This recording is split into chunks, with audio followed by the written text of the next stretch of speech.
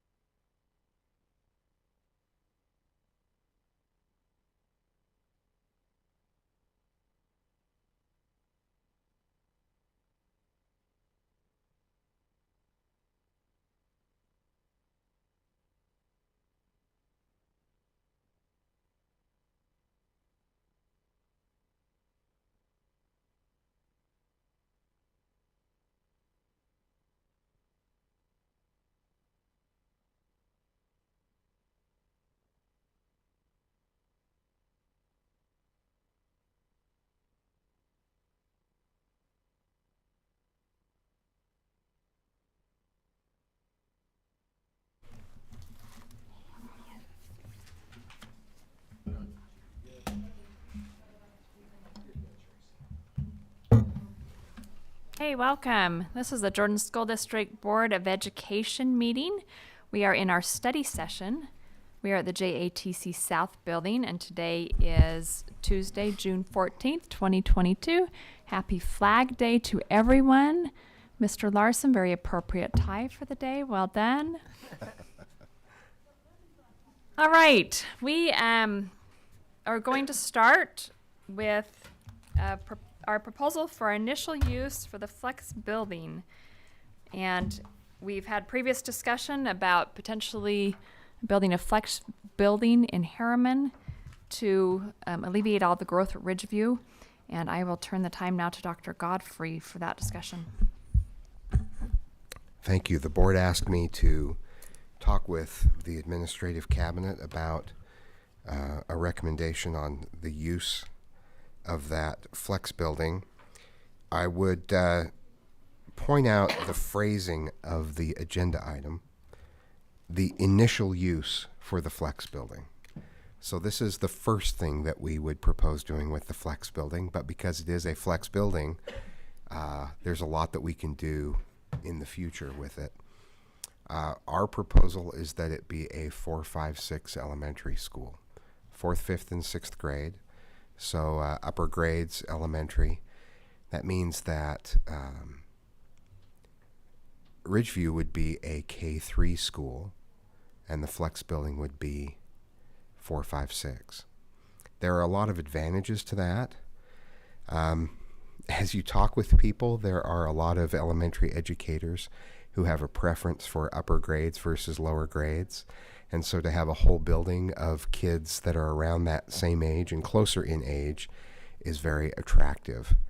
Of course, our literacy efforts, our K-3, that we do the walk to read in that particular form, of course that impacts 4, 5, and 6, but it's really a K-3, there's a K-3 focus in literacy that is a little different. So having a K-3 school and a 4, 5, 6 school, we think would be a really nice combination.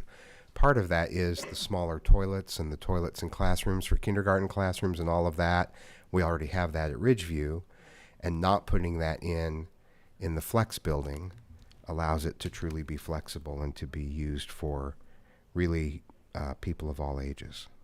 So that's our proposal. And we think that you could effectively drop kids off. And I don't know how much we want to get into the logistics, but we think with them being so close, you could pick up families in the way that we normally do and drop off younger kids at one school and older kids at another, and then pick them up in the same way. It's just adds one more stop to the route. But we're excited at that possibility. And down the line, that's a building that can be used, as I said, for any age. And we're an innovative district, and over time, we can think of some ways that we might need to use that building, but I would anticipate we'd use it in ways we're not even thinking of now, down the line. So that's our proposal. Board members, does anyone have any questions? My questions is, have we talked to teachers that are at that school, administration, other people of how this building would look different, and then what communication have we had with the cities? I don't know that we've had communication with cities yet. Okay. Our conversation has really been around the use for the building, not implementing that plan. I can give you the schedule, though. Okay, I'd like to see it. Thanks. We have talked with the administration about what the building would look like. We've pulled in, I know Scott's pulled in people from the high school level, from the middle school level, and from the elementary level to have input on the Flex building. But as far as the 4, 5, 6 format, I don't know that we've talked with the city about that particular aspect of things. Yeah, I just think that there might be some traffic concerns, and I think knowing that maybe one bus can pick them up might help solve a lot of those problems. Yeah. Just, the sooner we can bring them in, the sooner they can make some plans. So, also, I've had the police chief of Harriman ask several times if he can be kind of in on the design phase for safety reasons, I think that would be at least good to have them look at that. He's on the email list. Perfect. That's all I needed to know. Everyone gets an invitation. Here are the scheduled design days. We've decided to hold the first couple of months worth of design meetings at the ASP, and we typically hold them in the architect's office, but we are going to hold them at the ASP for that very So reason. more people can come. Perfect. Thank you. So whether they choose to come or not, Yeah. that's up to them, but all of them will have an invitation to come to the design meeting. And they could send someone if they're too busy. So perfect. That's what I need to know. Thanks.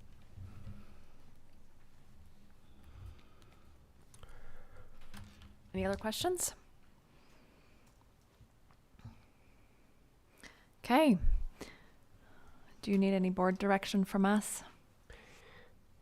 Are we okay to move forward with the design with the 4, 5, 6 in mind? Yep, it sounds like it. Okay, great.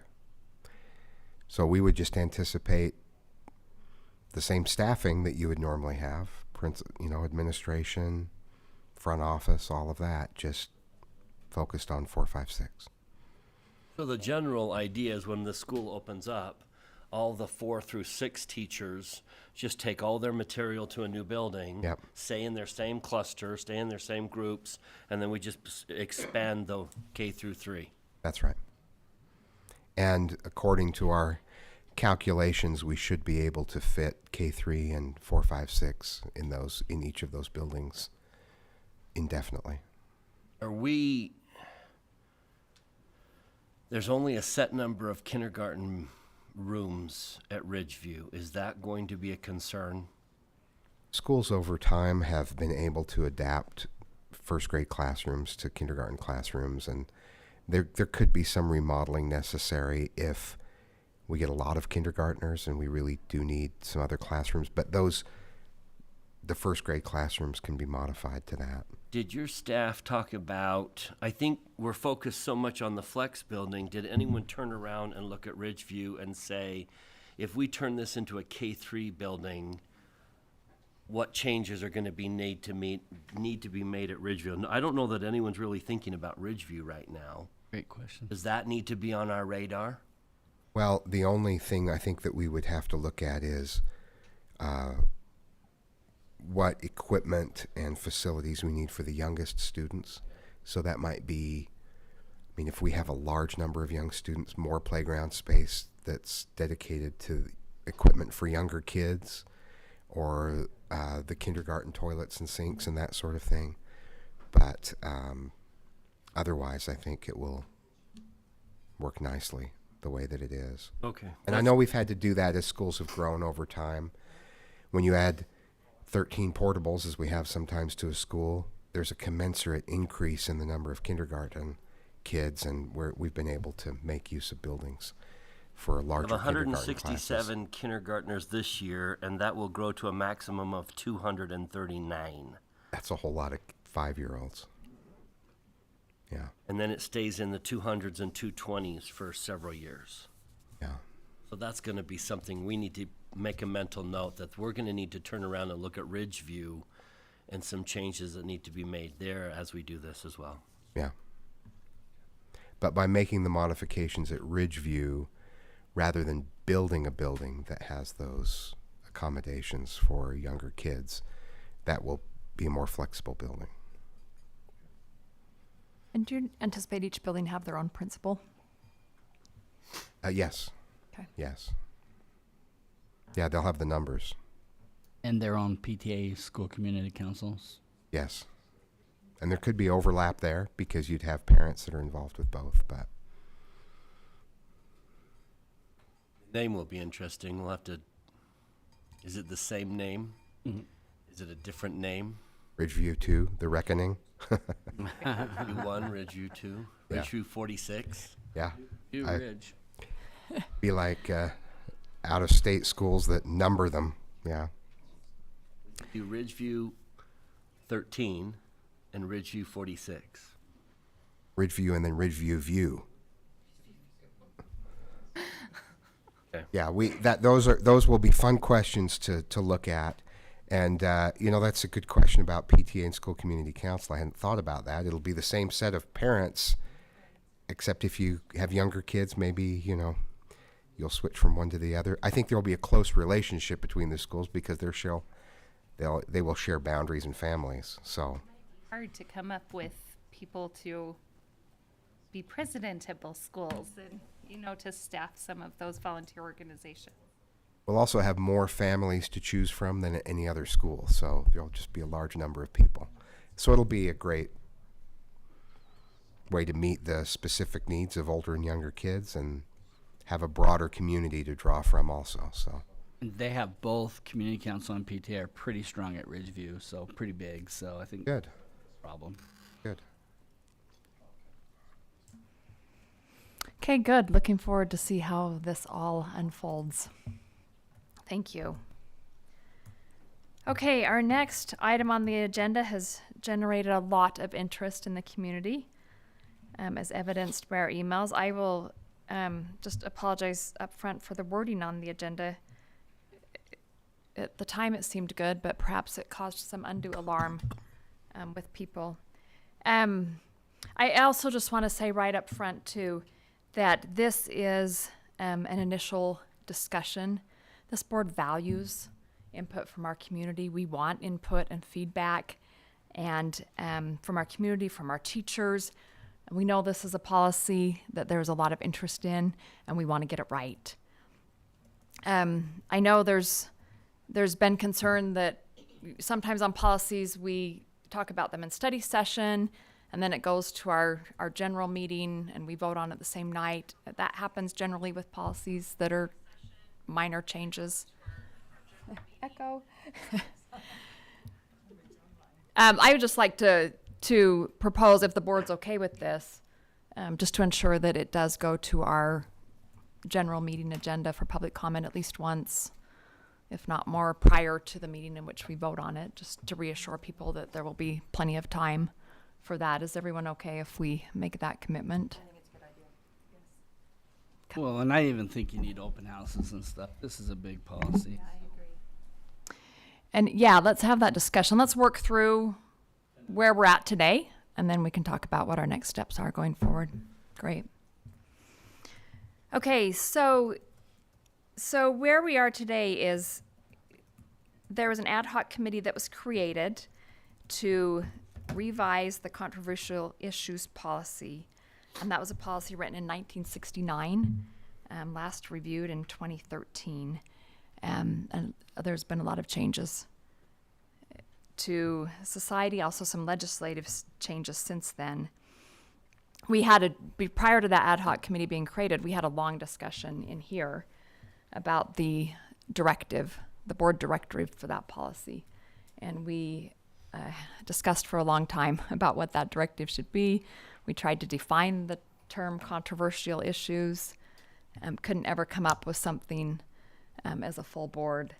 And so the ad hoc committee met, also spent significant amounts of time trying to define the term controversial. That's been a big hang up for us, because what one parent thinks is controversial, another one isn't going to think, and same with teachers. And if we can't define it, it's hard to enforce it. So we've had lengthy discussions. We've come up with all sorts of definitions and tried to go about it every which way. The legislature at the same time was starting to have discussions also. We thought perhaps they would be passing some policies, so we put things on hold for a little bit to see what the legislature came up with. They did not pass anything specific to that. They did pass HB 374 about sensitive materials in school. And then there was also, of course, the state board rule, R277328. So both of those need to be incorporated into policy. So as we continued to discuss, we, as a committee, are bringing forward a proposal today for you to consider that we combine the controversial issues policy into the philosophy of instruction policy. And our reason of thinking behind that is the controversial issues policy was dependent on someone determining what falls under that policy, which is subjective at best. philosophy of instruction applies to all of our instruction. And we felt that what we really wanted to do is give clear guidance on instruction in general and be able to clearly outline if there's things that can and cannot be taught. So that is the proposal and kind of the direction we're leaning. We're really looking forward to hearing board input. We need to know if we're on the right track, if there's support for that, or if we need to go back to the drawing board on that. And then at the same time, our administration has worked through some changes to the administrative part of that policy, and as a committee, we have reviewed that also. We thought that would help us to know kind of what that would look like if we were trying to combine the two policies. So that's where we're at, and I'll ask Dr. Godfrey to walk us through that. But first of all, Ms. Atwood, Mr. Dunford, serving on that committee, do you have anything you'd like to add? From the very beginning, we have just felt like we need to protect parents and their rights. I have felt strongly that in public education, teachers need to understand that they work for parents. That's the parents that pay their salaries. It's just inherently hypocritical to take a salary from the community and then turn right around and teach something that community feels is inappropriate.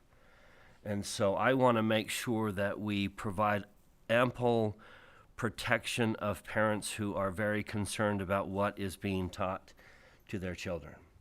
I want to protect teachers who are doing their best. I know sometimes a controversial subject discussion just happens. It wasn't planned, just something said something and it led to a discussion that was just very controversial. I want teachers to know what to do in that situation that would protect them. If the curriculum does call for a controversial discussion, I want teachers to have a checklist to say, here's the expectation before the discussion happens, and that here's what needs to happen. Follow this checklist and you'll be protected, you'll be fine. But vary from this checklist and we're going to have some concerns. And so I want to help teachers know, here's how you handle a subject that comes up in the curriculum or may come up spontaneously. So there's got to be a balance between how do we help teachers know what to do regarding anything that may be offensive to anyone, and how do we help parents have the tools and know the process so that if something is taught that they object to, they know here's the process, here's what's in place for them to share their concerns. So that going into this was a hard balance to find. But I very much want to make sure that parents understand that. I want to make sure everyone understands that in a public education system, we work for the public. And therefore, they should have a vested interest in the materials that are taught in that system. So I'm happy to add to the philosophy of instruction policy because I do agree that we should clarify all instruction, not just, well, if you think it's controversial, you need to pull this extra policy in. We need to clarify all instruction. But I do specifically want to make sure that we have an eye for that was taught and it shouldn't have. It shouldn't have been. Or parents should have been given an opportunity to opt out of that. So however we end up, I just want to make sure that we have protected students, parents, and found a way to protect teachers who may stumble into a controversial discussion and not know what to do. They need to have some type of a checklist. Here's what you need to do in those situations. So that was very much on my mind as we went into these discussions. Thank you. I don't think I really have much more to add. I mean, I think you both pretty much covered my thoughts. So I think we should just continue the discussion. Okay, Dr. Okay. Godfrey. Great. So this is, as you said, D200. That was written in 1969 and revised in 2014. So philosophy of instruction talks about various expectations for the classroom. And based on the committee's discussion, this draft includes requirements, legal requirements in the state of Utah for the classroom, as well as some expectations for what ought to be happening in the classroom, as well as a path for parents to be involved in what their child is learning. So under 2A3, every student shall be treated with respect. We just ended that sentence. There was a description regardless of and a list of things, but we just ended that with every student will be treated with respect, because invariably you'll leave out something that a need of a child that should be addressed. So Can I just ask a clarifying question? Is the Sure. red line version that you're referring to, is it available to the public, or is it just available to us as board members, right? I don't know if that's executive or It's administrative content, so it should be available. I don't think it's on public. we don't normally post a draft, but we can certainly do that. I just wonder if, okay. Well, we're not approving anything tonight, so. Just let us know if that's something you'd like us to do. I mean, our purpose for this meeting was to find out if we're even going in the right direction or not. Right. Or if we are back to the drawing board. I'll read But we more very detail, much- just yeah. knowing that isn't. Yeah, As I a think then, draft. given the interest in this, and given the fact that nobody has this, but those around this table have access to what we're looking at, Yeah. I think if we want to make sure that information is clearly presented tonight, we need to be very clear. Okay. I'll take a little more time. I think that's a good suggestion. We're not gonna post it. Yeah. The current version reads, every student shall be treated with respect regardless of intellectual, physical, religious, ethnic, gender, or socioeconomic status. And the proposal is to just change that to every student shall be treated with respect. In section 2B, number 6 would be added under instructional environment. Instructional environment shall encourage genuine discussion among students of varying viewpoints. Section C, with the title Instructional Content shall, number 1 currently says, comply with state and federal requirements and implementation of Utah State core standards. The proposal is to add the phrase, for the class being taught. In other words, what's covered in the class should relate to the core standards for that class. Number 2 that would be added to the list, comply with all district policies, including Jordan School District Policy AA 411, Sex Education, and AA 424, Literature Selection and Review.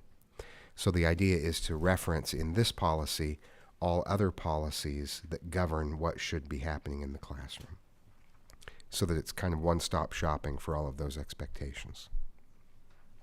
So if we opted to keep the controversial issues policy, would you still be proposing these changes in here to broaden this one? Or if we opt to continue with the controversial issues policy, do all of these changes become null and void?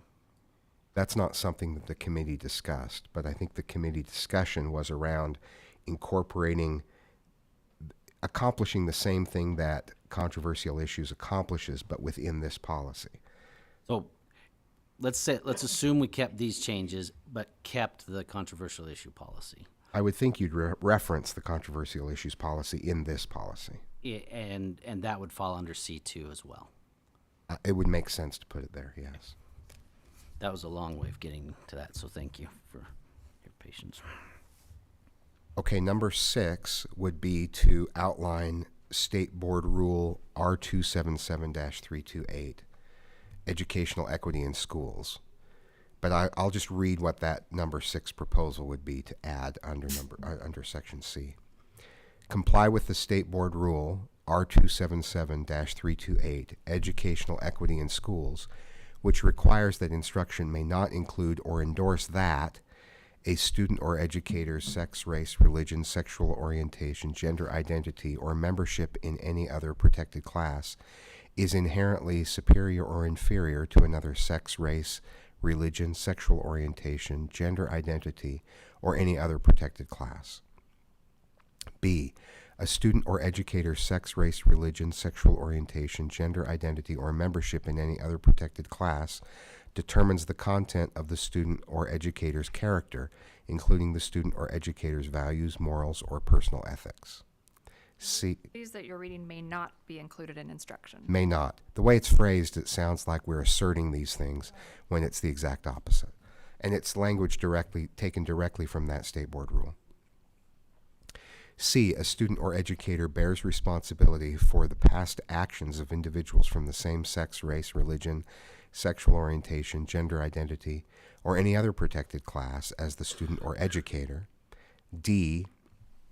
A student or educator should be discriminated against or receive adverse treatment because of the student or educator's sex, race, religion, sexual orientation, gender identity, or membership in any other protected class.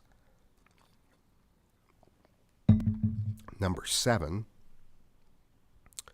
allow for personal expression of beliefs in compliance with Utah Code 53G-10-203, expressions of belief discretionary time. Number 8, and these are all added, these are all new additions under C. Number 8, be subject to waivers of participation as outlined in Utah Code 53G-10-205, waivers of participation. Number 9, comply with Jordan School District Policy AA411, sex education. Number 10, not include discussion of the teacher's personal political affiliations or viewpoints. So the stem at the beginning of this is instructional content shall. So you just put that in the front of all of those. Instructional content shall not include discussion of the teacher's personal political affiliations or viewpoints. Why the purpose of number 9? Well, Isn't that stated in number 2?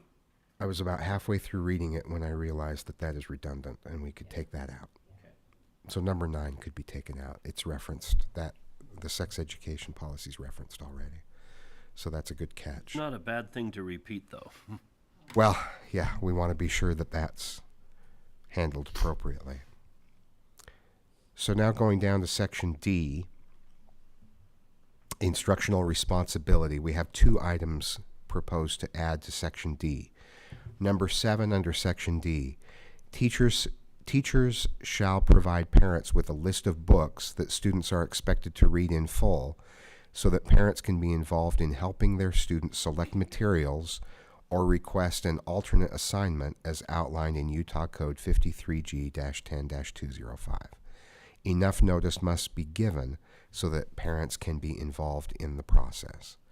In other words, if your child is required to read an entire novel or an entire book, parents should receive adequate notice so that they can have input into that decision. Sometimes students are asked to choose from a list, or an entire class is reading a particular book. This would just require that parents have a chance to weigh in on that before that assignment moves forward. There's a reference in 7, and then down below in E3 that you'll get to. And it says that parents have the right to request alternate assignments. There's no clear guidance whether that request needs to be met. Is there an implied action there that if the request is made, it is therefore granted? Is there a process that once that request is made? I'm feeling that leaves a little bit of ambiguity in that arena. Is that Utah code waivers of participation? Yeah, yeah. I think we could find some language from that. Paul, do you have that code, waivers of participation? I do. 53G10-205. What's the language that says once a request has been made, what's the responsibility? The code section is not very clear. Okay.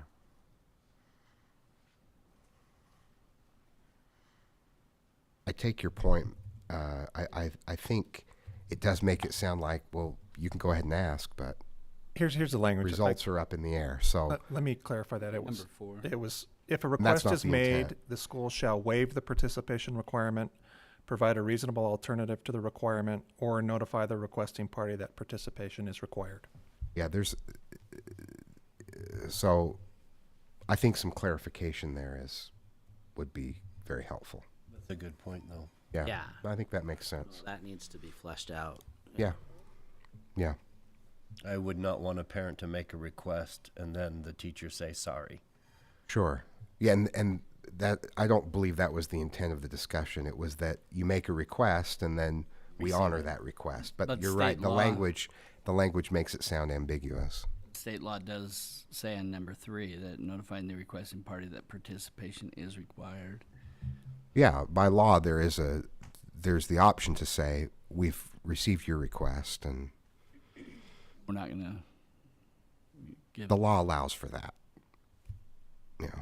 So I think that's an important point of clarification that needs to be made. The law allows for it, but it doesn't necessarily mean It has to happen. that our policy has to allow for it. Oh, no. I don't mean to say that. I think you're right. I think the language is ambiguous. To me, it was implied that if you make the request, we're going to make good on that request. We'll honor that request. That's why the language says, for example, in the one that I just read, you need to give that list of books soon enough so that parents can weigh in. Not so that you just know that a parent would prefer that their child not read that, but we're going to make them read it anyway.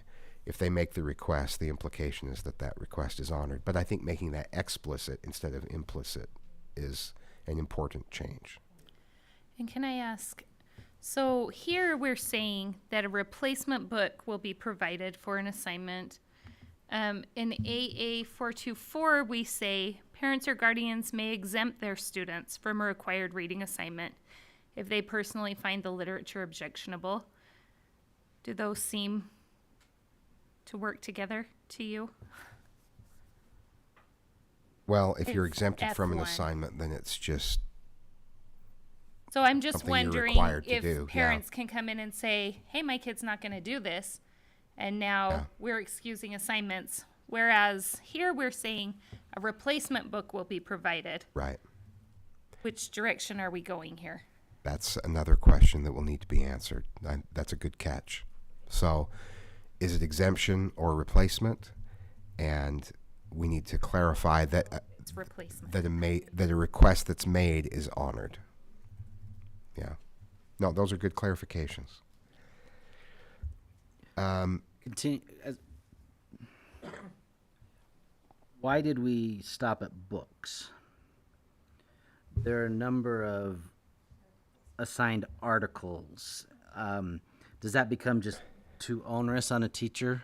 Are articles a more fluid type thing that come throughout the year? Do we need to have a separate position for that? What was the committee's discussion around limiting it to a list of books and not the other reading material? Thought process went as well. It feels really directed at reading books. And I feel like it didn't cover a lot of other materials.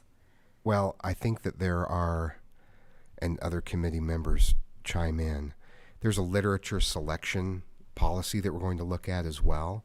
And so if you've selected literature using that process for your class, you also need to be sure that parents are aware of that. But if we get down into other types of classroom materials, then that's going beyond anything we have a previous policy for. So if that's somewhere that we can go. but that was linking to the policy of literature selection. And here's a spoiler alert, the literature selection policy that we're going to look at is there has been a list of books and assigned sometimes to students of certain ages. And so choose one book from this list of books. And there's been flexibility in the policy to include books on that list that have not gone through the literature review process. And the change in policy being proposed is that any book that you even propose to a student on a list they can choose from has to come from that list of approved books that have gone through the process. So the idea was that it was linked to that process of having literature reviewed in advance. But all of what you've talked about is available. It's just a question of balancing out what constitutes an article and at what point does that become an onerous task to say any written material that's used in a class. That's a far stretch from a full-length Absolutely. book. And I'm not saying I want to go that direction. I'm just curious what we're including in this definition. Right. It's connected to the literature review, which is a book length, but the board has the ability to set a policy for whatever materials they choose. I guess I'm curious from the board members on the committee, what was your discussion around this item 7 and why books? We didn't get into this is not the committee's production. You all haven't had a discussion on this policy. No, not the detail that we're reading right now. Okay. The directive that we made to that committee was that we would only do the board directive, that they would not have anything to say with the policy itself. We discussed aspects of the policy, and I've tried to capture that in this draft. So We're bringing this to the whole board. Given the magnitude of this, we're bringing this to the whole board in terms of fleshing out this. The committee has not seen this. And there have been concerns from parents about books that their student read, and they didn't know that they were reading that particular book. And so that was the impetus for our discussion around the books, as I recall. Number 8, under D, is all material shall be appropriate for the age of the students being taught. Section E is new, and it's titled Process for Reporting and Resolving Concerns. Under E, there are 3 sections, or 3 items. Item number 1, parents or students with concerns regarding the implementation of this policy are encouraged to contact the teacher, school administration, assistant principal or principal, district administration, administrator of schools or superintendent, or Board of Education. Number 2, concerns can also be reported formally through the district hotline posted on jordandistrict.org pursuant to Utah State Board Rule R277-113. Each concern will be investigated. Policy violations will be addressed using appropriate administrative action. Number 3, parents have the right to request an alternate assignment or setting for their child in place of subject matter they find objectionable as outlined in Utah Code 53G 10205. And again, right to request doesn't explicitly say that we honor that, which is a good change to make. Parents are encouraged to contact their child's teacher at the beginning of the year or semester with any questions or concerns.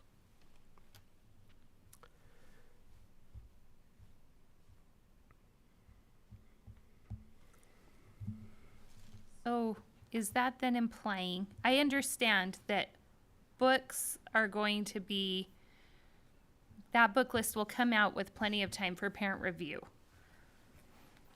Again, I feel like we're talking about books. Then here we're saying subject matter. So are parents receiving an outline of expected topics? How do parents know if they find something objectionable in this case. Well, the disclosure is one way. Another way is where parents are encouraged to talk at the beginning of the year or semester. I believe the discussion from the committee was parents can talk to a teacher and say, if you're talking about any of these topics, I want to know ahead of time so that I can opt my child out of those topics. What would be difficult is to anticipate every topic that may possibly be objectionable. There are some that obviously might be, but there are many that we've heard concerns about that wouldn't necessarily have been something obvious in advance that would have been problematic. So that was the idea, is to encourage early conversations. These are the things that it's difficult to know in advance exactly where those points will be for parents and for teachers, I think. I just didn't know if there was an implication in that section. And would it be possible to create, I mean, we say contact your teacher at the beginning of the semester. Would it be possible or reasonable to, provide maybe some sort of form or some way that if a parent really has a topic they don't want their child to ever discuss, they have a way of letting the teacher know at the beginning of the semester if this comes up? We could certainly Opt my create a child form. out. Yeah, we could certainly create a form that would allow for, all I can think is formal. Most Formal cases, our form. students come home at the beginning of the term with, an outline of what's going to be discussed and a permission. And I mean, I don't see any reason why there couldn't be a line of, is there an item that you wish your student not to be a part of? Is there a discussion that you do not want your child to be a part of? Do our students come home with a list of what's going to be discussed? I would say on the middle school, and not discussed, but books and topics. If they're going into chapters on specific items, then in some cases, yes. I wouldn't say in every case. Right. But if they're showing movies, you get that permission slip. If they're reading books, you get the permission slip. On the high school, middle school I would level, say yes. on secondary level. I wouldn't say that on an elementary level. I'm just putting on my mom hat and dipping into my memory. When have I received that notification? When they watch a movie, certainly. At the beginning of every semester or quarter, the disclosures come home, and I sign them all. Do you read them all? Yes. Of course. But I have seen very few of those that outline course content. I hear a lot of rules, expectations, and maybe it's because my kids are young. I'm not speaking for every experience, but I'm just saying, are we implying that that is something our teachers need to start including? Or are we not implying anything and I'm jumping to conclusions? That hasn't been outlined here. I think the caution there is that it would be difficult to have a disclosure statement so detailed that you could read through it and say, this is everything that my child will be learning throughout the year. I just don't know that that's... And I don't know that I want to ask that. That's why I'm I- asking these questions. Right. I just don't want to give the false impression that as long as I read the disclosure, everything's covered. But knowing what the units are, I think that's generally what you would see in a disclosure. But I think the implication from the discussion was that there's information shared by teachers, but also parents can talk with teachers at the beginning of the year to say, I have concerns about these types of topics. And I'm also just thinking about the setting of a teacher who is in secondary and has 7-8 classes potentially.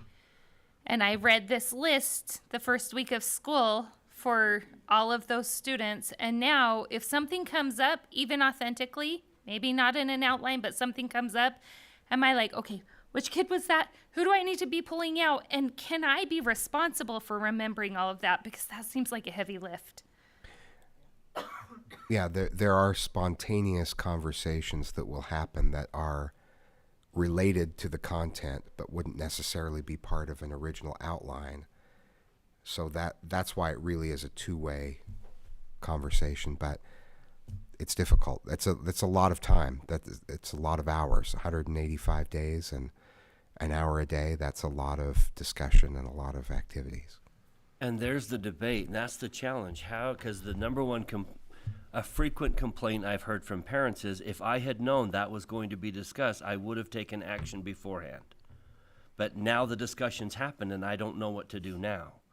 So how do we inform parents and yet not put such a massive burden on teachers that they're not free to teach what they should be teaching? And I don't know how to balance that. But I would very much like parents to know if a discussion is going to happen.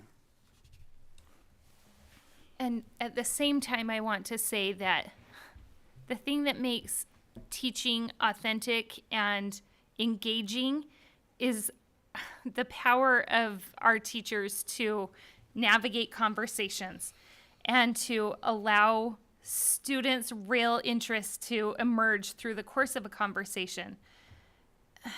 That's just such a tough balance for me. I don't want a teacher to be like, oh, I'm not allowed to comment on that because it's not on the agenda. I've lived that life, and it's tough. I think that's the point of the line. Instructional environment shall encourage genuine discussion among students of varying viewpoints. It's also written in the law that students have a right to express their viewpoint. So there is an element of a class not necessarily being 100% predictable, that's actually a part of a rich discussion and a rich learning environment that you're able to follow, where this, not without boundaries, but able to follow a discussion and connect things to real life in a meaningful way, but always in connection with the core standards for a course. The other line that my mind just keeps coming back to is line 8, letter D. All materials shall be appropriate for the age of the students being taught. Those are just such ambiguous terms. Yeah. And I think any parent will say appropriate is in the eyes of the beholder. My kids were so different. And as a teacher, that just varies wildly. So are we talking about like a recommendation when a book is produced by a publisher? What defines that?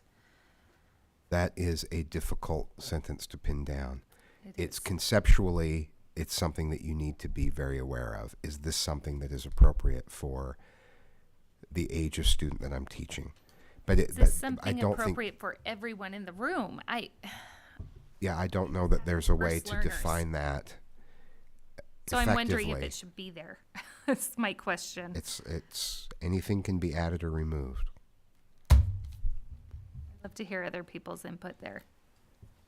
I'm always thinking like a special educator. I really like a lot of the changes here where you're directing them to state law or board rules. The one thing that I think is missing is we want our teachers to follow the Utah course standards, and those are the approved places that they should go. That's the roadmap they should be using. And I think many parents lack even the understanding, I know I did for a long time, of where those standards are found. And I think a line in there about teachers are asked to follow the course standards and a link to where they're found on the state school board page would be a very helpful resource to parents. So would you put that with C1, comply with state and federal requirements and implementation of the Utah state course standards for the class being taught as outlined, and then we can put a reference to that? Put the reference would be perfect.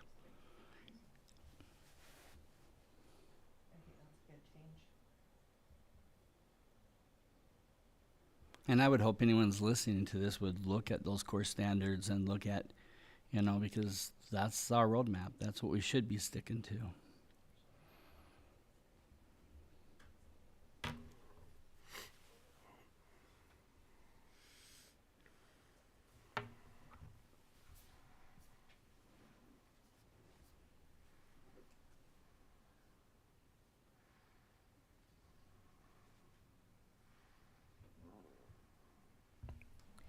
I can understand your concern with all materials shall be appropriate for ages of students being taught, especially with your line of work.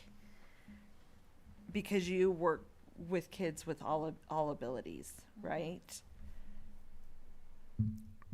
I do like that statement, but I can see how it could be a tricky place to be in if you're in a classroom with differing ages and different abilities. And I hope everybody's in a classroom with different abilities. Yeah. So could it say something like all content shall be appropriate? I just don't want to get to a point where someone can say, hey, you're not following policy because you said my student would get this appropriate material and this is not appropriate for their ability.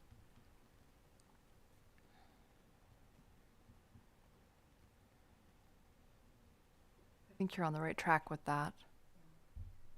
Content instead of materials. Yeah, and maybe take away the age. All content shall be appropriate for the students being taught.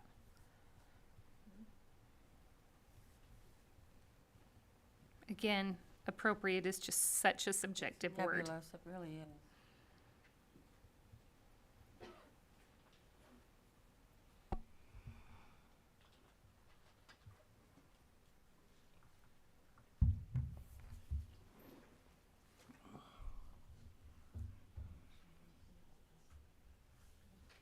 I'm not sure either. What's my comment? We can work on that. Yeah. What about C10? That does not include discussion of the teacher's personal political affiliations or viewpoints. Does that need any more description, or does that capture what we want to say? And what does discussion mean? So if I have a pin on my lanyard or a poster on my wall, is that a discussion? What does that help me understand? How much of myself am I allowed to show as a teacher? I think discussion is verbal.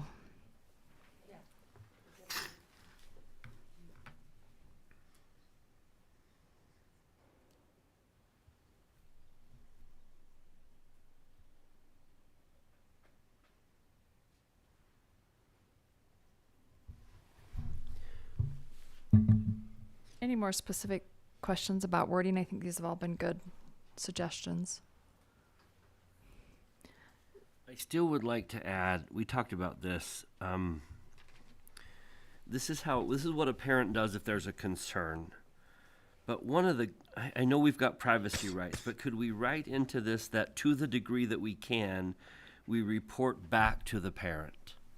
I'd like to see more being done to notify parents this was resolved or this was a policy violation. I don't know. I know that's a balance because we've got to protect privacy, but the policy needs to include something about can we report back? You're like E2, when we say the concerns will be investigated. Investigated and to the degree possible reported back to parents. I know there's a concern about, well, we can't get into what happened. There's some privacy rights involved, but it's just helpful when a parent gets a phone call back to say, thank you for making aware of this. It was a policy violation, something like that, and appropriate action was taken. I don't want anyone feeling like it fell on deaf ears and we heard you, but we didn't do anything about it. That's always the difficult balance, because you don't, as an administrator, you can't just share all of the action that you've taken, which many times to parents or others may feel like you have taken none. Right. But you just aren't free to share that outcome. I can see phrasing something in there. I'm a little worried about saying I declare this as a violation or not a violation, because that may get into more personnel, but Right. and receive a response. I mean, following the investigation or something. I see what you're saying, and I think if we phrase it appropriately, we can give as much of a response as possible. The word might be acknowledgement. I just think the parents Acknowledgement need of the to know complaint. that we heard, we looked into, appropriate action was taken. Thank you for letting us know. Rather than, you know what, I called, I complained, and I never heard anything back. I don't know that anything was done. The hotline can be anonymous, so I liked the to the extent possible, because we may not be able to get back to someone who doesn't leave contact information, which is sometimes the case. But I think if we set a clear expectation, you'll hear from us. Anyway, I think we can work out the language on I that. would appreciate that. So I have a list of some suggestions, and I just want to see if those are suggestions you'd like me to move forward with on language, or what the next step is when we get to that point. Let's talk about the big picture of this. So now you've seen what philosophy of instruction could look like. I'd like to hear people's feelings on discontinuing the controversial issues policy and relying on philosophy of instruction. So I'm okay with abolishing controversial issues policy and bringing it here. My question really comes to the process. The board directed in August of 2021 to have parents included on the committee with educators, and I don't know if that's happened yet, or if there's plans to, form a parent committee or use the committee that will approach the board in the summer session and give an idea of what to do. But I want to know the next steps on getting parents involved in moving this over. It makes sense to put this where we're putting it. It doesn't make sense to leave out glaring things that people think should be in there without bringing that to our attention. Okay. And we still will get to what the next steps are in Thank you. involving parents and teachers. Nikki? I think this is amazing work, and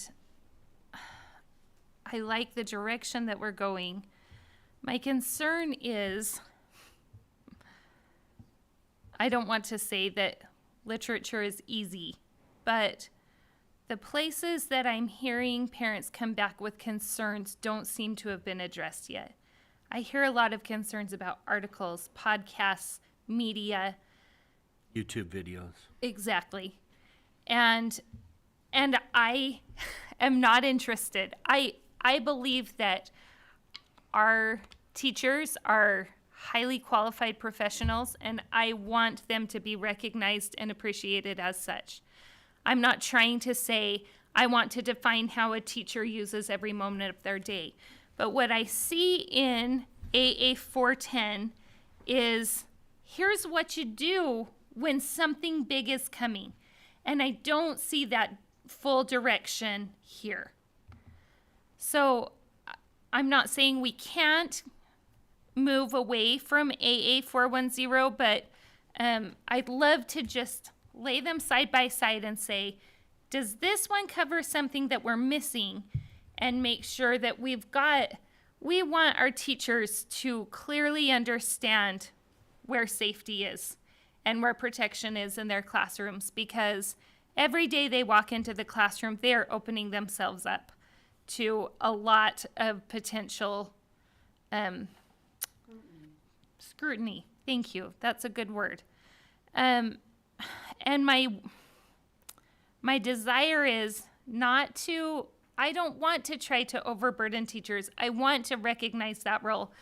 I want to say again, I believe that real education happens when we take off handcuffs and we allow real conversation. But I do want them to know safe parameters and ways that they can guide their classrooms safely. So that's where I'm at. Good. I'm gonna need a little bit more time to digest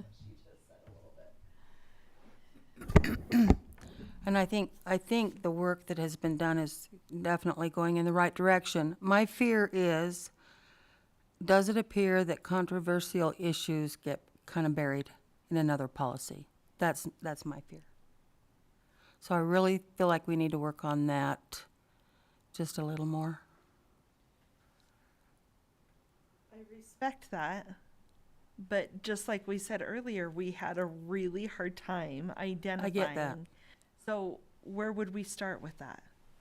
I don't know, I'd have to look at both again, to see. I just don't want it to appear, maybe it's not even there. I just don't want it to appear like it's getting buried.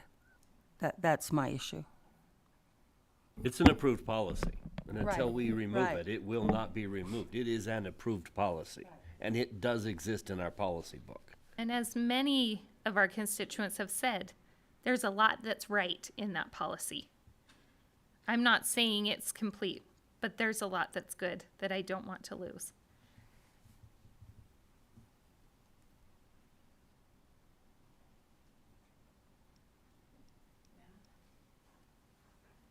I echo a lot of what Ms. George had to say. I appreciate the discussion we've had. This is really and to understand the context as to how this is coming about and why the wording was what it was on the agenda. I now need time to lay just as Ms. George eloquently said, to lay the controversial issue policy side by side with this, genuinely understand the spirit of that policy, and in my heart of hearts and mind come to a piece that this is accomplishing the same thing that is trying to do. And so I'm not prepared to say tonight whether I'm ready to combine those or not. I need some time to do that analysis on my own. And I needed this discussion first before I could begin to do that. Similar to what many have said, my desire is to ultimately end up with a policy or policies, however we decide to do that, that empower parents very clearly, that there is no ambiguity as to the tools that every parent has at their disposal to fill the appropriate role that they each have in their child's education experience. I need a policy and policies that does that, while at the same time providing the appropriate guideposts and tools that provide to our educators the confidence that as they stay within these policies, they know that we as the Board of Education, that their administrators have our full and total support. And maybe what I'm looking for is the Holy Grail, or to break the Concordian knot. But that is the ultimate goal, and whether that is through one comprehensive policy or many different policies, that's where I'm at. And so I'm not prepared to say if I'm willing to consolidate those. I need to do that side by side comparison. And then finally, none of this is sometimes there's a chicken and egg kind of thing, but most administrative policies are developed after board directive is given. And so if this is the place where we decide to incorporate the two, then we need to dissect the board directive. And because there's no mention of parental empowerment and that sort of thing. And so that to me would be a big element moving forward is, and before the administration can continue to add policy, we need to clarify that board directive. So I guess that's step one. I'd ask for some time to do the comparison, and then step two, if we do decide to consolidate, then I think the next step would be to really hammer in on a clear board directive. And then my final question is the desire that this be in place before the beginning of the school year next year?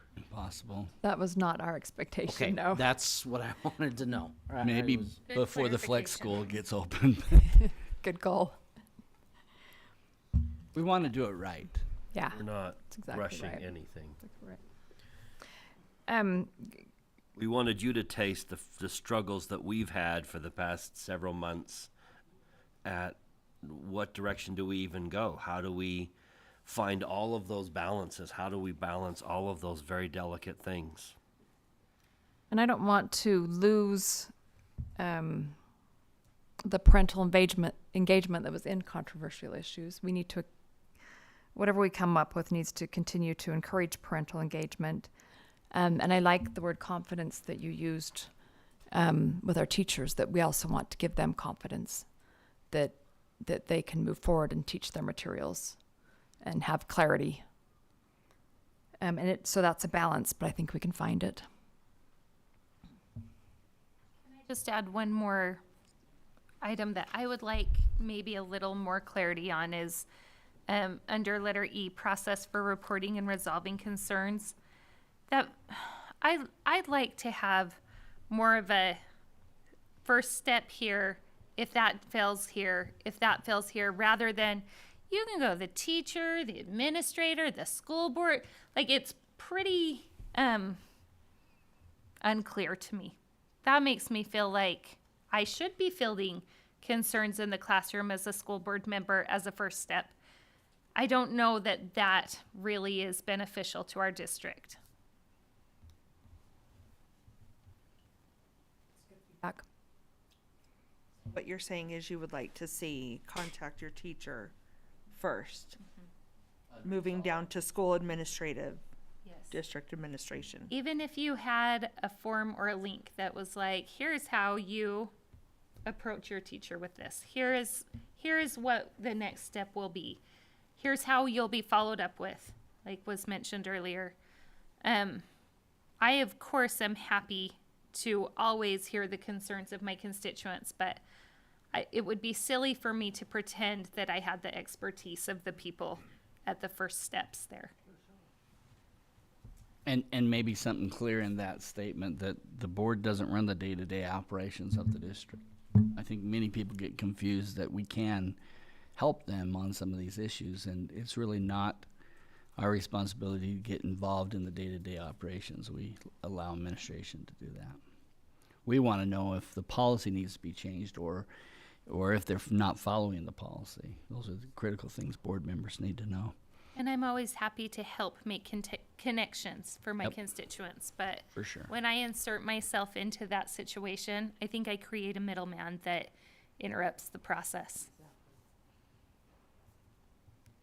Okay, so from what I'm hearing, I'll make a proposal that the ad hoc committee take all of this feedback and meet again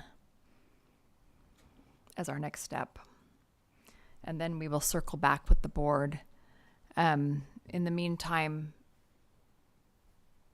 take some time to study this and give feedback to the ad hoc committee if you have further feedback beyond what we've already discussed.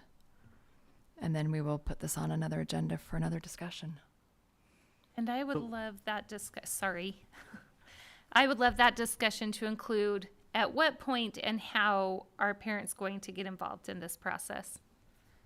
That's something we made a promise for, and Yes. I'd like to follow through there. Absolutely. And are you going to bring back then the board directive with your revision? Because that was implied in the August 2021 meeting. Yeah, and I think that's what the committee needs to focus on is the board directive. Are you comfortable with that, or do you want to have a full discussion about the board directive? Well, board directive should be if we don't know if we're gonna combine the policies. I mean, that could change completely. I mean, I guess we could come with what it would look like if we did and what it would look like if we didn't. But I think what's really important is for board members to look at those policies side by side and maybe send an email to the chair of the ad hoc committee so that we can have conversations along with everything that we've heard tonight. And then I think that we still need to bring it back. And Nikki, not to say that we shouldn't have a plan in place as to where parents should get involved, but I think that this board needs to have an understanding of where we are so that we can get the parents involved. Absolutely. And I did not mean to suggest that we're ready for that step yet, but I just don't want it to get forgotten. Well, and I think it's a good sentiment to bring up each and every time that we're having this discussion so that we can keep reminding them that we are not trying to do this process without them, but we are trying to get to a place where we should be including them. This is our responsibility. We've been elected to do this. And so I agree. I'm not trying to ask people to write policy, but I just don't want that step missed. Wherever it lands. No one does. No. What were you gonna say? I'm not going to discourage the ad hoc committee from continuing to meet. I just don't know if there's a deliverable yet that the ad hoc committee can bring back to the board until the board gives direction whether we're going to consolidate or separate. I don't need any more information from the ad hoc committee to make that decision. I just need to study it now, given that perspective. And so I don't need another deliverable. There may be others that need a deliverable before that first decision can be made as far as whether we're consolidating or not. But, and so I'd like, we as a board to commit that by our next meeting, we'll come ready to make that decision whether we're going to consolidate or not. And if there's any other information that any board member needs between now and then that is not available to them individually, we need to communicate that right now or in the next week or so.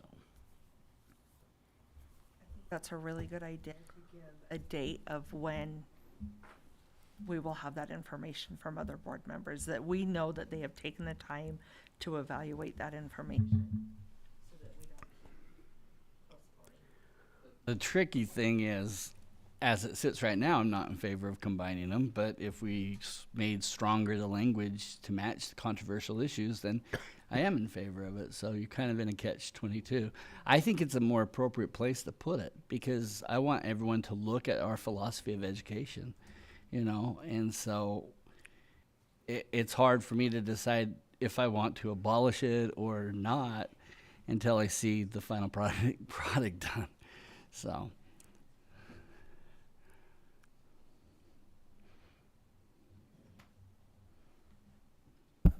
And I'm not one to advocate more meetings by any means, but I feel like maybe the ad hoc committee needs to meet one more time, in spite of the feedback they get from us, because there's been a lot of information given here tonight. And I think somehow that needs to be organized and maybe put in somewhere so, we have some kind of a roadmap. So I think maybe one more time just to put all that information in, and we can give you feedback from each one of us as well. And that's just a suggestion. That's where I'm at too. I still see wisdom in combining them, but I think more work needs to be done to it. I really like that word combining for future agenda wording. Scared a lot of people there. It's all right. A lot of people came to our meeting.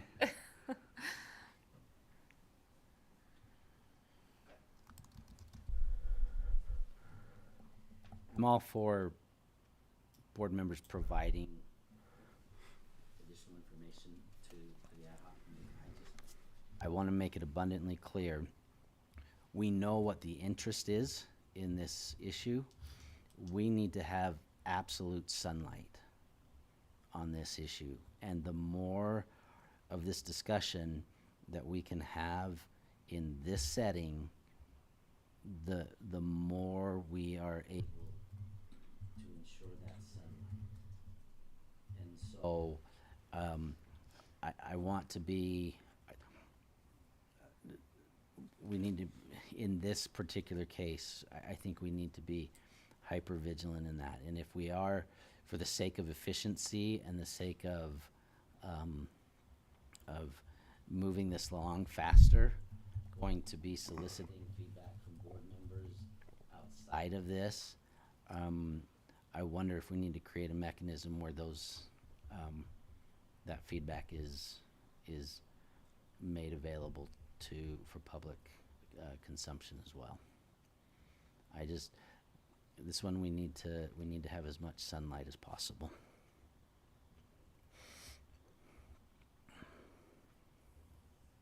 I think I would favor having the ad hoc committee meet and continue to flesh some things out. But putting this on our July 26th study session again to have the full board discussion on what that board directive would be if we're going to combine policies, or if we're not going to, but have that full discussion at our July 26th meeting. Okay, you use the phrase board directive, and so there's two. That's what our language here. You're not referring to developing that, are you, before the 26th of July?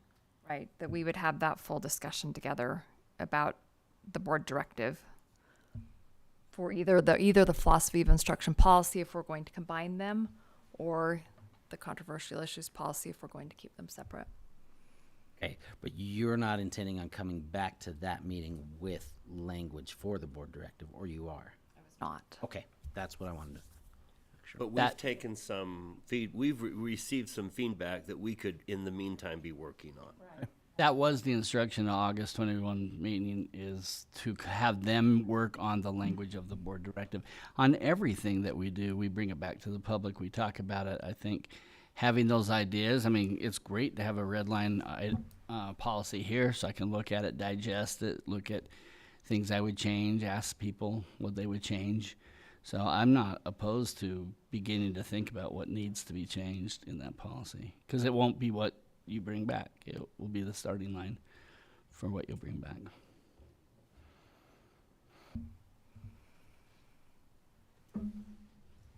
Okay, July 26th study session. We will meet again and continue this discussion. Thank you. Thank you to all for your input and help on this, and everyone from the community too who responded and expressed their input in this. It's helpful to guide us in our thought process. And again, don't lose sight of the fact that we do need to get a red line or draft at one point, hopefully in the very near future, out to the whole entire community and sit down with groups and get more specific, concrete feedback from all of them. All right, let's go to review of administrative policy AA 440, library media selection and review. Godfrey. Okay. These suggestions come from meetings with those who work with the media centers and with our libraries, school administrators, and it's aligns our policies with what is happening in other districts in the state. So I'll read this in the same way I did previously, because these are drafts that aren't posted. One is in section 2 of the library media selection and review policy and this is the policy where you can challenge library materials and say, I don't believe that this is material that's appropriate to be in a school library. Section 2A1 would be added definitions. Challenger to library materials. A parent or legal guardian of an active student attending the school where the library material can be accessed. 2B, selection of library media materials. Selection of all purchased or donated library materials shall be based on age appropriateness for the emotional development, ability level, learning styles, and intellectual development of the students for whom the materials are selected, and on a combination of 5 or more of the following criteria. And there's a list of criteria that's previously included in the policy. So it's just saying that in addition to this list of criteria, it would also be for the age and intellectual ability, emotional development ability level, which gets to Ms. George's question on the previous policy. But in other words, there's a difference between an elementary library and a high school library.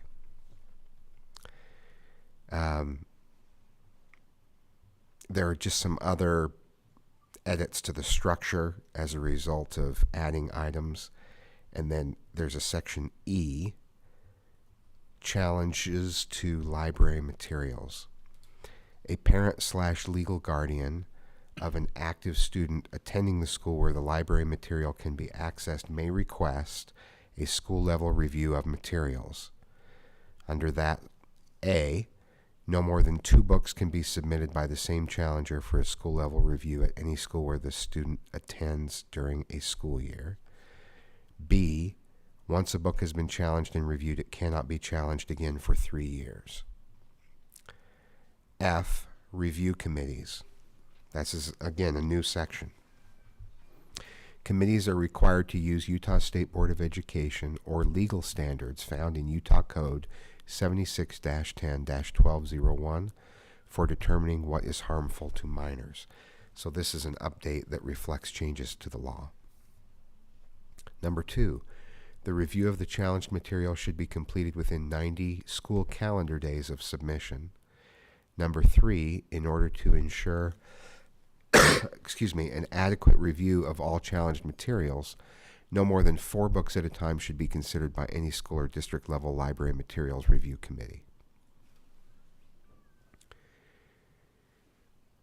Also added to G under the title School Level Reconsideration of Challenged Library Media Materials. Number 3, the submitter of a request for reconsideration of library materials will receive a receipt of notice of submission within 10 school calendar days. So that increases the level of communication to your earlier point. The receipt of submission will include an estimated timeline for a determination of the school level review to be completed in a reasonable time not to exceed 90 school calendar days of submission. The instructional material shall remain in circulation/use pending action of the school level committee. And the other changes are really just to the taxonomy and the structure of the policy. Curriculum is changed to teaching and learning, but those are the essential changes.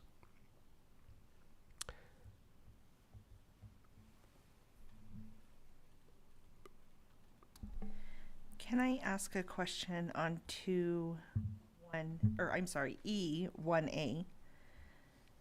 I can Yes. understand the need to create a number of books. Can you just give me a little bit more background on the conversation that was had? It just makes that a manageable process where we can reasonably turn things around as quickly as we promise to do. Because right now it's open-ended. You can turn in a concern and then there's no requirement to respond back, and there's no period of time. So it's trying to just manage the load so that there are 2 at a time, it's within 90 days, and then we move forward with what's next. And the idea isn't to take the full 90 days, it's just to get a committee and keep that moving forward. That helps me to have the understanding of that it's the 2 books because of the 90 day, because of each time constraint. Rather than a long list that we aren't able to really get through, and then it's this indefinite period of time. I appreciate that. Thank you.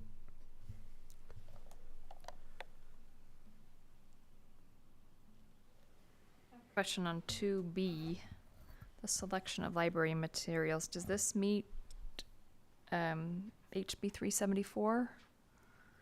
Yes.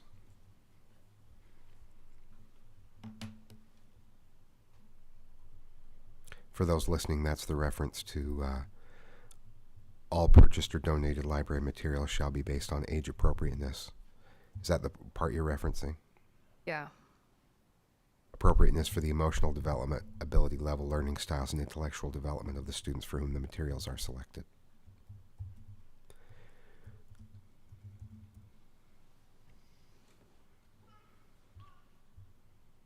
I have a question on section H1.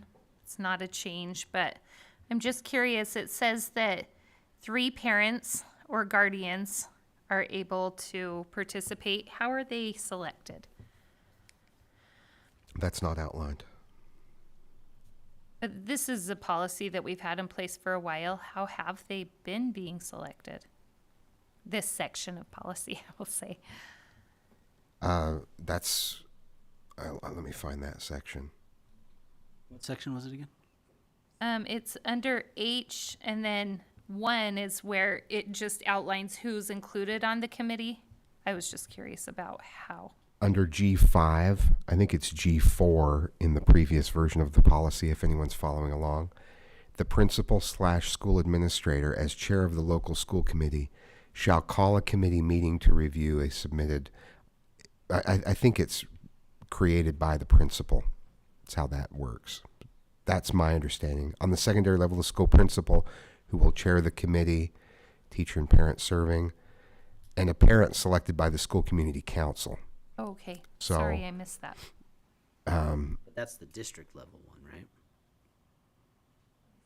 Each school shall organize a library media review committee for the purpose of reviewing library materials where appropriateness is challenged. Membership shall include on a secondary level. So I think that's at the school level.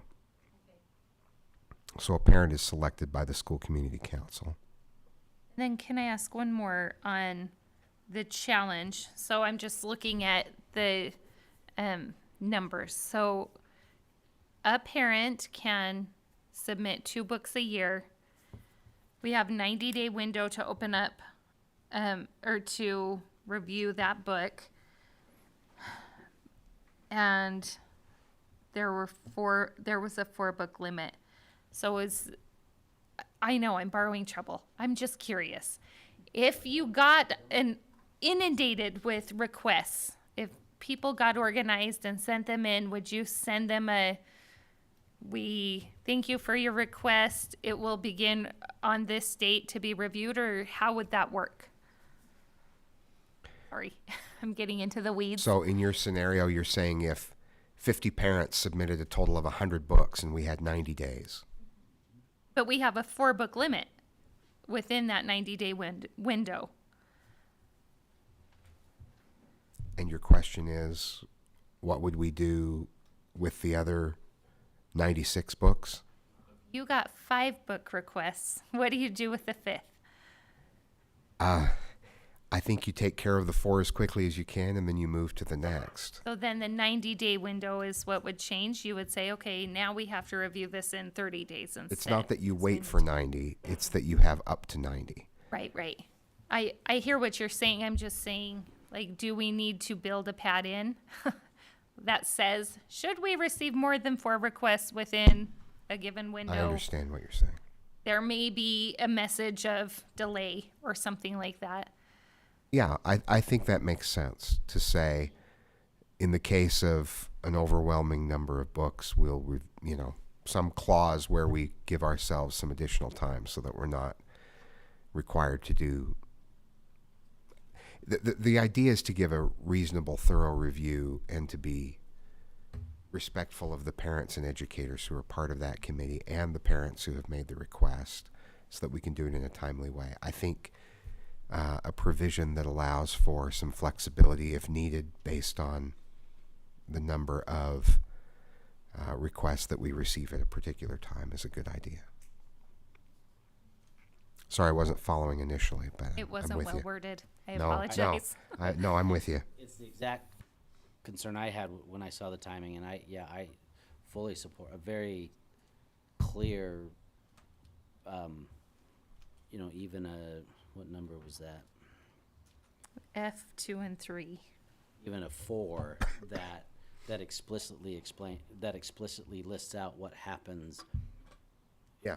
if we do get inundated, because I think it's a very real possibility that we need to be prepared for.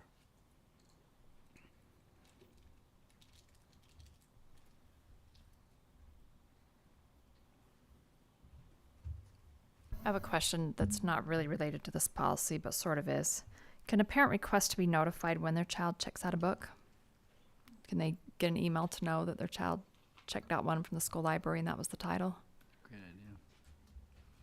Yes, they can. There's not a specific process in place for that, but they certainly can. And that's a process that we could put in place, but it's we run a lot through the library media center, and that is another thing where we'd have to look at the capacity. I think that's a fair point, or even to put a restriction in terms of whether a child can check books out. I don't know Skyward's capacity there, and I don't know how much. So I don't want to understate the amount of work that would take, but I can understand the importance of allowing for that as potentially being a part of this policy. Just knowing the county system, and my kids all had their cards, but I could log in. I had their cards too, so I could log into them and see what they've checked out at any point in time. We can come back with more information about what Skyward can do there. Or what's the system for checking out books? Follett. Destiny. I'm being told a number of different names for that program. There's a system. There is a program. system. There is a program. It has a name. I'm not sure of that name, but we'll look into exactly what capacity is already built into that, or if what would be nice is if a student number is entered and there's like a connection for parents where they can log into that, or whether there could be a message. So we can look into that. Mr. Van Komen. One thing to consider including in the policy is really we can only take things out of libraries if they meet the sensitive materials definitions that have been provided for by the legislature. That does not include matters that somebody doesn't agree with simply because of their politics or their nationalism or religious beliefs. It's somewhat narrowed, and so because somebody just disagrees with something, I think we may want to make it clear that they don't get to challenge what's in the library simply because it has ideas that there's a narrow scope of sensitive materials or harmful materials, whatever we choose to review it as, that warrants this, because otherwise there is a free speech issue there. So if it meets the requirements of HB 374, which is the sensitive materials bill, does it need to be challenged, or if it meets the requirements, we can just take it off the shelf?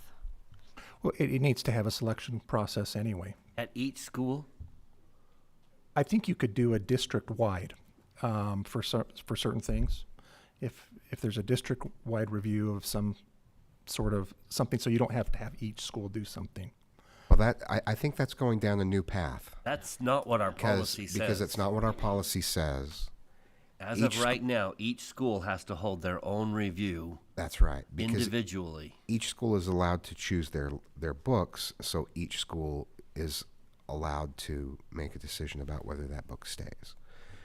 That's a change that could be made, but I think it's we need not to centralized at this point. I think we need to look closer at HB 374 and see if there's any changes that we need to make based on that.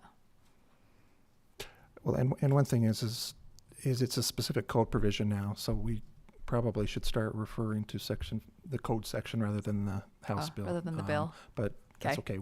I know what you're talking about. So is it 76-10-21 or 1201? Is that the? That's referred to in it. It's. Well, What's the code you're referring to, Paul? 53 G 10 103. And these are tweaks that obviously we would vet further. I'm not raising everything. I'm just trying to bring sort of high level for the board's consideration.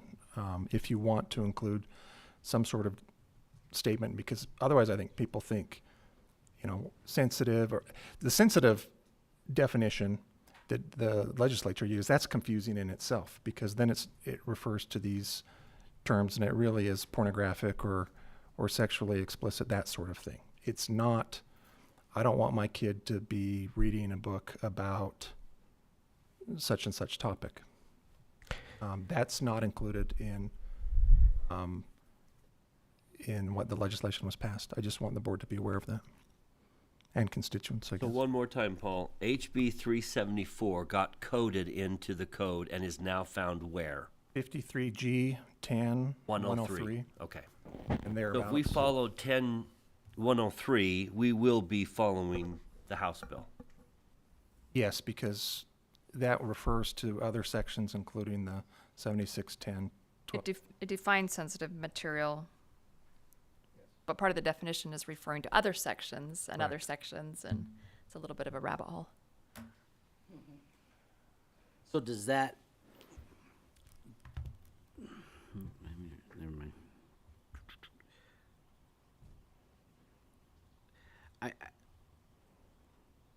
So if I am a library media specialist and I'm working with the principal to select the books in my school, and I'm looking at the 11 criteria that I've got to meet 5 of those, right? And base it on the age appropriateness.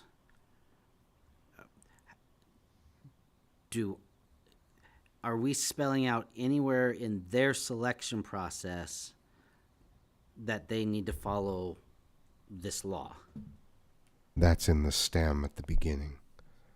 Beginning, where, let's see. Selection of all purchased or donated library material shall be based on age appropriateness. And Age appropriateness. you're asking whether the, let's see, what's the other language about the, I think it's a legitimate suggestion to refer to. I'm trying to pull up the specific language. It's The inappropriate materials. Where's Where? F1. F1? But that's the review committee. Right. It's No, not I a think that needs to selection be mentioned. I think that needs to be mentioned in the selection process as I well. do too. Okay. That That's- F1 needs to be yes. included there. Yeah. I was just looking for the language. I get your point, and I think that does need to be included. Just FYI, USBE is working on a model library policy. We'll get it resolved before they will. Well, and we should. I mean, Maybe ours will be the model. yeah. And for those listening, this is our initial discussion about this, just bringing this forward to reflect changes in the law and to be sure that this process provides good communication and response time for those who bring up concerns. So we include the reference of that law in the selection process.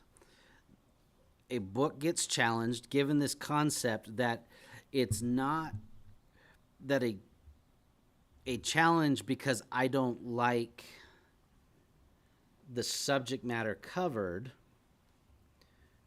is not the basis for removal of a book.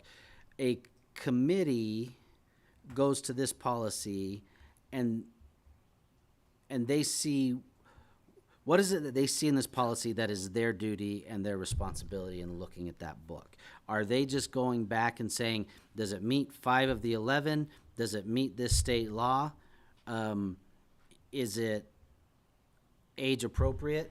Yes, yes, yes. That's our review. Is that the sum total of this challenge process? It's whether it meets, yeah, I think it's as you described. Is it in violation of the law and doesn't meet the criteria that would have been used to select it in the first place? Can you show me in this policy where it basically states that that's what their role is? Or is that an implied function? Let me find it. It's in here.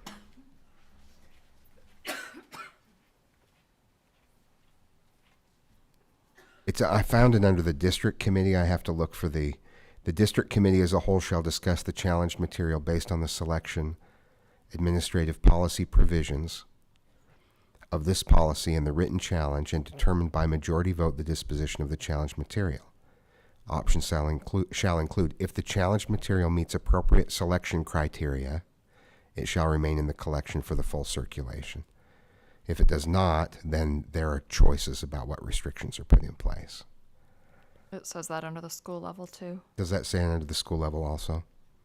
So it refers. Where under the? Is that 6? School level is G6A.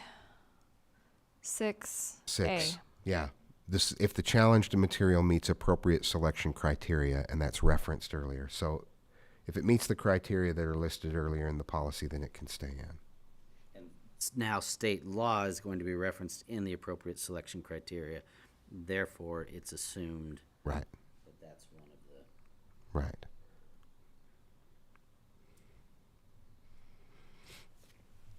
Would it be helpful? I know there's a form linked in the policy for parents to fill out.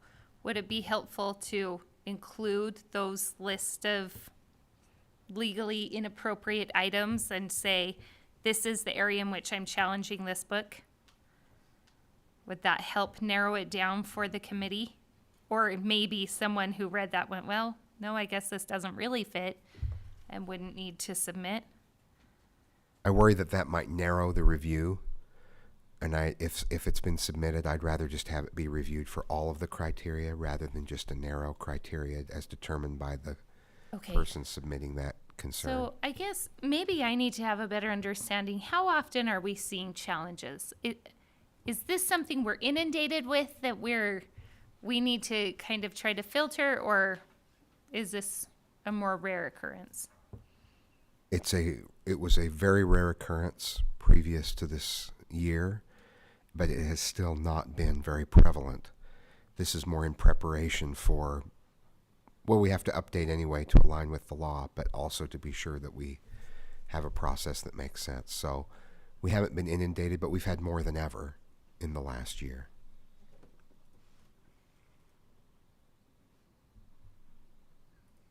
Okay, what are the next steps with this policy now that you've heard our feedback? I have some clear feedback, and I'd be glad to bring back a new draft to study session next time.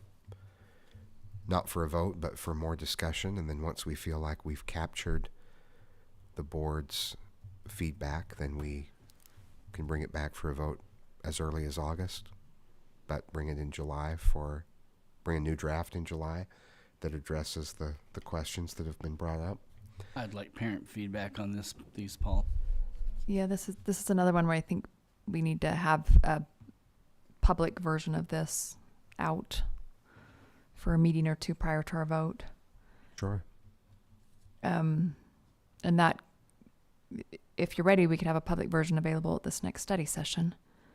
If it needs more discussion, then and perhaps the one after that. Does that sound okay?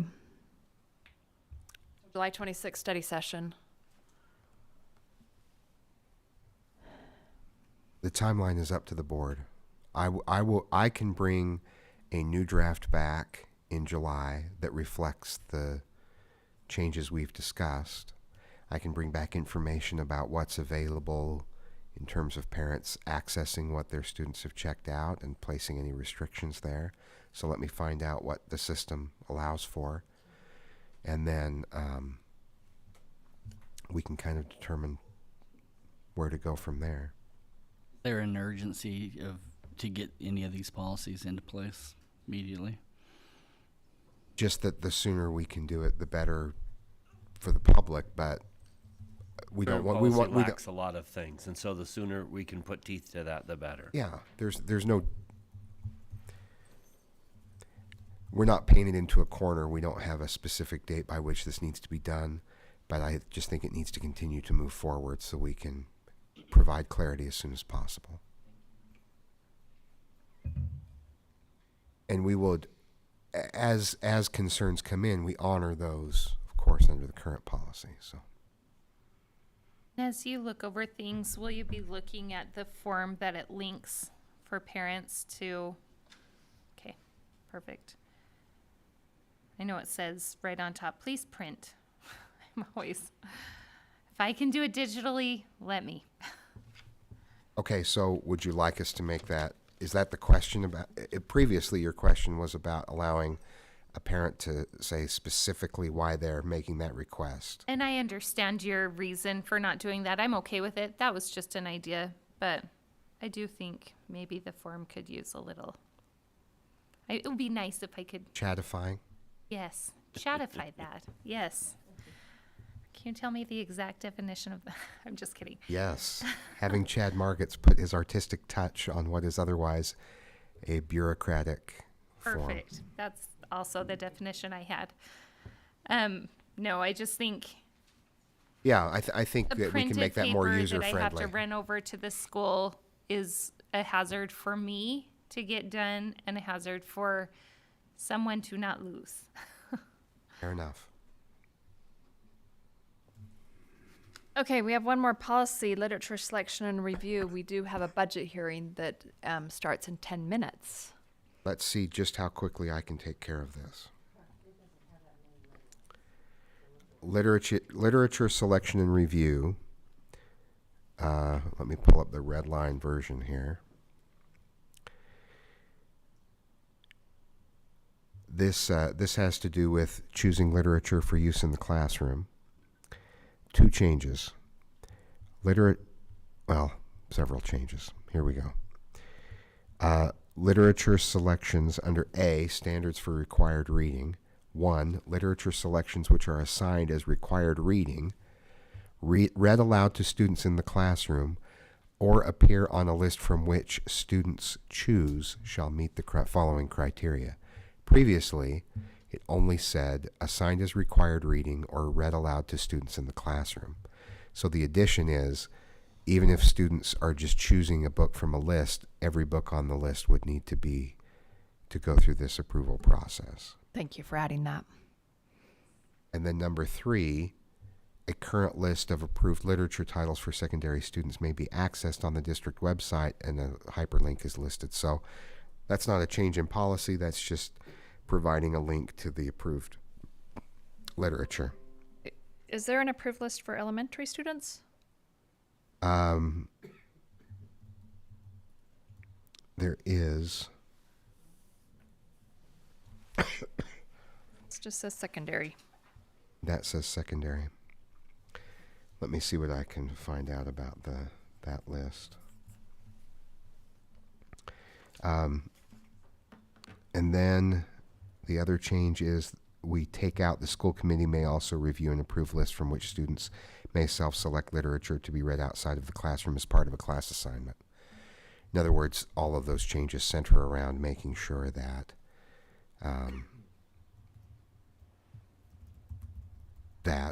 any book that is suggested or required comes from the approved list. I'll have to get more information for you about the elementary list. Can I just clarify what you just said?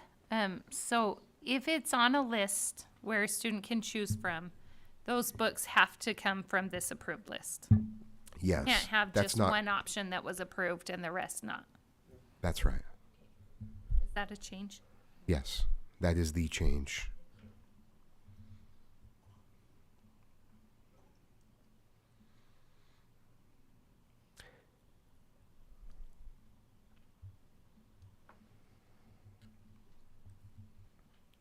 It would be helpful to have a link in this policy to the challenge form. Did we have that in the last policy?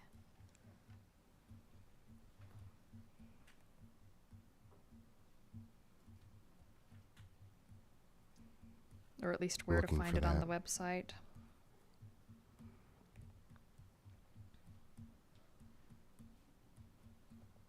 I know every educator listening to this next question might just gaffe at the fact that I'm asking this, but in this policy, what is the definition of literature?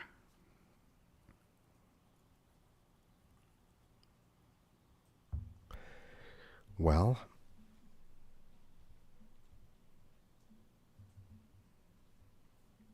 even though I am a former English teacher, I'm not sure that I'm ready to venture that, but I think it's going to be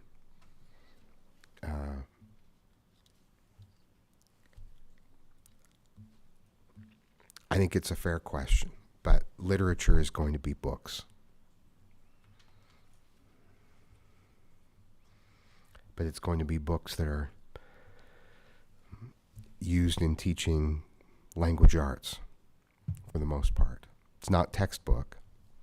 So I think we could look at a more of a definition of literature, but it's going to be novels, it's going to be short stories, it's going to be It's not going to be articles.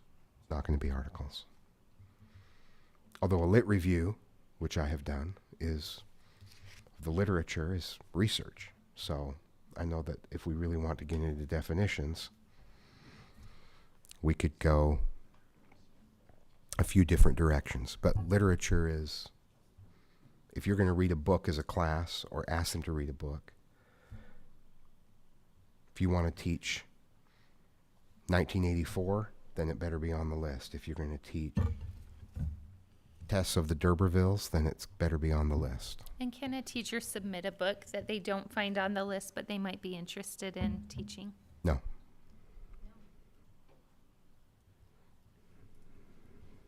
Okay. Bridge to Terabithia, better be on the list. They can submit it for approval. Is that what you're asking? That is what To I'm the asking. committee, but they can't submit it to the class until. Oh, I it's thought you approved. meant. that Sorry, Can they no, just I can was they just just- bring it to class and say, "Hi, I really like Catcher in No, the no. Rye. I think I'll teach That that." would be, no, thank you for clarifying that, Mr. Benkoman. No, I meant if a teacher is like, this Yeah. book is perfect and it's not on the list, can it There is a be link to reviewed? to make a recommendation to request that a book be considered. Happens a I lot. feel a lot more comfortable with that answer. Yes, the list can grow. The list can grow. I was like, whoa, that was a strong response. I thought you Maybe said, better "Can they ask just me." bring in a book they like and teach it?" No, they can't do that. Nikki, you're missing the point of the policy. Yes. All here. Yeah. Sorry about that. No, it's okay. I was in a different mode there. Those listening were glad that I finally gave a one-word answer. It was just wrong. No way, they were all getting ready to come fight. I do think it would be helpful to define literature with regards to this policy. I think given the state of the world that we live in right now, that level of clarity would. Okay. That's one. I would agree with that.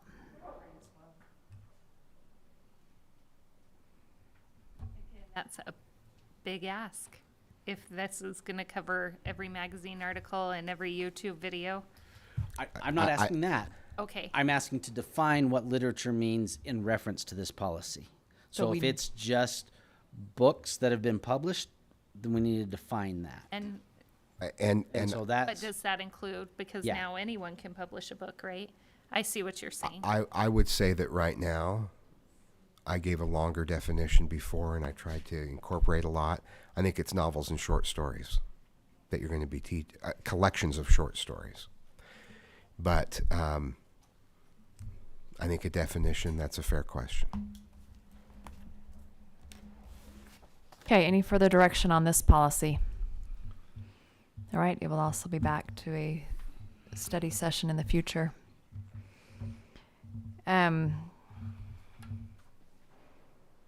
All right, we will take a break for 5 minutes and then start our budget hearing. Thank you.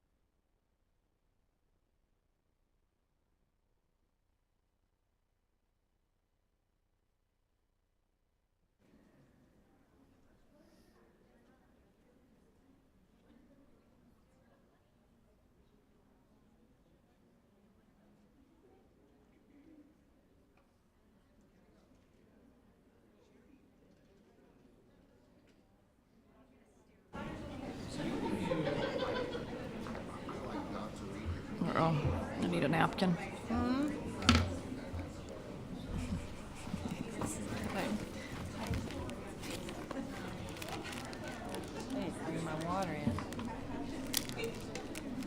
We're on? Okay.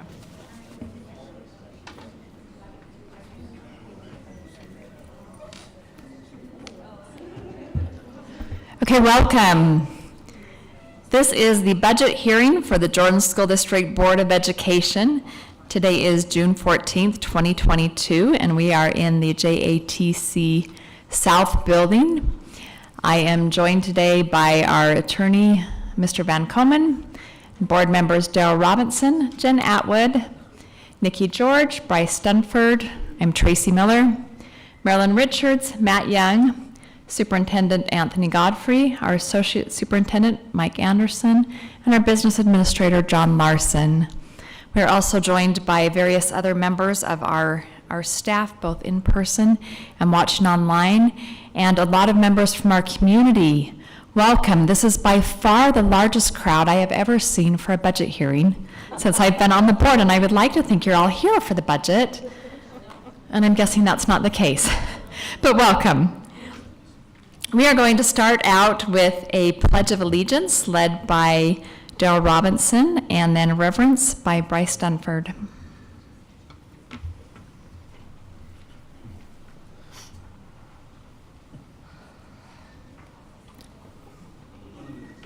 One of the cool things with starting our meetings is we start with the Pledge of Allegiance, and on Flag Day today, I think that's appropriate. So could the audience please rise? Oh, you already arrived. I pledge allegiance to the flag of the United States of America and to the republic for which it stands, one nation, under God, indivisible, with liberty and justice for all. Thank you. You can be seated.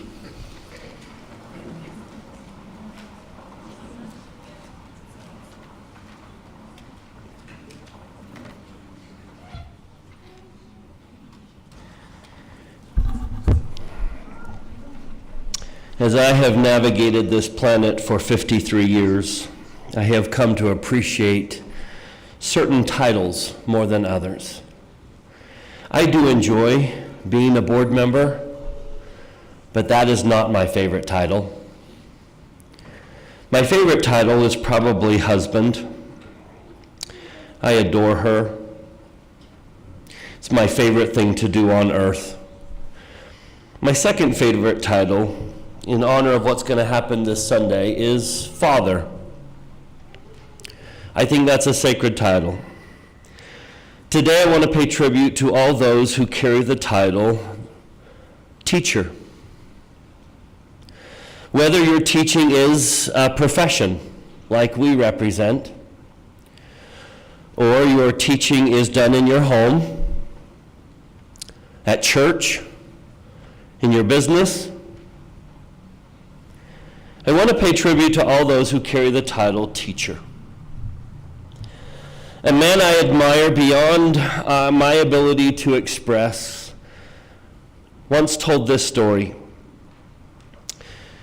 25 years ago, I sat in my 61 pale yellow Chevy Impala in front of the home of a young woman I fully intended to marry.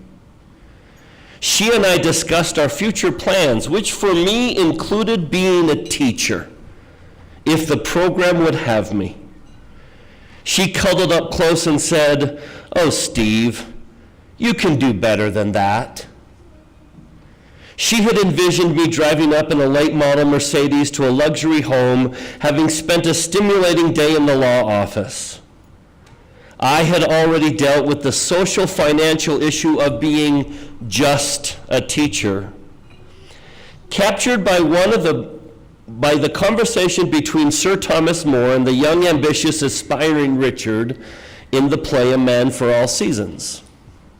Scene 1, Act 1, Thomas More says, "But Richard, in office they offer you all sorts of things. I was once offered a whole village, with a meal and a manor house, and heaven knows what else, a coat of arms. But why not be a teacher? You'd be a fine teacher, perhaps a great one." Richard replies, "And if I was, who would know it?"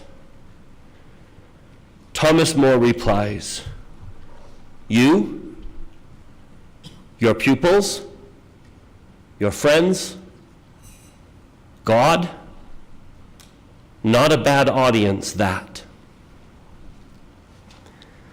My friend then concluded, "I walked her to the front door that Sunday evening and said goodbye for the last time without even a kiss.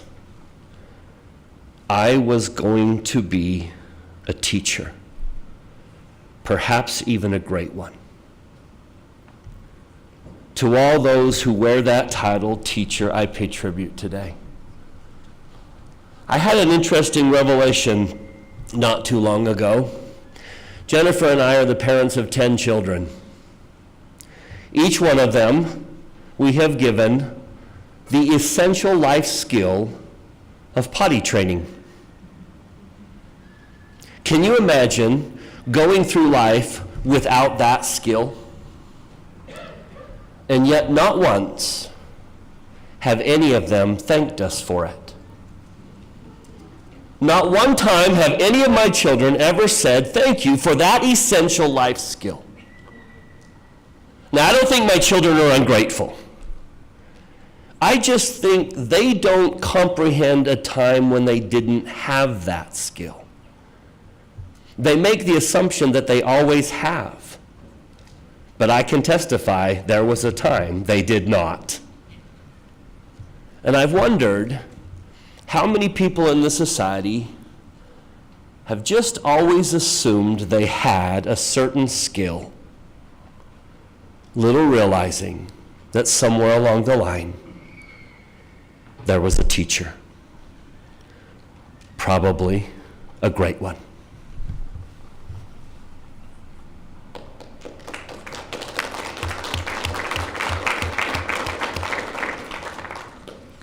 Thank you.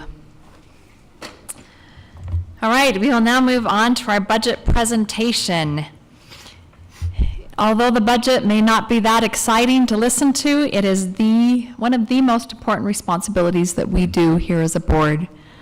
We recognize that these are public funds, and they are your hard-earned dollars. And our public values a public education system, and they've said, yes, we want our taxes to go to a public education system, and it is our job to make sure those dollars are allocated wisely and spent wisely. And so today, we are going to have a budget presentation, and then we will be considering motions to approve our budget for this year. So we will start with Dr. Godfrey, who is our superintendent of schools, and he is the chief budget officer by law. And then we will hear from Mr. John Larson, who is our business administrator. Thank you very much. Mr. Dunford, Chief Budget Officer is one of my titles. And I take that responsibility seriously. I understand that ultimately all of that is my responsibility.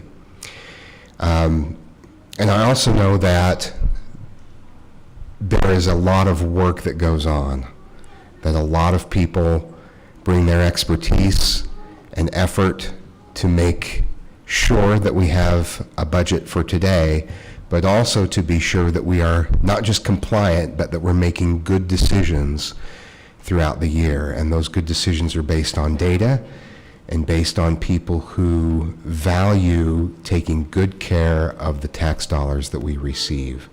And I'm very proud of the work that we do as a district and the work that will be provided here tonight.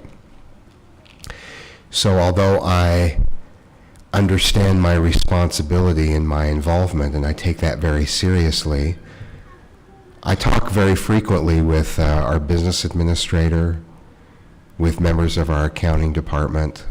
I'm very closely involved in that. While all of that is true, as I said, there's a lot of work that happens, and I don't want to appear to be taking credit for the work that goes on. It's kind of like, I've never been on an excursion like this, but when you have a fishing expedition and they put the lines out and all of the bait, and they say, oh, we've got one on, why don't you come reel this one in? As the superintendent, I get to reel things in that lots of other people have gone to work to create and make possible. So I value that work, and I very much appreciate it. But I also appreciate the genuine conversations and exchanges that I'm able to have with John Larson and his staff to be sure that I am closely involved in our direction as a district and the decisions that we make. I'm also very grateful for the relationship I have with each of you individually and with you as a group. When you set a budget, you're setting your priorities. You're saying what's important to you. And I think this board and this organization have been very, very intentional and thoughtful about making sure that we're engaged in genuine dialogue and in a genuine process that ensures that every dollar is spent with purpose and with a sense of responsibility that the hard-earned dollars that we receive must be spent for maximum positive impact. And I feel very confident that we do that as a district, and I'm very grateful to be a part of that. So with that, I will ask Mr. Larson, our business administrator, to come up and go through the budget book in greater detail.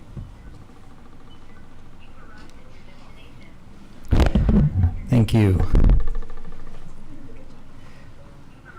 Can we switch it over to the computer, to the dais, or to the podium? Thank you. Okay, welcome.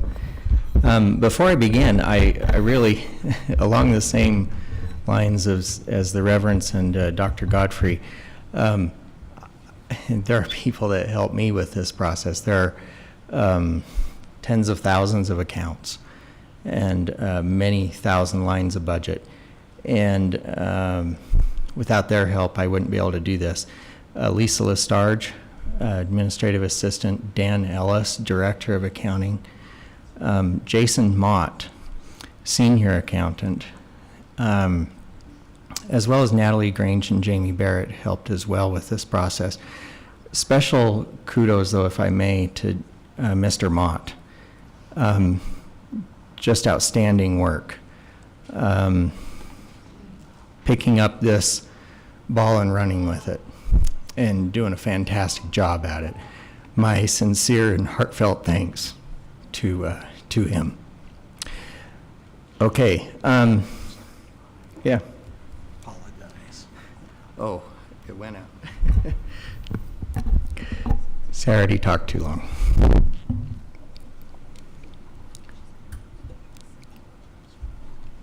We'll come back up.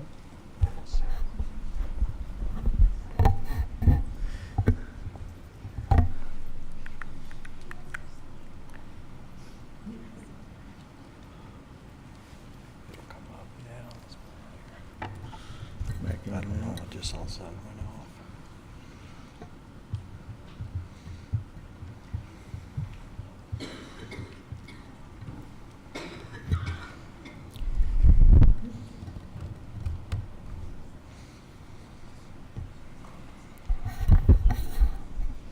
Oh, there we go.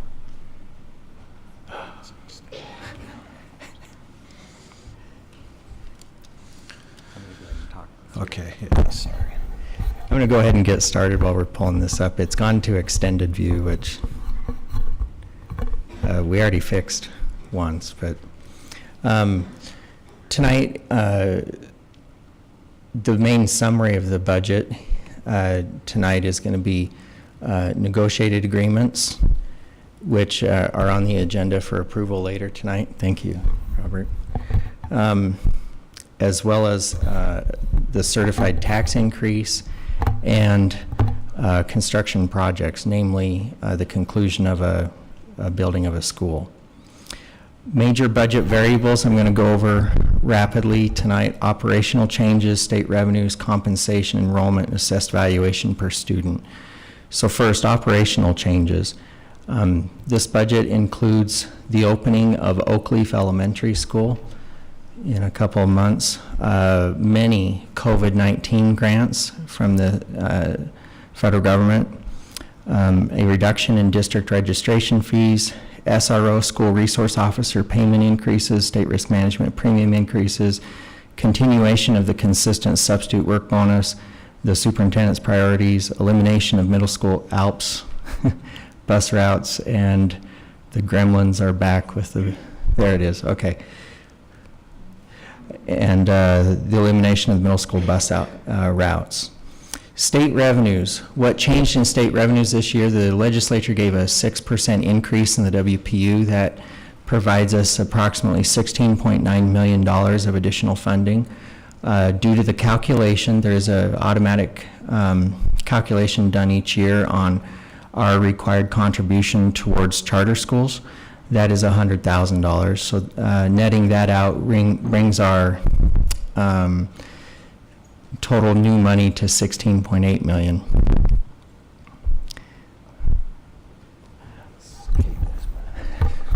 I'm going to keep going while you switch that out. Is that okay with you, board? In the interest of time, one of the questions we get asked constantly, or I believe the board gets asked constantly, is what is a 1% increase to the WPU? What does that yield, and why does that not equal a 1% pay increase? Well, it's on a different base. A 1% increase to the WPU yields about $2.8 million. As far as compensation goes, a 1% increase to wages is about $3.7 million. And that's because there are more than just state revenues used to pay our employees. There's federal and local revenues as well.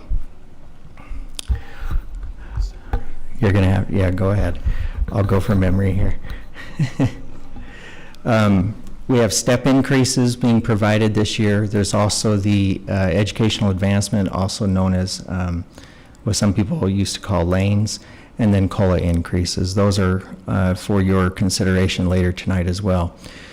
The next page shows the increase in enrollments for the district. We did have a decrease in enrollment a couple years ago when COVID hit. Since then, we increased quite a bit. I believe the number is 1,700 students. We are projected to increase, thank you. We're projected to increase 1,800 students this next year.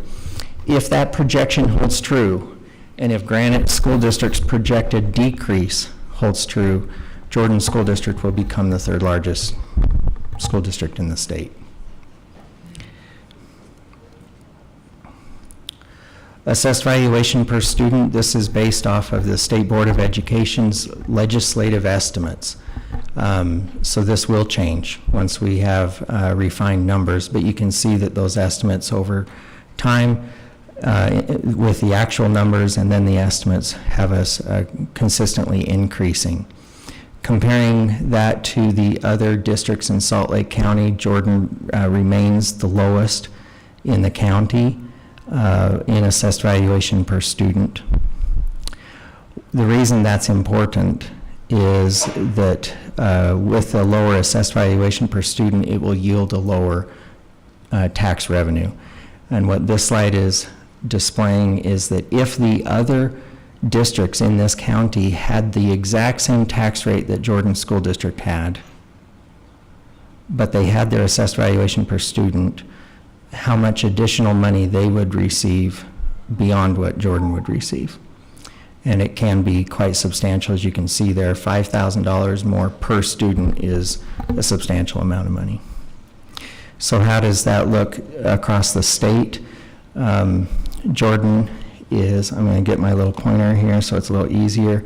Jordan's right here, about a third of the way up, so significantly below the average up here.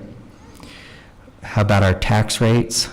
Jordan is below average on the total tax rate, including the state's legislative state basic rate. And then when you multiply those two, below average times below average equals below average. Jordan is, again, right here about a third of the way up. That's the significance of that assessed valuation per student. The tax yield can be divided into two categories, though. You have the operational tax yield. You can use these funds for salaries, utilities, those kind of things. Jordan is fifth from the bottom here in the state.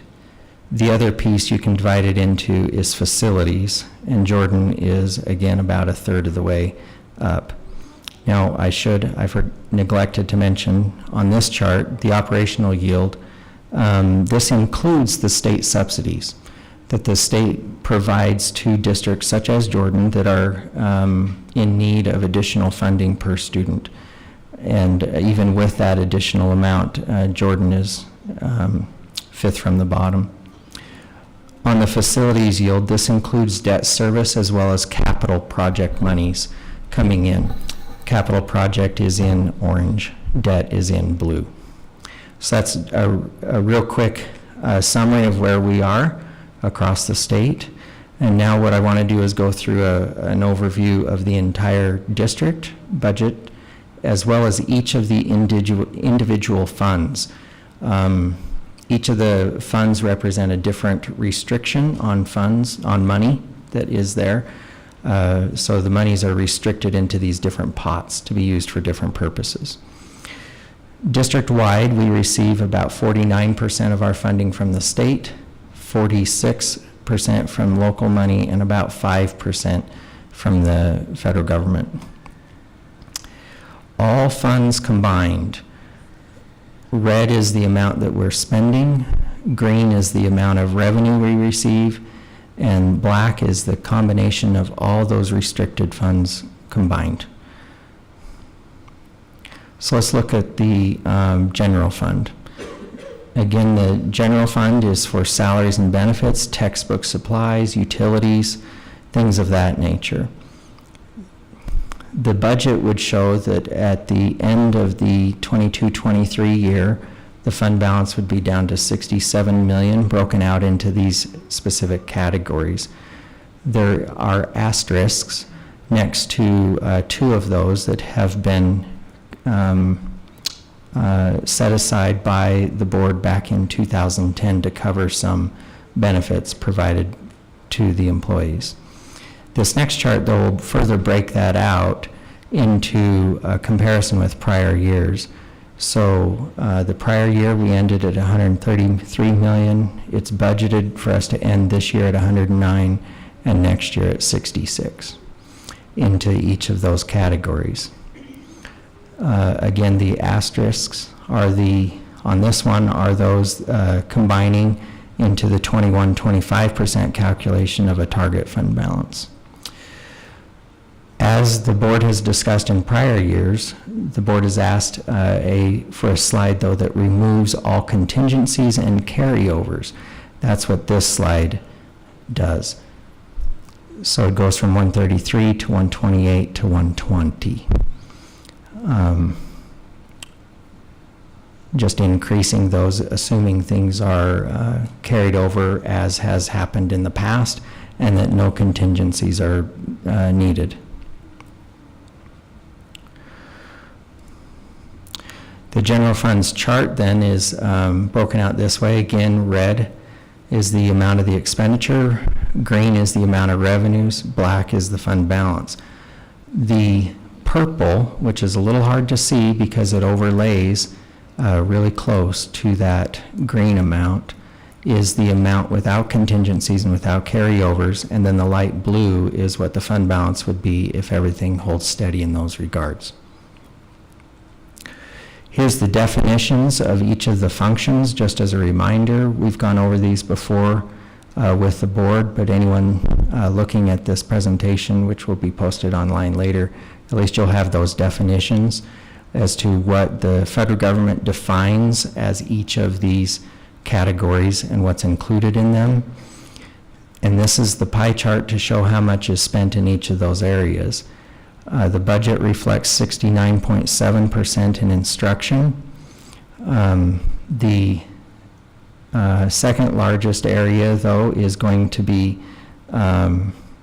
maintenance of facilities, which is 8.6%. So this includes all your utilities, approximately $17 million there. So that's a sizable amount in maintenance of the facilities. Then on the on the object. The object is the actual good or service that's being purchased. So what is it we're buying in the general fund? 65% of it is salaries and wages. 23.8% is benefits. So combined, that's 88.8% of what goes on in the general fund is personnel. 11.2% is spent on other things, such as this category of utilities here. A significant amount on supplies, I might add here. Okay, debt service.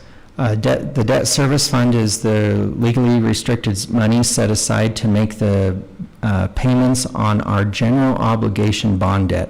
General obligation bond debt is the debt that's been approved by the voters through an election. Of significant note, I believe, on this one is that tomorrow the final debt payment will be made for the bonds that were issued prior to the district split. That means tomorrow the district split will have concluded.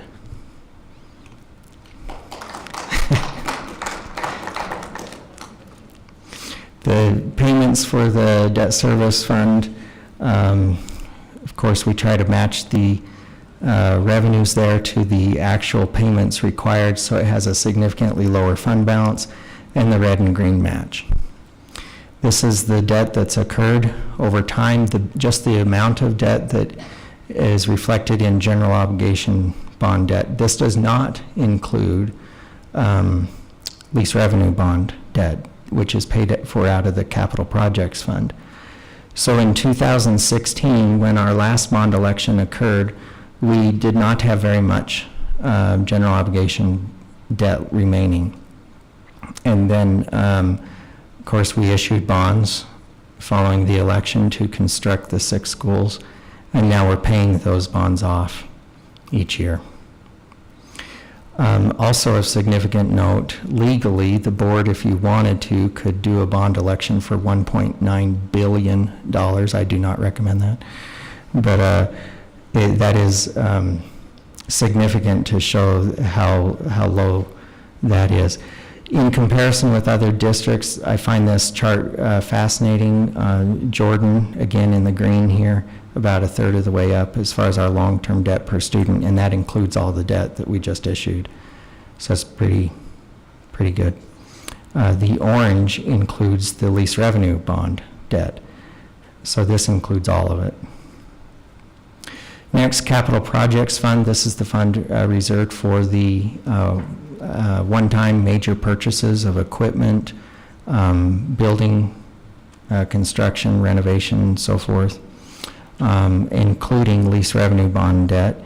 The chart on this one is rather interesting to look at each year and has large swings in it as a result of the timing of construction projects. This particular fund of specific note has Oak Leaf Elementary School being concluded this year. Of note for the board, I did not include in this budget the flex school to relieve Ridgeview Elementary, and that was intentional because the board had requested prior that we not tip our hand as to how much money that may be so that we can get the best deal on the bids. So if the board disagrees with that approach, you can amend the budget here tonight to include that. Otherwise, the idea would be that we issue the contract for that school and then we amend the budget next year to include that so that the bid comes in as favorable as possible. The Nutrition Services Fund, this really provides our school lunch and breakfast programs. There are no property taxes involved in this. Of note, in this fund, there's been no increase in student prices since 2009 and 10. That's 13 years without a lunch or breakfast price increase for students. That's significant. Now, I'm not sure I'm going to be able to say that many more years, but here's the chart to show this. But number 4 on here is significant for this because The federal government did step in due to COVID relief funds and declared that every student would have free lunch for this last year. As a result, the revenues shot way up in this fund. Next year, the federal government is saying they will not be doing that, and so the revenues we are projecting to come significantly down, and yet the food costs coming up. So what's happened here is twofold. We've got a significant increase in the reimbursement amount from the federal government per meal, and we had a very significant increase in number of meals consumed, purchased, if you will.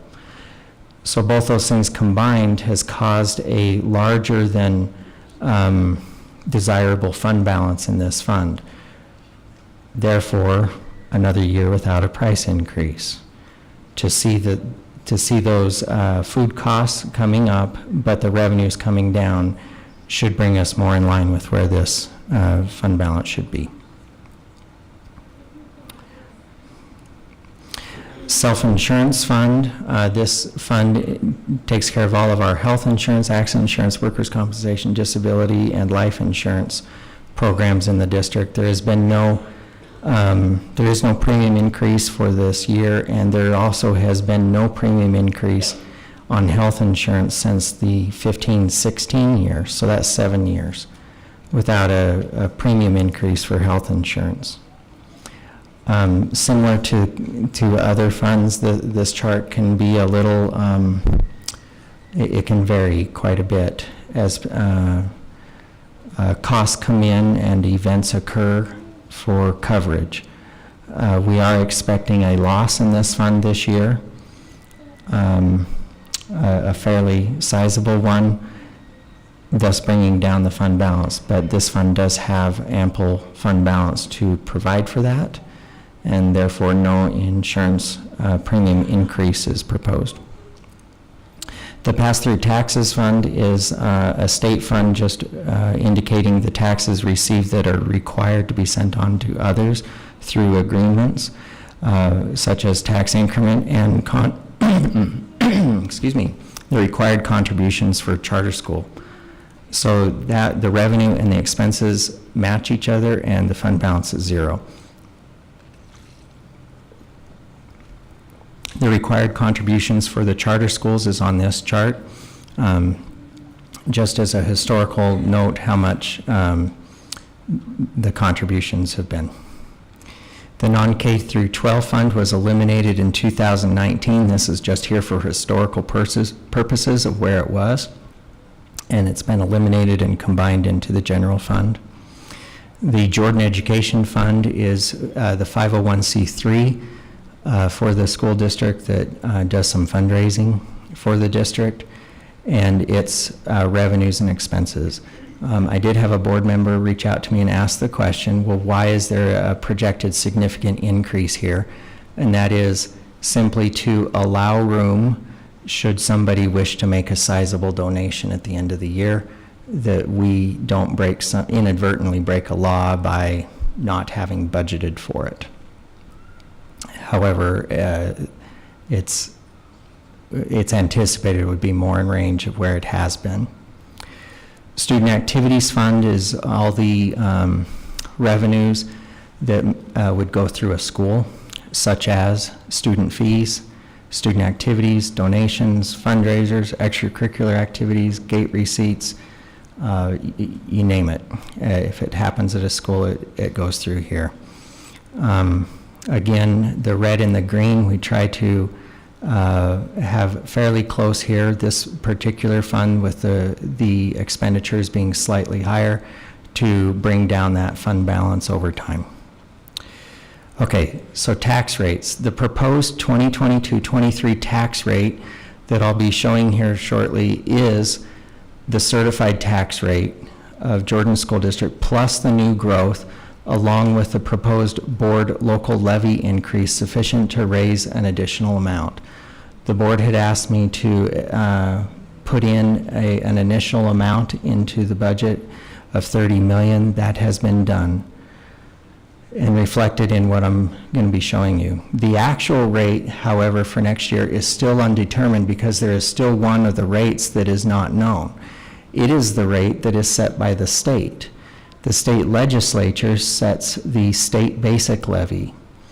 That has not been communicated to us yet, and therefore is not reflected in here. So our best guesstimate at the moment is that it's going to be held steady, because that was what the legislation said would happen for several years, is that the basic levy would be held steady. So that's what we've reflected in these charts. The actual rate is also undetermined because of board action. If the board is raising taxes, the board has to take action on that, and therefore I can't call it the certified rate yet. So what is the certified tax rate pre-action? What is it we're working with? It's all existing values times the certified rate equaling, to make it equal the previous year's revenue. So if overall values go up, the rate comes down so that you receive the same amount of revenue. That is called, in simple terms, just revenue neutrality. So that is the certified tax rate setting process. Previous year revenues do not get adjusted for inflation. New construction does, however, increase proceeds for the district. So if there are new homes, new businesses constructed, those do bring in new revenues so that we can service those students and communities that are being constructed. The state basic levy is set to yield whatever the legislature says it will yield. And therefore, it is automatically considered a certified tax rate. The board has no say in it. The board has no involvement in it. It is, you are simply told what it shall be. The debt levy is set to pay whatever the debt was that was approved by the voters, and therefore is not part of the certified tax rate process. It's just whatever has to come in to pay the debt, that's the certified rate. So what is the certified rate? This has some history on it, and the proposed column is the certified rate for this next year. Again, the state basic levy, state basic program set by the legislature is not known at this time. We just left that stay what it was for this last year. Please notice, though, that these other levies have gone down significantly. The board local levy, 617, will be going down to 160, a drop of 457. The capital local levy will be going down from 1486 to 1179, a drop of 307. The general obligation debt payments will be going from 804 to 593, a drop of 211. That means a drop overall of 975 before any adjustments made by the state. How does that look then on a per $100,000 home value? This is hopefully a familiar chart to the board. Over time, of course, home values change, but looking at a $100,000 home value allows anyone to calculate their rough tax estimate for their home. The board did do a truth in taxation here in 2019-20 was the last time that occurred. This is the certified rate as it is now without truth in taxation. But a truth in taxation hearing, as discussed, has been scheduled this year for Riverton High School on August 2nd at 6 p.m. So how many truth in taxation hearings have we done, and how many have others done? So this looks back 10 years at the number of truth in taxation hearings that school districts across the state have done. Jordan is listed here as having done one. Again, that was 2019. And there are some more and there are some less, but Jordan is about I'll say the bottom fourth there. So what is the tax impact of a tax increase? Well, that, of course, will depend on the dollar amount of the tax increase. So I've listed several here so that you kind of get a feel for what that would do. I'm going to focus on the 30 million line, as that was the placeholder. The $30 million increase would be roughly a 15.21% increase, or a $255 increase per home, average home, which the county is now telling us is $585,900 within Jordan School District. So that'd be $255, and then the per $100,000 home value would be $43. So if your home's worth more or less than the $585,900, you can kind of guesstimate what it would be here. The change in rate would be the 000790.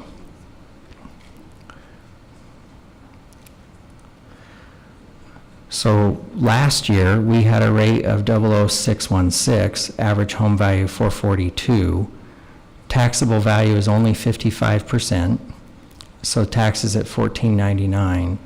Without a TNT, it'd be $16.73, and with it would be $19.28. Again, this is without the state basic levy being determined. So the difference between here is that $255. So what would the tax rates be with the tax increase? All of these would stay the same except for the 750, 000750 coming into the board local levy, bringing it to 950. 000950, which would be an increase of 333.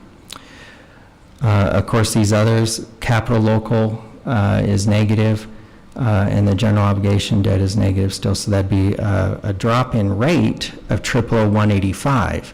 But with the increase in home values, that would offset that, and that's why there's the tax increase. By the way, the two boxes, red boxes, are there because that is really the two that the board can control. You have some say, some influence in the others, but really it's those two that you have control over. So how does that compare then on this $100,000 home value slide? It would increase then this green area to bring that up, I think it was $43 if I remember right from the prior slide. So it'd be $329. The blue is what the state does through the state basic levy, just holding that steady at the $91. The debt coming down from 44 to 33, and the board amount would be going up from 204 to 205. So one of the things I was asked about was just inflation. How is that looking over time? How does that work? We took an inflation picture here going back to 2009. Why 2009? It was just the year of the district division, as well as a significant tax increase at that time due to the division. So over time, it would the value of that $100 would be falling, and estimated this year to be $76.60. If the tax rate goes forward, that would raise that to $88.25. Oh, I need to back up. In 2019 was the last Truth and Taxation hearing. That's why it's going up here, is because there was the increase being done there. So to be fair, that was raised. Going forward then, if a tax increase were done this year, it would bring it up to that $88.25. So one of the questions also asked of me was, what about the state guarantee funding? The state will contribute money towards school districts such as Jordan that have low assessed valuation, but they want to be sure that school boards have some they're joining the team on this, that they're locking arms with them, or that they're putting some skin in the game, however you want to phrase that. So they set some minimums that you have to, or rather maximums that they will contribute to. So on the voted levy, that's 0016. On the board levy, it's 0004. And you have to maintain that. If you go below that, and it's been 5 years, then the state's going to withdraw some of their money. They're not going to contribute those funds to the school district. So given that the board levy went from 617 down to 160, without a tax increase, we would be below that 0004, and thus starting the clock on that. That would equate this first year, if that were to follow through, that would equate to a potential loss of 1.1 million in state funding each year. So what is the board tax rate? The board tax rate, again, was 000617. That puts us third from the lowest in the state. Wayne and Paiute are less than we are. If the tax increase goes through, we would go from third from the bottom to 13th from the bottom and jump up. This chart, though, the only thing that has changed is Jordan, because I don't know what every single school district in the state's doing, nor do I know what their certified rates are doing across the state. So this chart will certainly change, but if Jordan is the only thing that changes, that's where we would jump to. Again, current tax rate, including the state basic levy required by the legislature, a little below average here. If the rate increase goes through, then that would bring us to above average. Again, if only Jordan is the only change that occurs.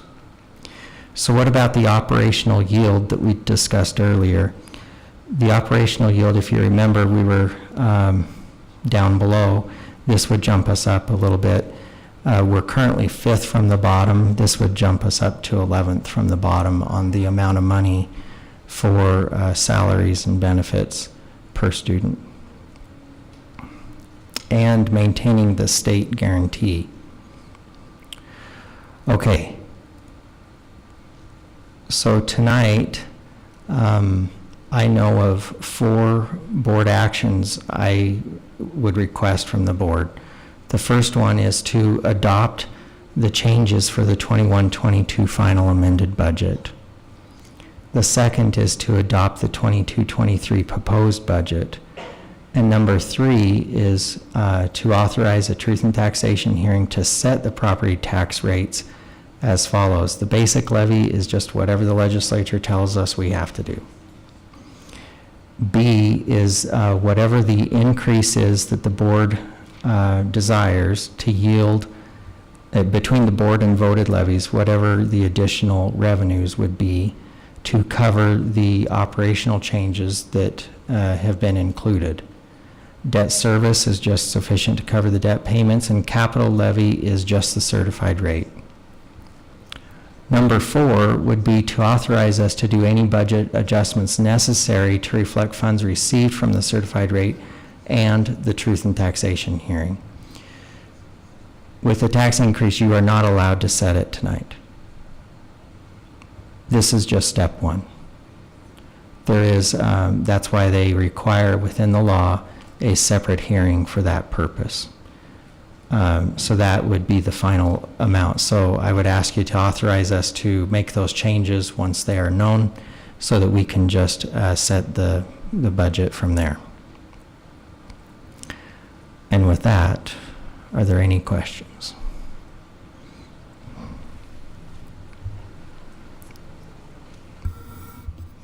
Thank you, Mr. Larson, and to all of your staff for all of your work on the budget. Board members, do you have any questions?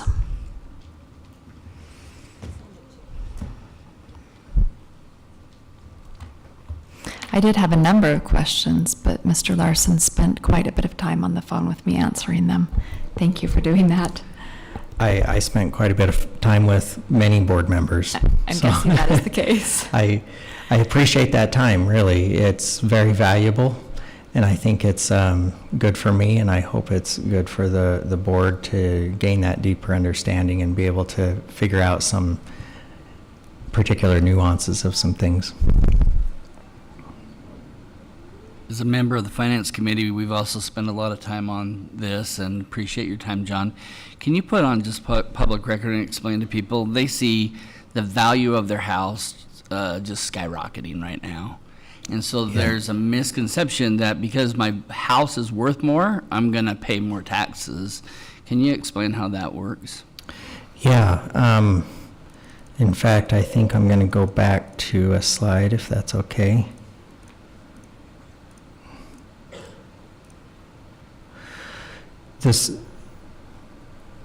In Utah, we have what's called a certified tax rate setting process, where the county assessors and the state tax commission for certain properties that are what we call centrally assessed, they're properties that would cross counties or be of such a nature that the county assessor is not asked to assess the value on them, that the state would do it.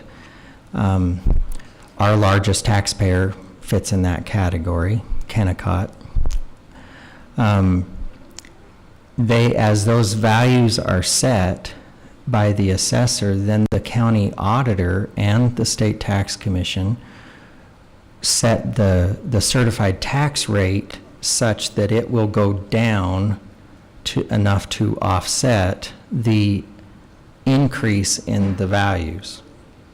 That's the goal, that's the objective that they're trying to do, so that the amount of revenue collected in whole is the same as it was the prior year. Individual taxpayers will see great differences based on whether their value went up more than the others or it didn't go up as much as the others. But collectively as a whole, that is the goal that they're trying to do in this certified tax rate setting process. We do get additional value from new construction that comes on, but then the second year, now it's part of that whole where it's part of that balancing act. What makes it a challenge on this in particular is the state with the basic levy, state basic school levy.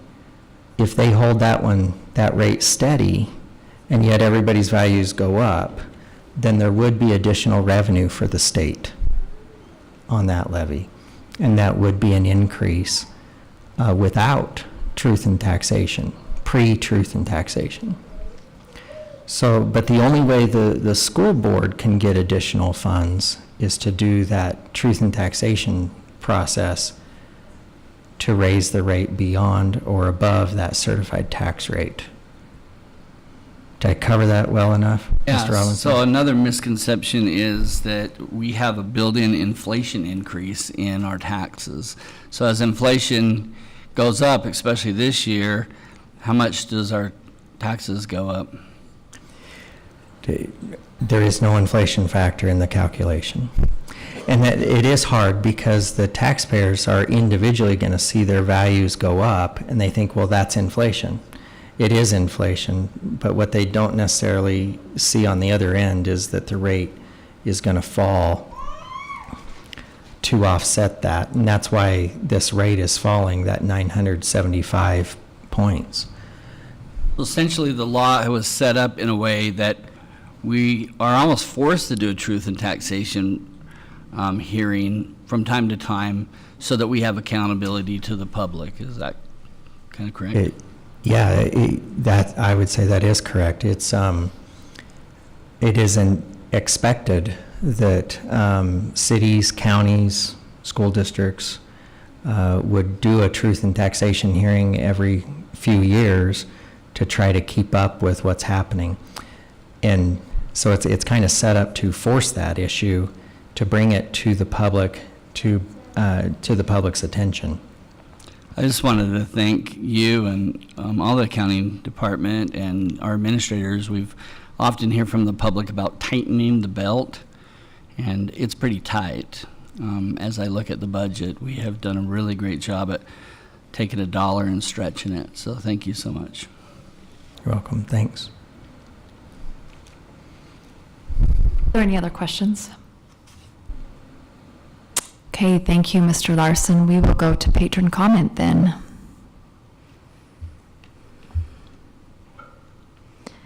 And we do have one person that signed up, and it is Randy Homer. For patron comment, we will give 3 minutes to comment. And Randy, you're welcome to come forward.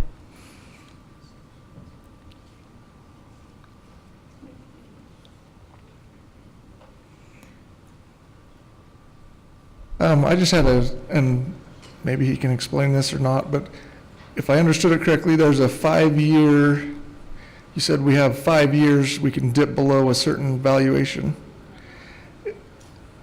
Do we utilize that, or why would we not go below that? And anyway, that was one thing I wanted a question or addressed. I don't know if you can answer that or not, but anyway. Why don't you go ahead if you have any more to comment, and then That's when we really get to all. That's the board only one I discussion, really we'll had. try to answer it. That's the only question I really had. Are we utilizing that? I understand that there can be some consequences after 5 years, but as long as we're above that rate for one of the 5 years, my understanding was there's no consequence. And so why wouldn't we utilize it as much as possible to go below it? So that's my comment. Thank you. Was there anyone else? Looks like we have one more to speak to the budget. Come forward, and if you will please state your name for the record.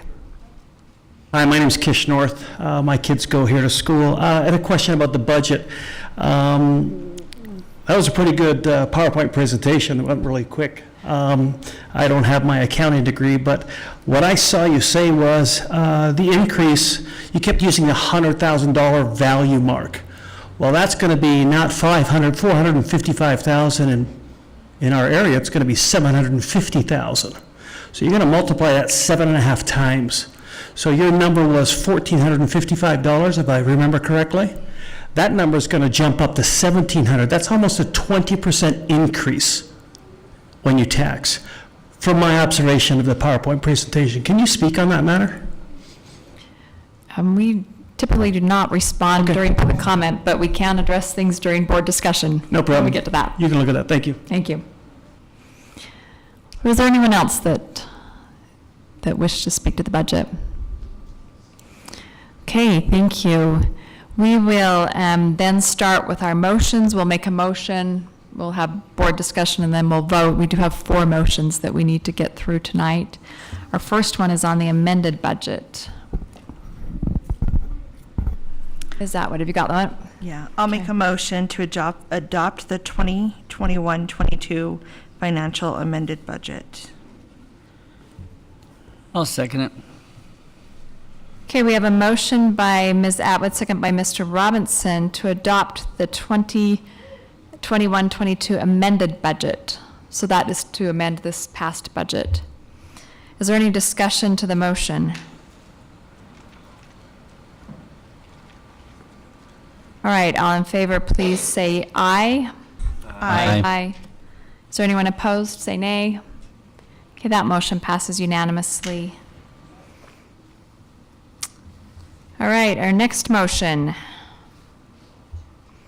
and that's to adopt this proposed budget that we just heard. I'll make a motion to adopt the 2022-23 proposed budget. I'll second it. Okay, motion by Ms. Atwood, second by Mr. Robinson to adopt the 2022-23 proposed budget. Is there discussion to that motion?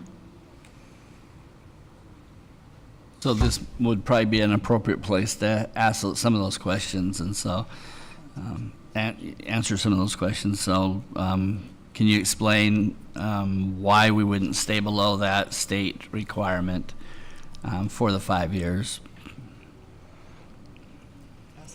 Mr. Larson, would you like to answer that?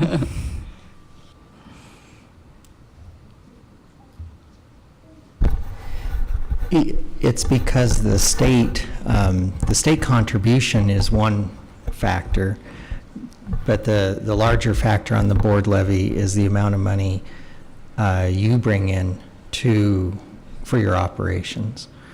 So with it coming down so low, at what point do you keep it up? The state guarantee it's the 5-year look back, that's correct. But that 1.1 million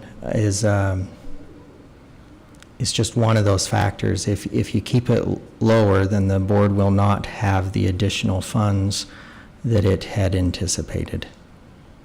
So that's why you bring that in at a higher level. So as we have discussed in Finance Committee, basically, if we utilized that 5 years, once it came to the 5 years, we would have to raise taxes anyways, but we would not get any additional monies as a district, but your taxes would be raised anyways. Correct? Yes. Yeah.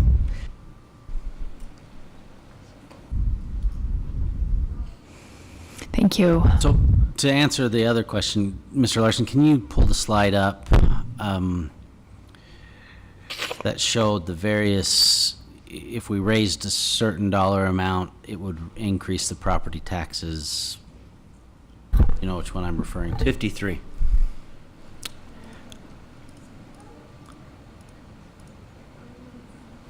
This one? Yeah. So that middle column, the estimated average home tax increase, what Mr. Larson was explaining is that the average home value in the Jordan School District right now is $585,900.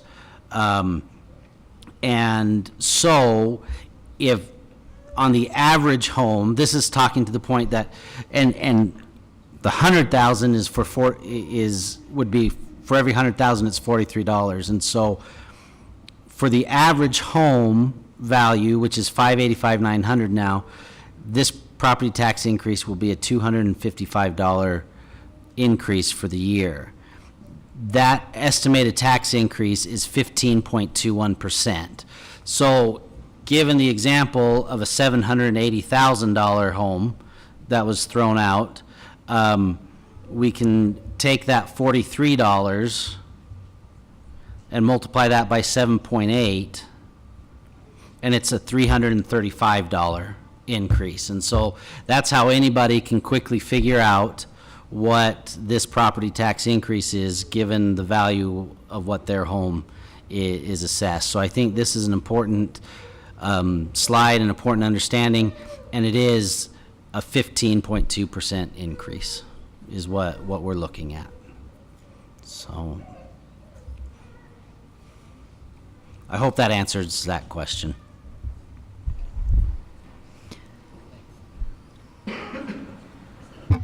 I will just say a couple things about this proposed budget that I am very pleased with is our percent of the budget that goes directly to instruction. It is higher than the state average for that, and I think that is something that we can be proud of as a district.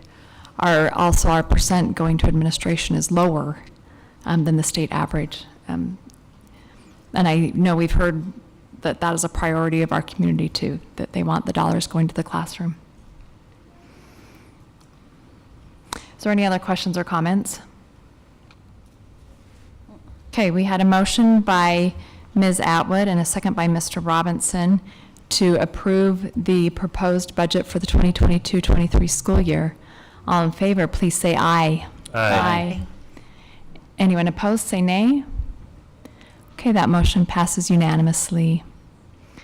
Our next motion is to approve the board and voted levies.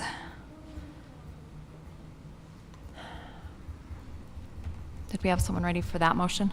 Can we pull up the specific language that needs to be? Yeah, good.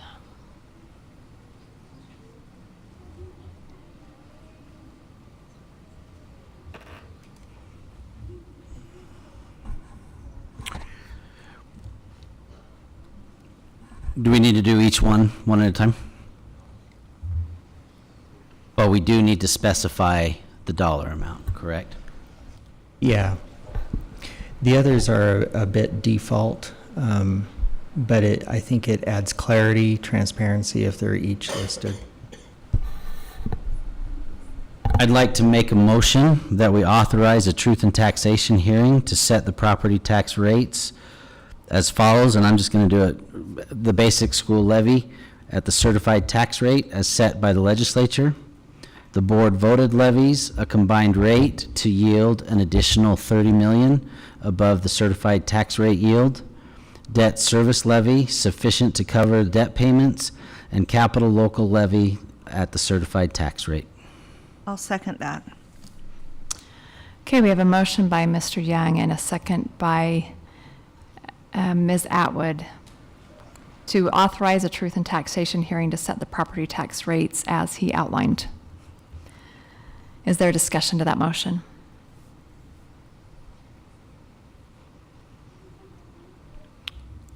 There's going to be plenty of opportunity for us. You know, I actually welcome these truth and taxation hearings. I'll be honest, they're not the most fun meeting for board members to sit through, but I think they're a very, very important part of our accountability to the public whom we represent, who we've been elected by, and so I hope we have good attendance in our August 2nd meeting, where we will be there to hear from the public. We as a board have had multiple conversations about how to appropriately fund the education for the students in the Jordan School District. You can see from what was presented tonight, there are some fundamental economic challenges that we in the fastest growing area of the county, in the relatively newest area of the county, there's just some structural fundamental economic challenges that we face in the disproportionate amount of residential homes that we have over commercial. When we raise a rate, we just do not generate as many dollars as other communities within Salt Lake County. At the same time, our students deserve the best possible education that we as a community can provide to them. And there are times where we as a community need to stand up and say our priority is to invest in our students, invest in our kids, and ensure that they have as good of or better education than the rest of the students in Utah. We as a board haven't taken this lightly, and I think the increase of the $30 million is going to be wisely allocated so that the students of today can continue to receive the best education possible that we as a community can provide them. And so I am supportive of moving forward with this. Sorry, I just wanted to make a comment to the people I represent, and I could probably speak for the whole board. You don't have to wait till August 2nd to contact us. I'll make myself extremely available over the next little while until August 2nd to answer questions and explain, you know, what the district has done. I'm really proud of this district and how we stretch that educational dollar, and we use it mostly for instruction and help our teachers. We started the salary award to push salaries up, and we've done a lot of great things. And so I invite anyone that wants to reach out to me to reach out and have a chat.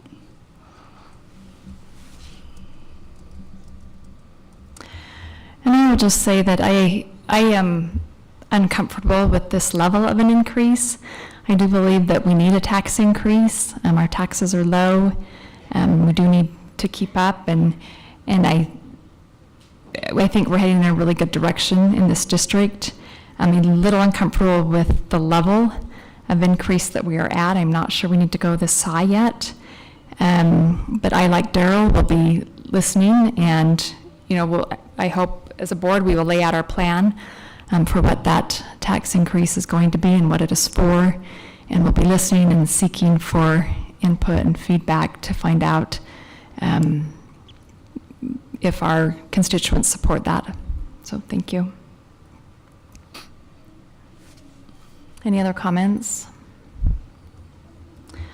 All right, we have a motion by Mr. Young and a second by Ms. Atwood. Am I remembering right? Okay, to authorize a truth and taxation hearing to set property tax rates as follows: the basic school levy at the certified tax rate, the board and voted levies at a combined rate to yield an additional $30 million above the certified tax rate yield, the debt service levy sufficient to cover debt payments, and the capital local levy at the certified tax rate. All in favor, please say aye. Aye. Anyone opposed, say nay. I'm a nay, and that passes 6-1. Okay, our fourth motion. I will make the motion to authorize any budget adjustments necessary to reflect funds received from the certified tax rate and the truth and taxation hearing. I'll second that. A motion by Ms. Richards, second by Ms. Atwood, to authorize any budget adjustments necessary to reflect funds received from the certified tax rate and the truth and taxation hearing. Is there discussion to that motion?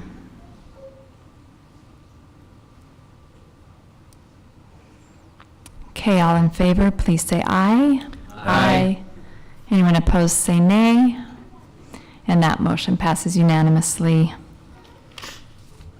All right, we have an approved budget. Thank you. Thank you. Thank you.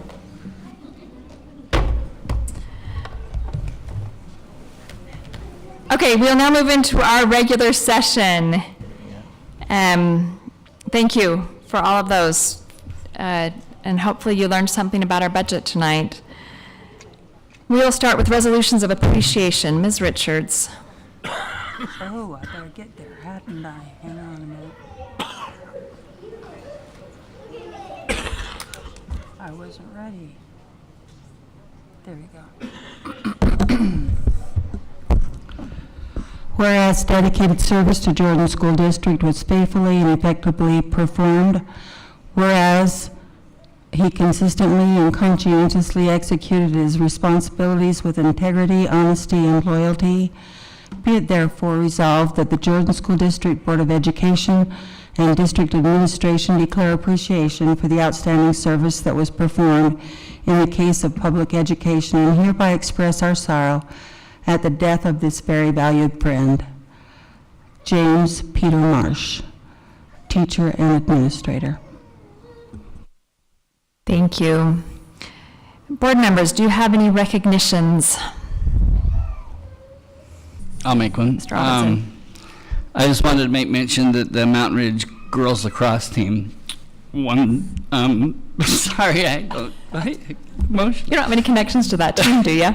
No, not at all, or that sport. But they won the first team state championship at Mountain Ridge, so that's the very first team. And the first, that high school's first state championship. Team won. They've won some individuals, and the first Jordan School District state championship for lacrosse, and in really the second year of being in existence. And so I was going to invite them tonight, but I just know that this is a packed meeting, so probably in the fall I want to recognize them a little bit more, but I'm grateful for them. But can I also just pass a note of appreciation to our police departments? And when we win a state championship, often there's a police escort for the kids, and we won 3 state championships in our district in 3 different nights, and one for Harriman soccer, one for Riverton softball, and Mountain Ridge, and those police department and Riverton baseball, they also won. And so the police department all stepped up and really showed there to our students, which means a lot to me. It was so cool to be able to parade them around the community. Sorry for getting emotional, but it was cool. Thank you. Any other board recognitions? I just want to say congratulations to all of our graduates and best of luck out there. We our graduations were great, and I really want to thank our administrators and all of those at our high schools who put on those graduations. It's a lot of hard work. And also, to our cities for their cooperation, and just thank you to all of those involved. We had great, successful graduations this year. Superintendent, do you have a recognition? Yes, I'd like to mention, that we had 242 seniors earn the seal of biliteracy this year, and that means that they are literate in 2 different languages, and it may be because they came here and learned English, or because they learned a language that was previously foreign to them through our dual immersion classes or through other classes. And the number of students who've qualified for that on their diploma has increased significantly. In 2021, we had 131 students, 8 languages represented, and 3 high schools represented. This year, as I said, we had 242 seniors qualify for this honor. They're proficient in French, German, Spanish, Chinese, American Sign Language, Portuguese, Arabic, Russian, Samoan, Armenian, and Vietnamese. And we had representatives who earned that honor from every one of our high schools, comprehensive and otherwise. Valley, every high school had students represented, and I think that's really an exciting dimension of student learning. And like I said, that either means that students learned English at a high level of proficiency or learned a foreign language at a high level of proficiency. And we even had one student who was triliterate. So I will not even try to be triliterate, but it is very valuable to have that. And I'm proud of the expansion, and I anticipate next year that I'll have even bigger numbers for you. So thank you to everyone who made that possible. Thank you. Comments by elected officials. Do we have any elected officials with us tonight who wish to comment? Okay, seeing none, we will move on. I need a motion to approve consent agenda items. I'll make a motion. I'll make a motion to approve the consent agenda items. Motion by Ms. Atwood, second by Ms. Richards to approve the consent agenda items. All in favor, please say aye. Aye. Anyone opposed, say nay. That motion passes unanimously. Can I get a motion to accept the consent agenda items A through E? I'll make a motion to accept the general business items A through E. Consent agenda items, I apologize. A through E. I'll second it. Okay, motion by Ms. Atwood, second by Mr. Robinson to accept the consent agenda items A through E. All in favor, please say yes. Yes. Yes. Anyone opposed, say nay. That motion passes unanimously. We are now to our patron comment section. And at this time, we'll be taking comments on items that are not listed on the agenda. We do have a separate section for West Jordan Elementary, so we will be taking other comments at this time. Although this applies to both sections, the Board of Education encourages public engagement and values input from our residents, students, and employees. Although not required to do so by law, the board sets aside time monthly to hear from patrons.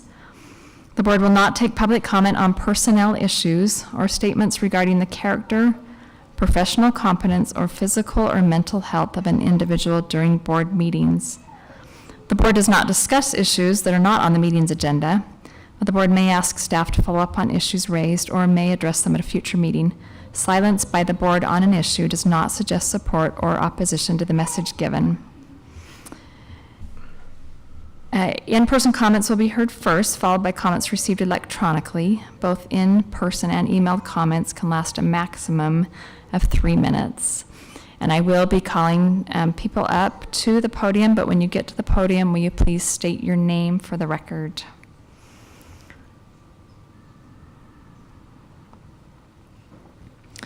And we will start with Jay Lindsay.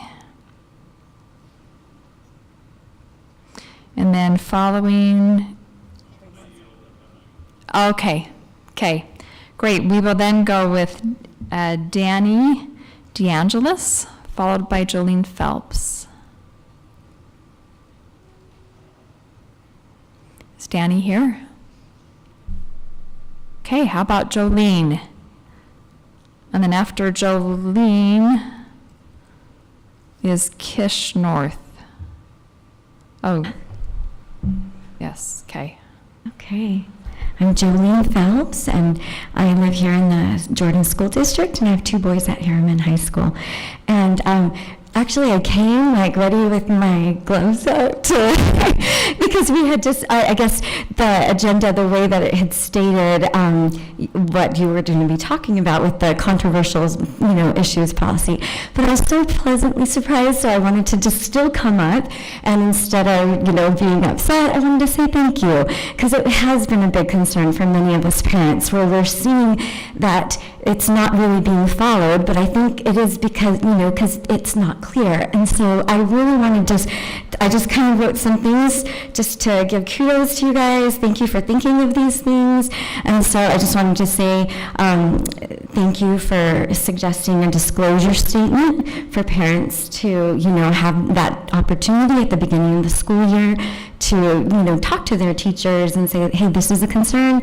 If you think this might come up, please, let us know. Thank you for that. Also, I loved how you were saying to give plenty notice if there's an assignment, so parents have time to look at the assignment and be able to discuss it with their kids, and so that's really good. And also the policy, just the steps. I thought that was really good, what Nikki was saying about how there needs to be like a protocol, so it doesn't just get like blow up, and just there's steps that parents can know what to do, and that's great. Also, just I thought that was so great. I can't remember who said it, but a response to parents, because sometimes we are voicing these concerns with the principal or teacher, and we're just not getting any response. And so if there's a requirement that they would respond in a way that we know they're addressing the situation, that would be great.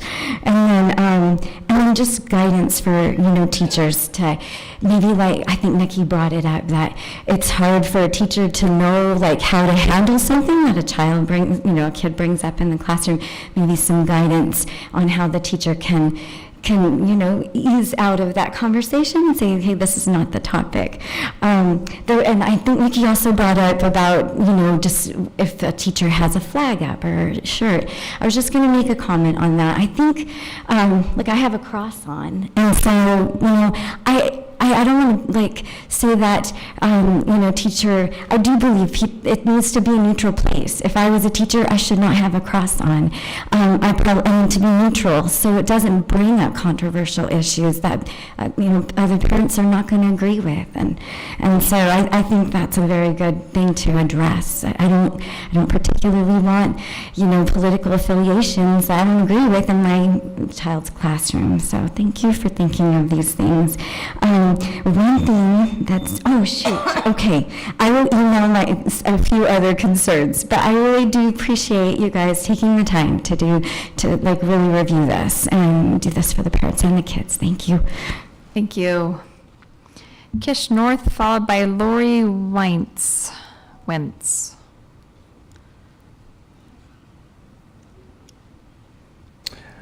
Thank you. And I don't think I'll be as nice as what we just heard, because I came with my gloves on. I'm a dad of six boys, 2 left in the school district. One is Sojo Middle, and one just graduated this year from Bingham. I want to start quickly with the following, and I'll try to keep on task and time here. My 14-year-old boy in 8th grade came home reading a book called Yang of Boxers from Sojo, and I quote, Tell me again about the foreign devils and their Chinese following people. Well, they said to pluck out people's eyeballs and grind them up for medicine. Then he calls me downstairs and he reads, to increase their yin, they drink goblets of menstrual blood. They weave flags from female pubic hair and fly them over their buildings. I went to the school immediately on this. You know what I got? Crickets. Hand-wringing from the vice principal and the language arts teacher. Why are we even in discussion of what books are in the public schools? Guys, you should be screening these books before they get in the public schools. Do you not agree with that? When someone commits a crime and they go to court, they don't put them back on the streets. They put them in jail while everything gets worked out. Why would you keep a pornography book or something of that matter on the shelves in a public school for 90 days? Makes not a stitch of sense to me. Does it to you? Would you want your 14-year-old girl reading that book in a classroom? That is embarrassing. Embarrassing. Why can't anyone in the school district file a complaint about a book? Why does it have to be a parent? Are we not in a village and these children are raised by a village? That's how I was raised. Where are your moral compasses? Where is the moral compass to protect our children? Where is that? We're missing it. I don't think this place is packed because we're in agreement. I think we're here because we're upset. I think the people, it's a public school. Why isn't the public making the decisions? Why are you all making the decisions?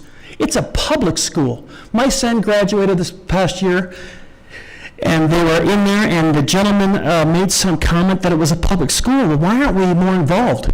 You want us to get involved? Figure that out. How do we get more involved? Right? That's my concern as a parent. How do you get us more involved, and how do we have a say over you? You're elected officials. You better do your job or we'll vote you out. That's what this is about, and I hope if you don't do it, we vote you out. You need to protect our children in schools, morally. Where is your moral compass for this? Thank you. Thank you. Lori Weintz, followed by Kirsten Glenn. Yes, Lori Weintz. I do want to say thank you to the board. I can tell you work really hard. You cover a lot of information and have to make a lot of decisions. And I've had contact with you over the past couple of years because of my concerns about the COVID response. And I feel like you've all been responsive, and I feel like you're, and the superintendents, superintendency are working hard. But I would just like to see a show of hands. Like, how many people are here because they're concerned about less parental involvement in curriculum? And how many people are here because they're concerned about what the curriculum is, what their kids are learning at school? So there's a variety of people here on different issues, but I do think a lot of people maybe were misinformed, you know, that we were going to be talking with the standards that we were talking about at the beginning, that maybe there was going to be less parental involvement. And with the gentleman who spoke before me, I think what we're seeing here is there's a feeling that our schools are turning into more propaganda and social justice places than they are actually places of education. And I do think that that comes at all levels from the board down, but I think it's important that we get past this idea that we're going to change our society, our community, our language/pronouns, and our ability to recognize or to trust our perceptions of truth, to cater to a small vocal minority that is pushing things in our schools. I work in a middle school. I've been there for 9 years.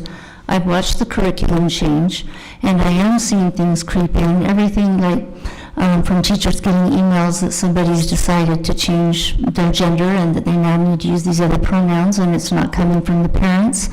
So I would say that we need to stop the assumption that we're racist, that we're divided, that we're something phobic, and that we need to cater to these voices, these strident and minority voices, to make our schools better. It's hurting our education system.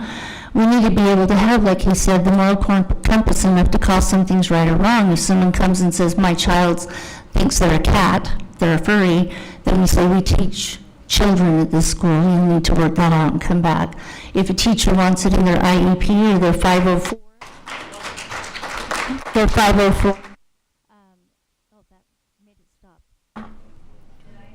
Push the button.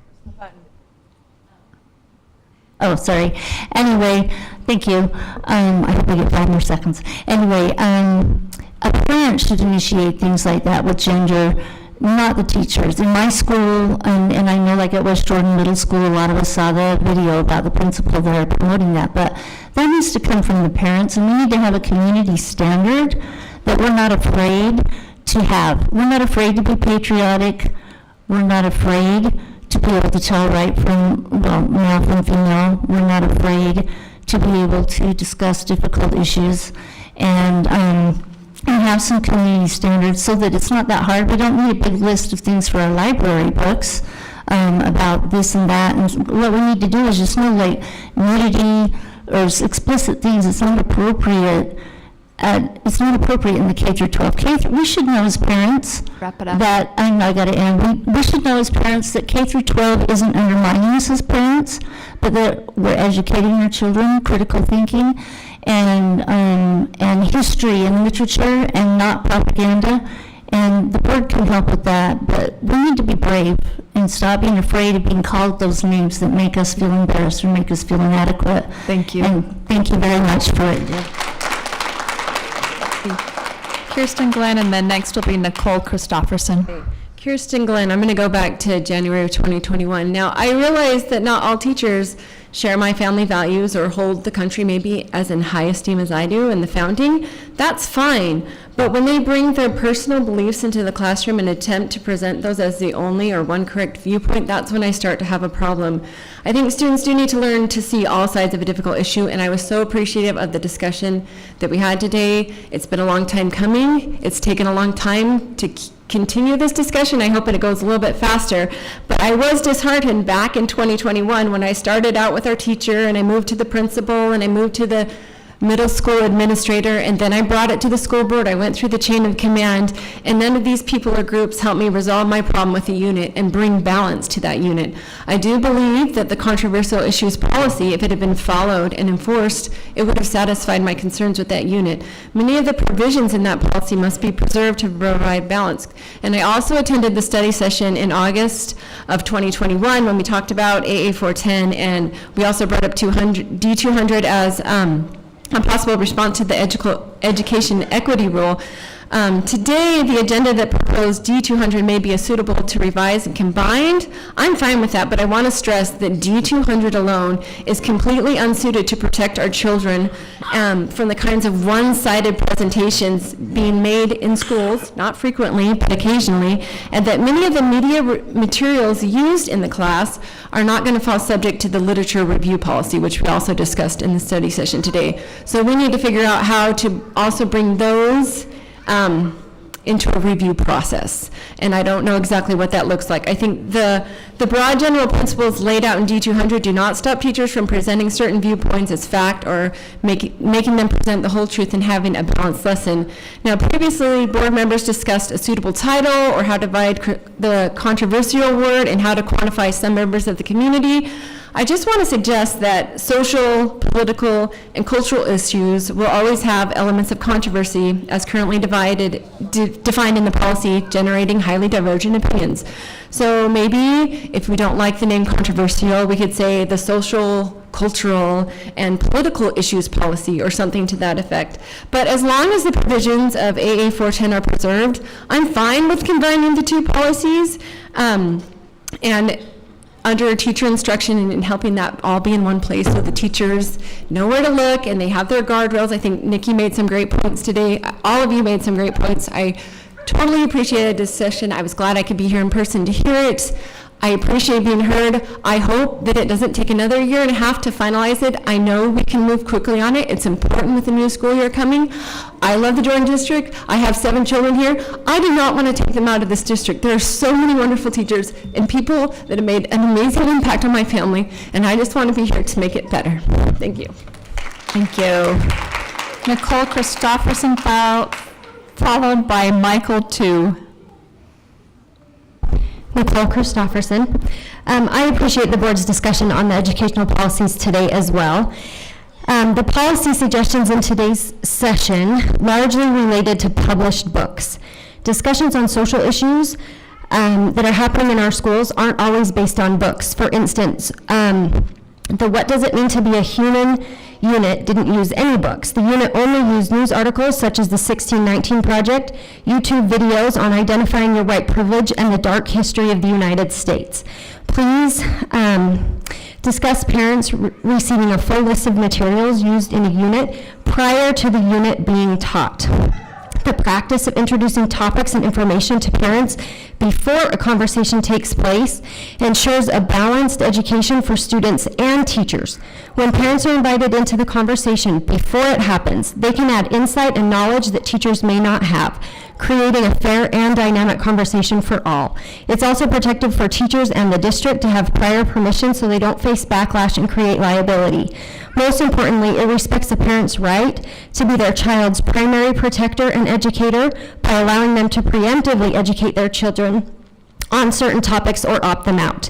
In the case of spontaneous discussion of social issues, notification following the conversation with key points that were discussed is sufficient. I understand this feels overwhelming to many teachers, but the district could alleviate the burden by providing a form email that teachers can send in such instances. Encouraging parents to preemptively opt their children out of any topic at the beginning of school year is a heavy burden on a teacher, requiring them to constantly be aware of the many different topics that parents have opted different students out of.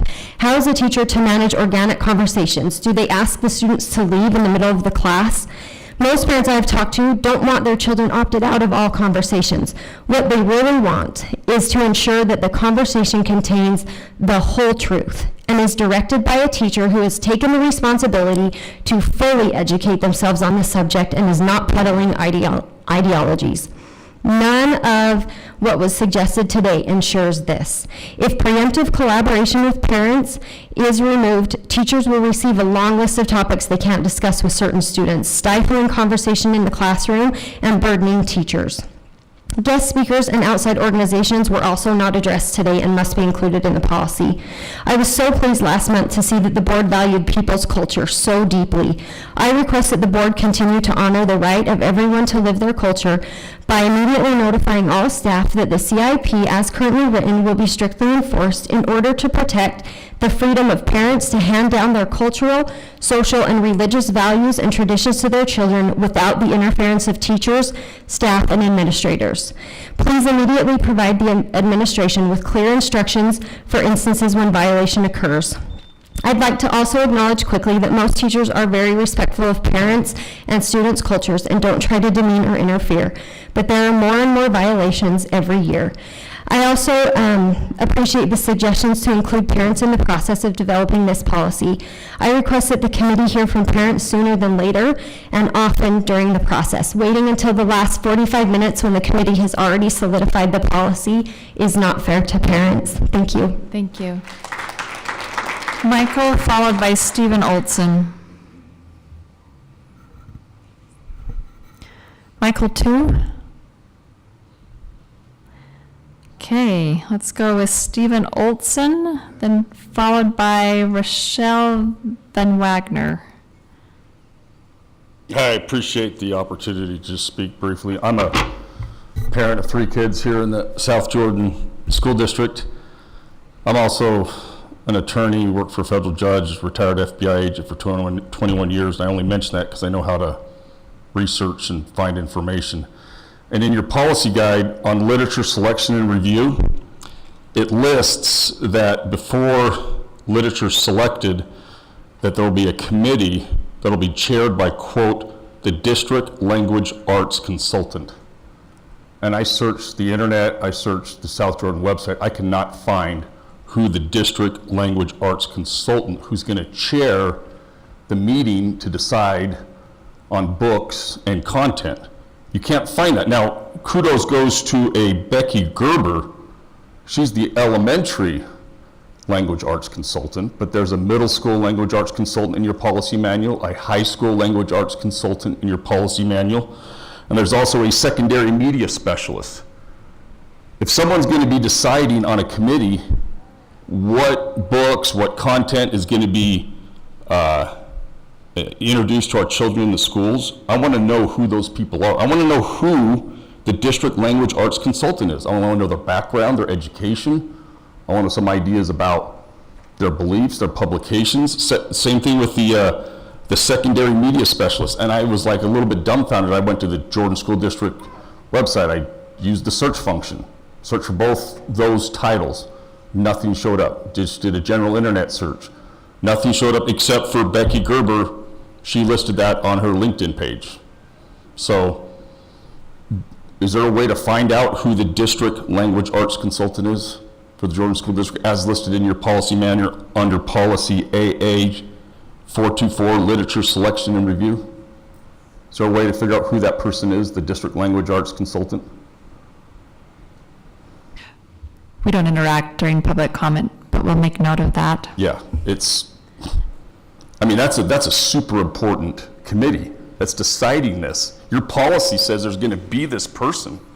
I'm looking at it, go, yeah, that's an important, they're going to chair the meeting of the people. That includes parents' representatives, school representatives, and I'm like, okay, so this, since the person's going to be chaired by this district language arts consultant, that's a really important person. What is that person's background? What do they believe? Where do they come from? You know, what was their thesis that they published for their doctorate or whatever? Can't find that information anywhere. Thank you. Rochelle Van Wagner.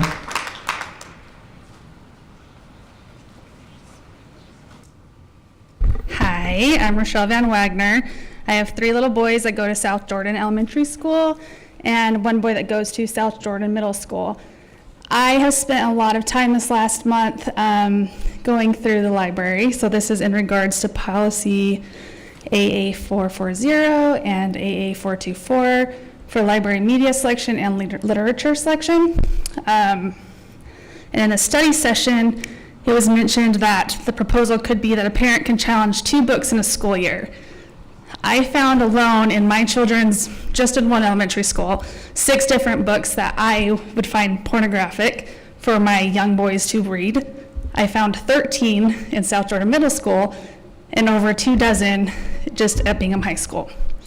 So with that said, I would like to be proposed, or something just to be thought about, is how do we as parents know which books have been submitted to be challenged? If we're only allowed to do 2, is there a way, or even if it's an Excel spreadsheet embedded on the school website, of what has been submitted for review? If it was, what's the word I'm looking like? If they're declining it, or if they're gonna remove it, or if they choose not to do it, why is it not going to be removed? So that we're not continually giving you guys the same books over and over, because I can guarantee you that the same 3 dozen that I found in those 3 schools are probably a lot of the same with a lot of other parents here. Save work on your end and give me a chance to get something else challenged besides what's already been there. And then in regards to, I think it was 53G 10103, if a book is removed from a school because of that bill, policy, I'm not quite sure which one it is, if it can be removed because of that from one school, can it just be challenged at the rest of the schools in the district so that another parent doesn't have to submit that request? That's it. Thanks. Thank you.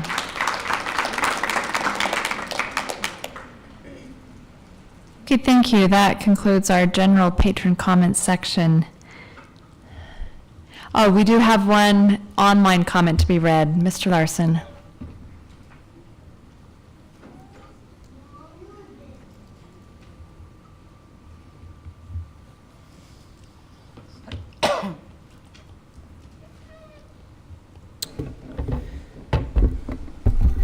Chelsea Lindbeck. I wanted to express my gratitude for your service. It's not an easy job, and I appreciate the work you do for our school district. I can't make it to the meeting tonight, but I wanted to let you know I stand with teachers in support of revisions to the controversial issues policy. I understand there will likely be a contingent of parents from Utah Parents United speaking out on this issue. They do not represent me or my beliefs. I trust teachers to appropriately select relevant teaching topics and information materials for students. Any policies that allow parents to police and punish teachers is bad for schools and bad for students. After a brutal few years, we need to be incentivizing our teachers to stay, not driving them away with laborious lesson plan disclosure policies and retribution from the most conservative minority of parents. Similarly, I do not support any further restrictions on the selection and availability of library materials. Diverse titles are critical to support our diverse student population. Again, I trust our faculty to select appropriately materials. Thanks for your time. Chelsea Lindbeck. Thank you. Okay, now that concludes our patron comments section. Thank you. We are now under our special business items. First up is a recommendation to approve the 2022-23 negotiated agreement for our education support professionals. We want to truly thank our ESPs. You do such an important job in our schools. We cannot function without you. The agreement that we have agreed upon is that steps will be given a cost of living adjustment of 4.75%. There's no insurance premium increase this year.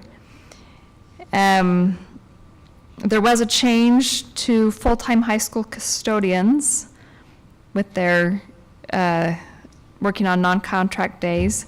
There was also a change on when your vacation days can be used by. And then finally, there was a change to the salary schedule where every employee on step 12 is still employed on November 1 of the current year will receive a $1,000 bonus on the November paycheck. So that was the agreement in a nutshell. I will take a motion and then we will have patron comment and go to discussion and a vote. I would like to make a motion to approve the 2022-23 negotiated agreement for education support professionals. I'll second it.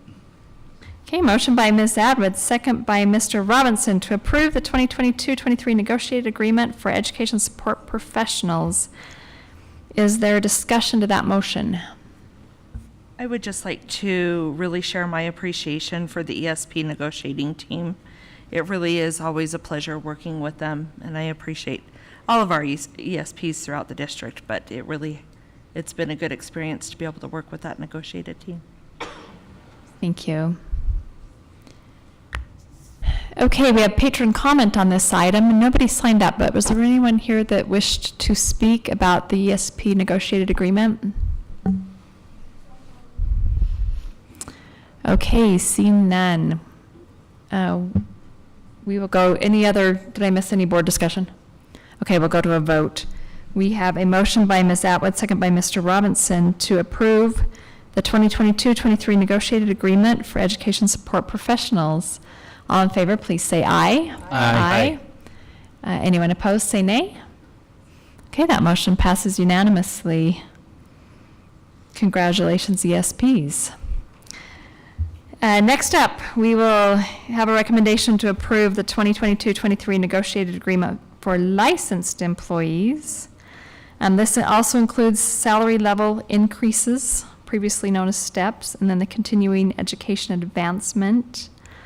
All salary levels on the traditional license schedule will be increased by $2,580 on their base salary, and you combine that with the steps, and the total increase is $3,455.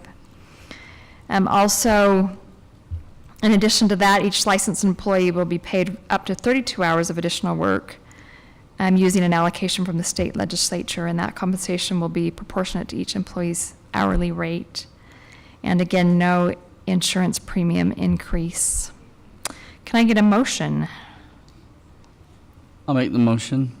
I make a motion we recommend to approve the 2022-23 negotiated agreement with the licensed employees.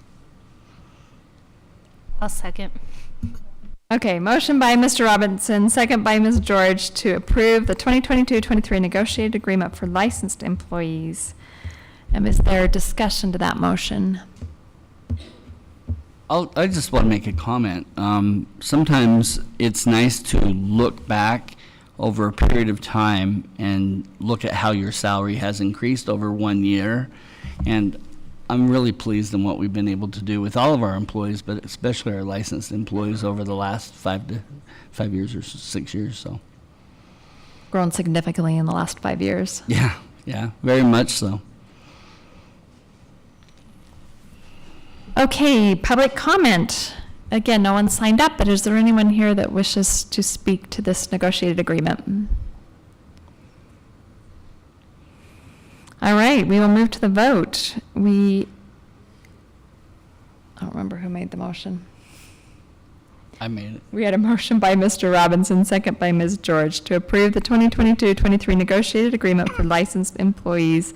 All in favor, please say aye. Aye. Anyone opposed, say nay. That motion passes unanimously. And congratulations to all of our licensed employees. Next up, we have a recommendation from our Facilities Advisory Committee regarding application of Administrative Policy A13 school consolidation and closure to current school situations. We are going to start out with a presentation by Ms. Nikki George, who is a board member from the Facilities Advisory Committee.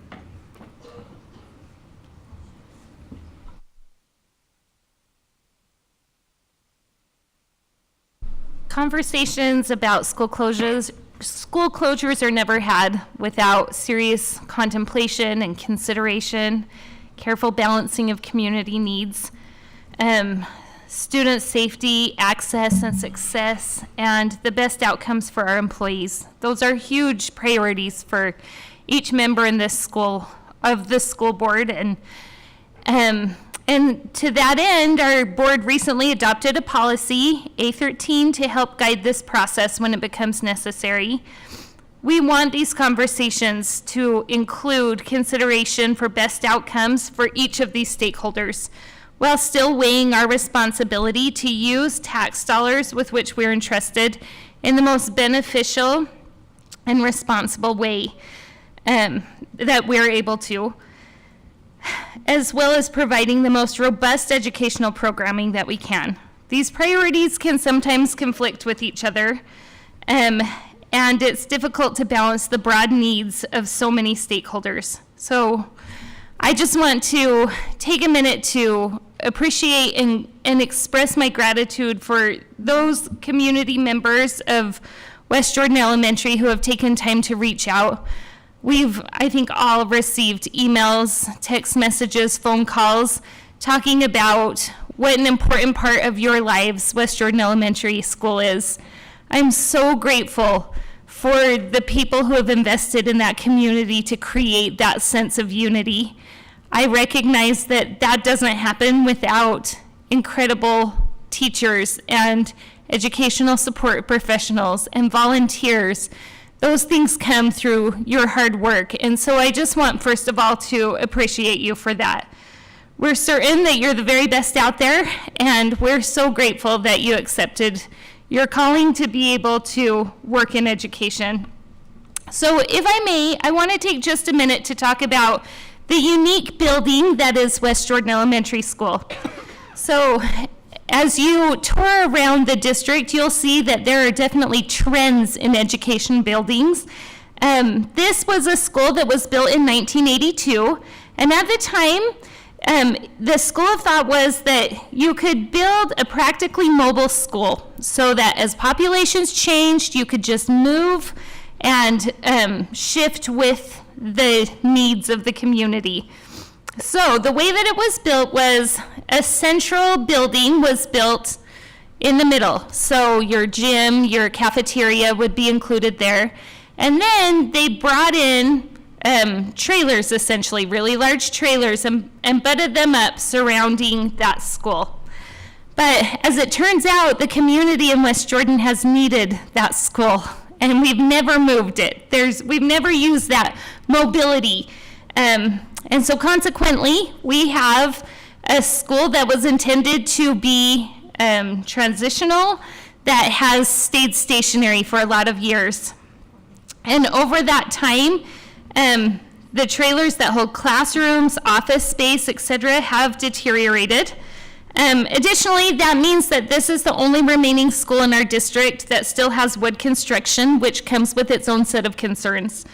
Our district did a fairly extensive remodel of West Jordan Elementary School 12 years ago, and that remodel include moving the building from open concept, updating HVAC, and replacing the roof. And so as we had contractors in the building, we asked them, give us an estimate. What do you think the life of this school really is?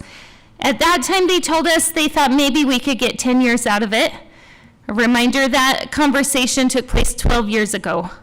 And so we believe that at this point, our loved building has outlived its intended purpose, and the time has come for us to seriously consider the long-term condition of the building. And that leads us to additional considerations that we've got to look at when we talk about a building outliving its lifespan. So additional considerations would include enrollment projections.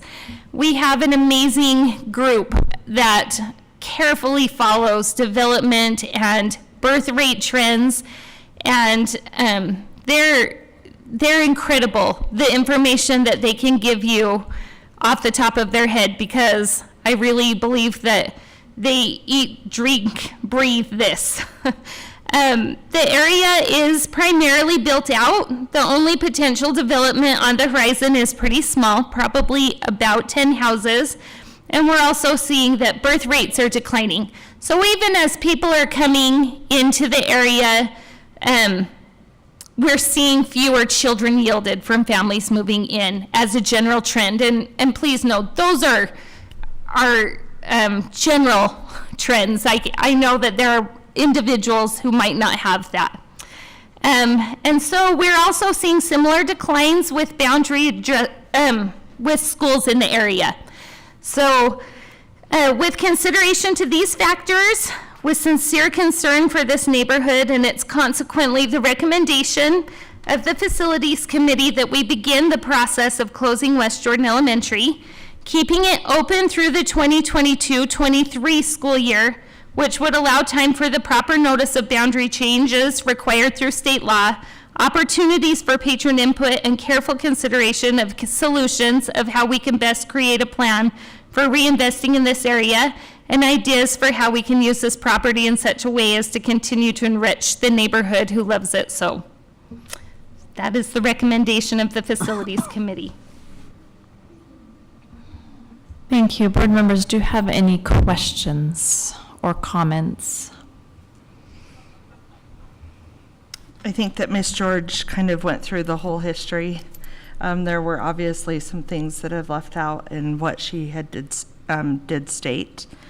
Please speak into your mic a little closer. She did mention that the school was built 40 years ago, and from what I heard as a patron, as a PTA mom, as a mother of students that went there, I had always heard, I've not been able to find any factual evidence of this, that it was a school that would be there for about 15 to 20 years.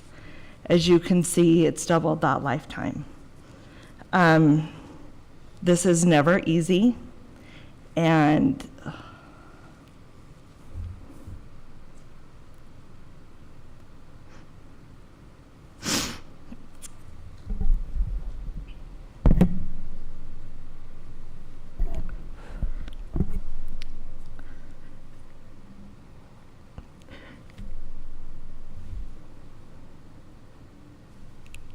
I'm sorry.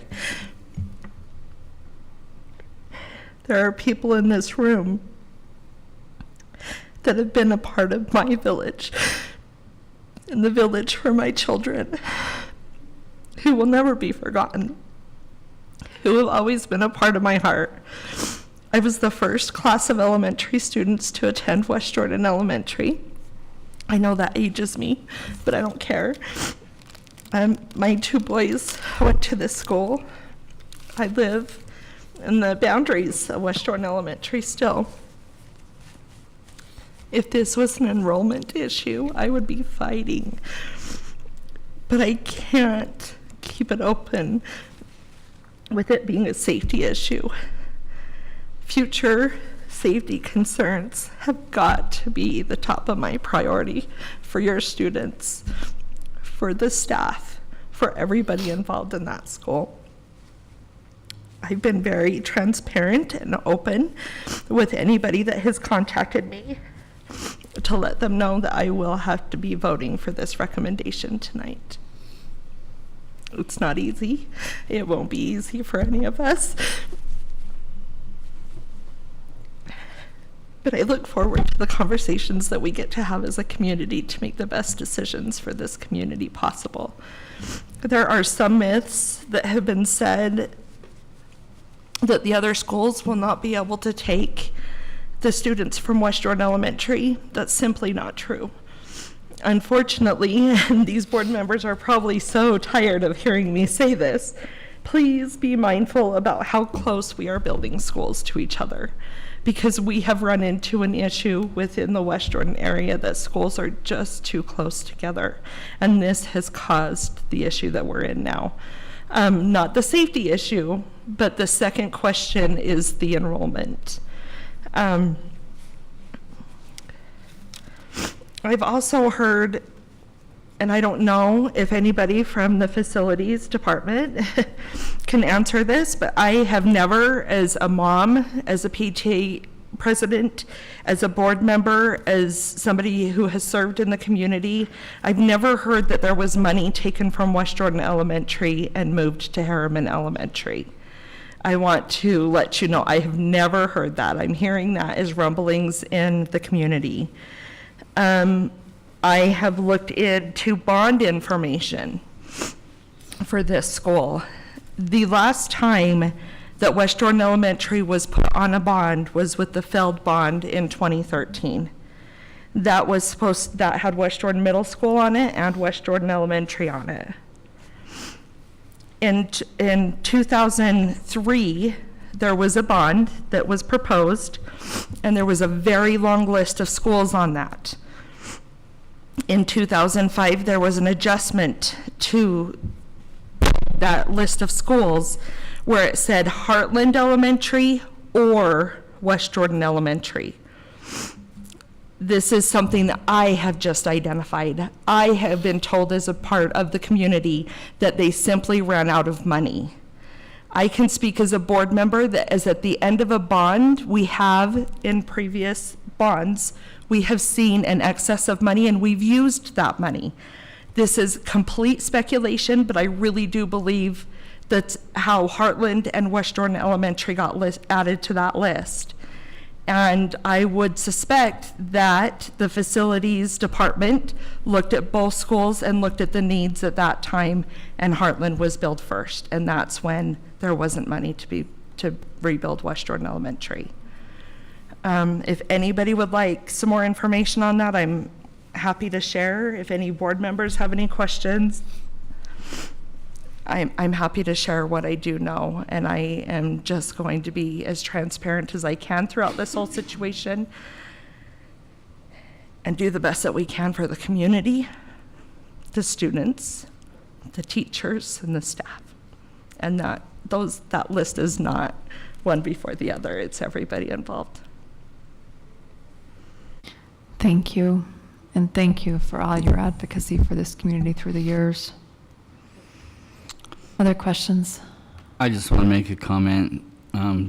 Jen, my heart goes out to you and to your community, and this is a very difficult thing. As I was researching it, I found an article in the Tribune that was recently published that talked about closing schools, and Granite District that we talked about earlier is looking at 10 to 14 elementaries that they'll be closing. And my elementary that I went to as a kindergarten, brand new, Jen and I have some things in common, is on that list. And I just know how hard it is, even though I don't live there anymore. My mom does, but this is the hardest thing that a school board member has to do.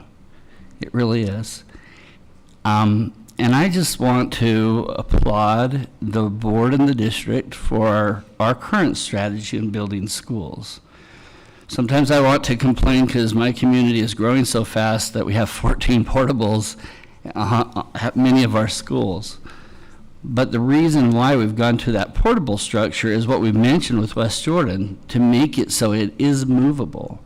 I hope boards decades from now in the Jordan School District that will replace us don't have to make this tough decision to close schools because of the building strategies that we currently have.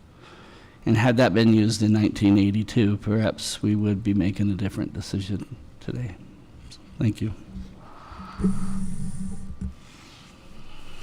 Is there anyone prepared to talk about kind of the timeline and what's next, or do you want me to review that from the policy? Could you do that, please, Tracy? Okay. Oh, yeah, we should do that after a vote. Yeah, I just want to make sure that people are clear of what we're voting on. This is not a vote to close the school tonight. It's a vote to begin the process and what that process looks like.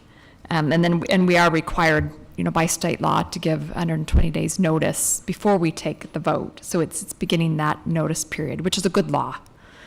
And then the next steps is that then we receive feedback from all patrons through surveys, meetings, meeting with SCCs and PTAs.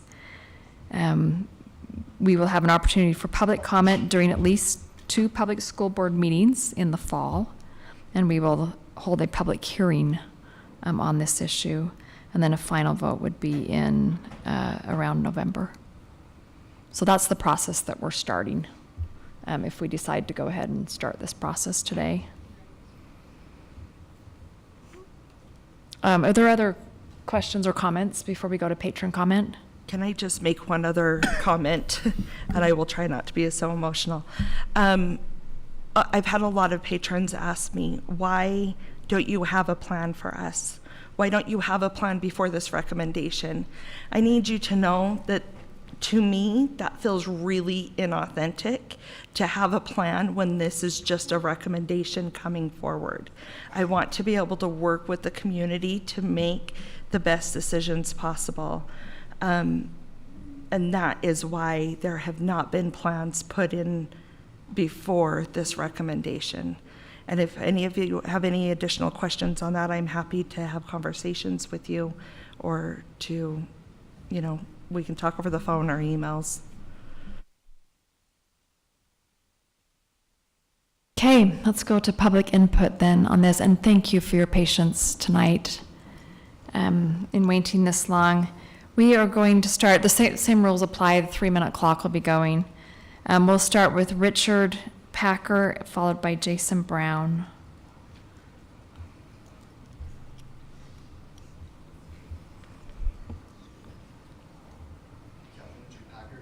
And, oh good, you got the light on there? Captain Richard Packer, U.S. Army retired. I'd like to thank the administration and staff of Jordan School District and the members of the Board of Education for the hard work they do to support the learning of our children. Miss George, Miss Atwood, thank you for your words just now. We're all sniffling. Thank you. All 4 of our kids attended West Jordan Elementary for the 2018-19 school year. That's also the year my darling wife started working there as a recess aide, and I began volunteering in classrooms and for field trips and playing at recess.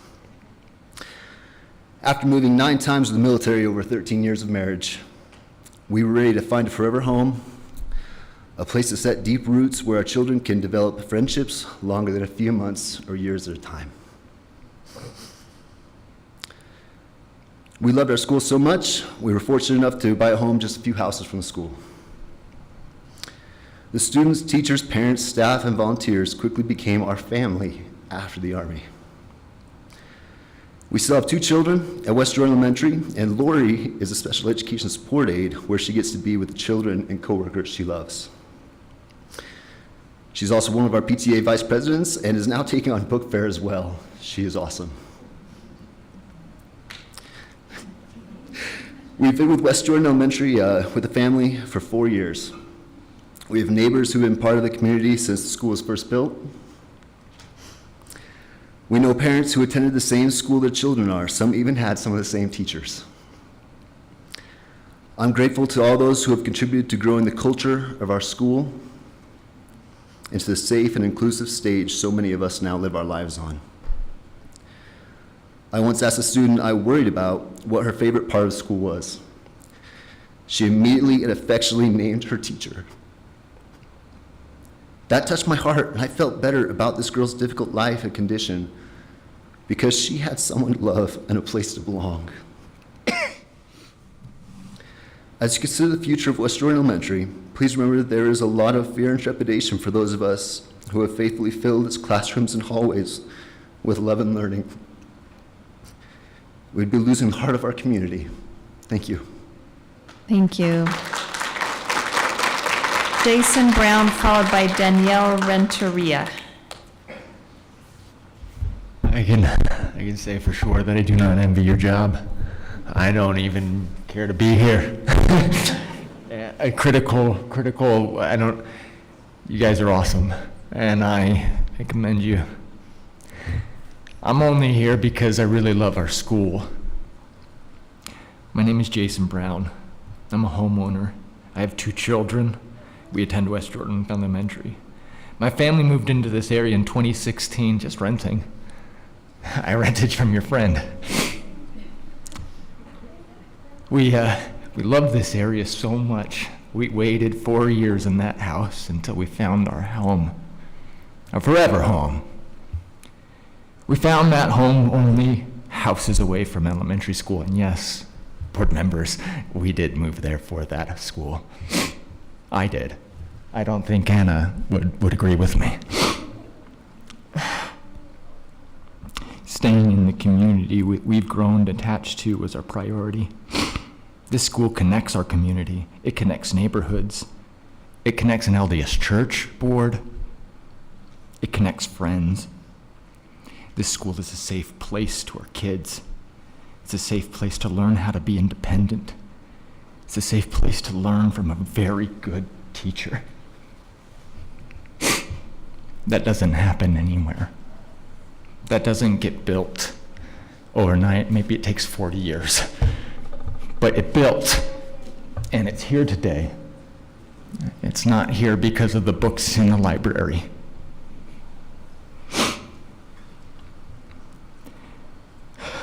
My kids walk to school safely, across their neighbors' yards. They recess safely. There are no busy streets by it. There's little foot traffic, except for the man you just saw picking up trash along the street, so that the kids don't have to do it. We are here today because we love West Jordan Elementary. In business school, you learn a lot about the saying, location, location, location. Well, let me tell you, I couldn't give you a better location. The school bears the city's name. It was given to this community back in 1982. West Jordan hasn't asked for much over those 40 years. A wall, a roof repair. That's it. We don't need much. We're a small, tight-knit community. It offers so much to us. Families build more and better relationships through this school. It creates neighborhood cohesion and trust. When these students attend school near their home and their mothers and their fathers are more easily connected with their teachers, and in turn parents contribute back to West Jordan as volunteers and as teachers, I only ask that this board maintain our sense of community and rebuild this school.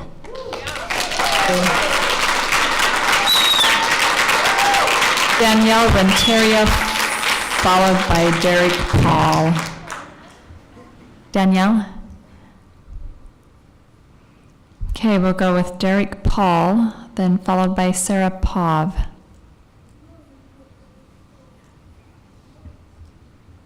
Hi, my name is Derek Paul. Thank you all for allowing me the time to speak. I was born and raised in the Jordan School District, and I'm now raising my children in the same district. It seems Jordan District is dealing with the same issues today as they were 20 plus years ago. I remember when it was an east versus west issue, and now it's a north versus south. I remember at the end of 4th grade going to Welby Elementary learning we were going to change schools. 5th to 6th grade I was at Westvale. I was bused for the first time beyond Terra Linda to Westvale Elementary, which Welby was within walking distance. It put a disconnect in friendships once we regrouped at Elk Ridge Middle. There is growth in our area, but not nearly what it is in the Southwest. I realize that. I remember when we first bought our house in 2014, our neighbors were so excited to see little ones in the neighborhood. I think my kids were like 2 of 15 just in my direct neighborhood, and now it's nearly 40. Most of the homeowners around here are elderly. As they either pass away or move out for whatever reason, I can only imagine there are others like me that see this as a great either starter home or forever home. Not to mention the 3 flagship neighborhoods that have popped up since I've been there. I mean, 10 schools projected in the area, I just don't see that. Or 10 houses. And plus, not to mention that these are much larger lots in our area, so as they do get torn down, multiples are rebuilt in that place. I don't think of a school as just 4 walls and a roof, but it's the people inside, and this school has them. I know what it means when you break up a crew. When you've been together for so long, you become a well-oiled machine. Once they're broken up, it takes time to find that again. It was great to hear Jordan District is below average on spending, but what I seem to hear is that we put below average value on our future. This school has really touched the hearts of my wife and I, but most importantly, my kids. When I ask them what they like most, it's almost always their teachers. Yeah, sometimes it's lunch and recess because they're kids, but it's really the teachers and administrators to me. It's not just about learning to read and write, but to be a safe and comfortable place for every kid. It was really good to hear that it was the start of a process of a closure, but please do reconsider rebuilding. It is a great location. Majestic, Redwood Road, I just won't really feel comfortable with that. Plus, that's got to be good real estate for you guys to be able to do it. I mean, I'm a mechanical contractor. And I'll give you guys a screaming deal on the HVAC in the building as well to help you keep within the budget. There's plenty of field behind it where a new school could be built while the other one's in session, or with it being like a modular school, why can't we just maybe tear down some of those portable wings and build a more permanent structure, you know, do more of a remodel than a whole rebuild? It might save some money as well. Thank you. Thank you. Okay, Sarah Pov, and then next will be Sarah Bergstrom.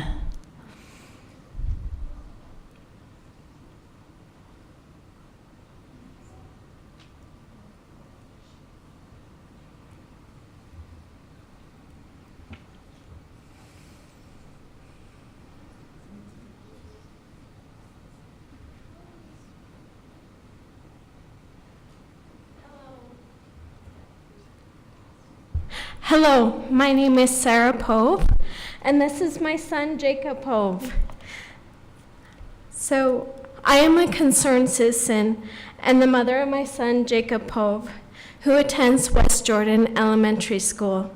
As a substitute teacher in the Jordan School District, I am so grateful to share my love of learning as well as discovery with so many students throughout Jordan School District. Tonight, we are all here to discuss why we should save West Jordan Elementary School. I want to tell you some of the very important reasons why we should save West Jordan Elementary School. First, this school is a haven for children to come learn, play, and develop long-lasting friendships.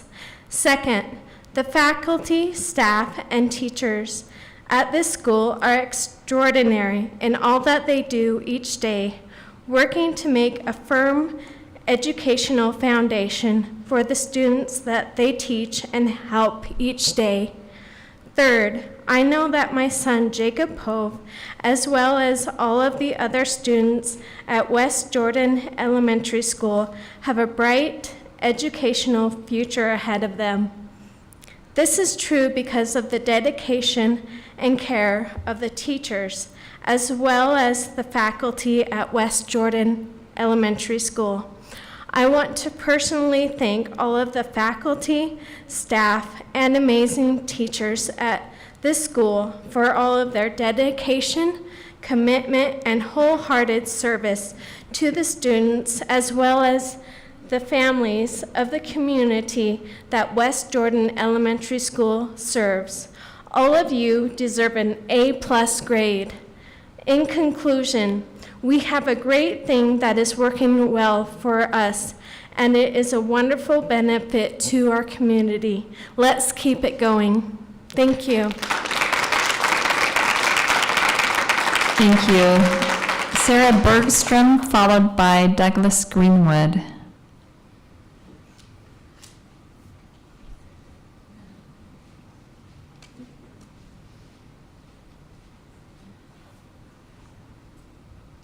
I don't know if I can do much to follow those up, but I'll try. Thank you for hearing me out tonight. I work at West Jordan Elementary. I'm also a parent of children that go there. I've also had one child graduate out of Jordan School District. He was a hard one to get to graduate, by the way.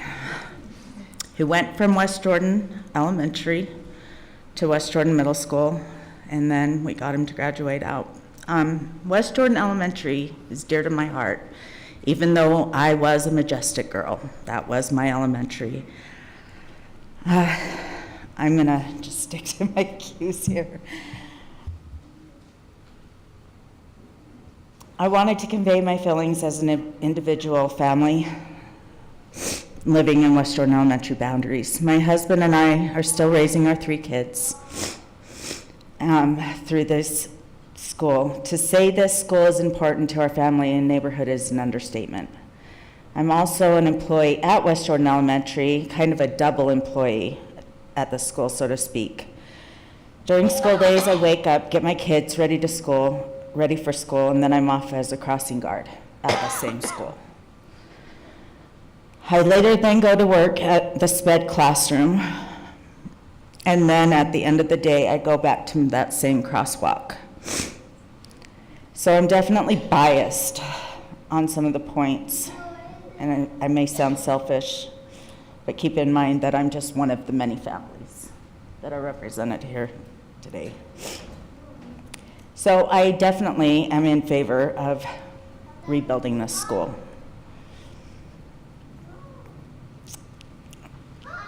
Thank you. Thank you. Douglas Greenwood, followed by Natasha Greenwood.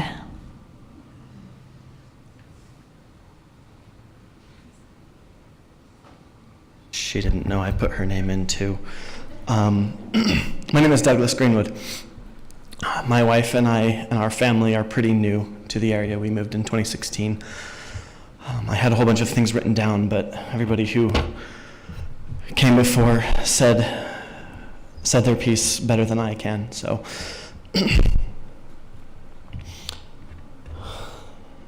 And my phone locked, shoot. My wife and I have 2 children, and a third to start attending in a couple of years at West Jordan Elementary, one of whom has unique needs to be met, and my boys have developed incredibly strong relationships with their teachers and the counselors who know and care deeply for them. The impact of uprooting them and sending them to another school would be devastating, as it would be for me and my wife. My oldest just made a decision to be baptized into the Church of Jesus Christ of Latter-day Saints. He invited 2 people, his best friend and his 2nd grade teacher.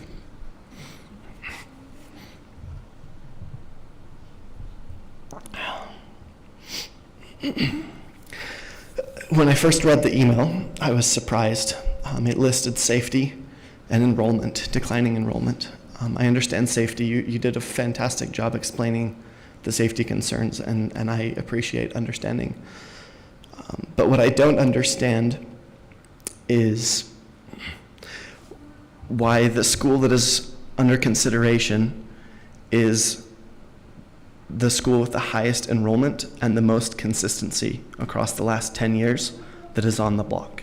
I do not understand that.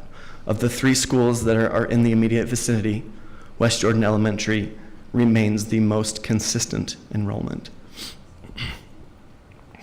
I fear for what will happen with student density if all of these students, again, the highest enrolled elementary in this area, are sent. I don't want my children to get lost in this transition. Location was brought up. I love, and it's a draw when my family moved here, and I'm seeing so many young families move in with elementary age kids. Having the school where it is an incredible draw. I feel more secure knowing that my children can walk to and from school than if they had to go to Redwood Road or one of the other schools that are on a major street. Last note, we are a family living in West Jordan, and my children want to attend a school named West Jordan Elementary School. It would be such a shame to lose the namesake of our city in the school they attend. Thank you.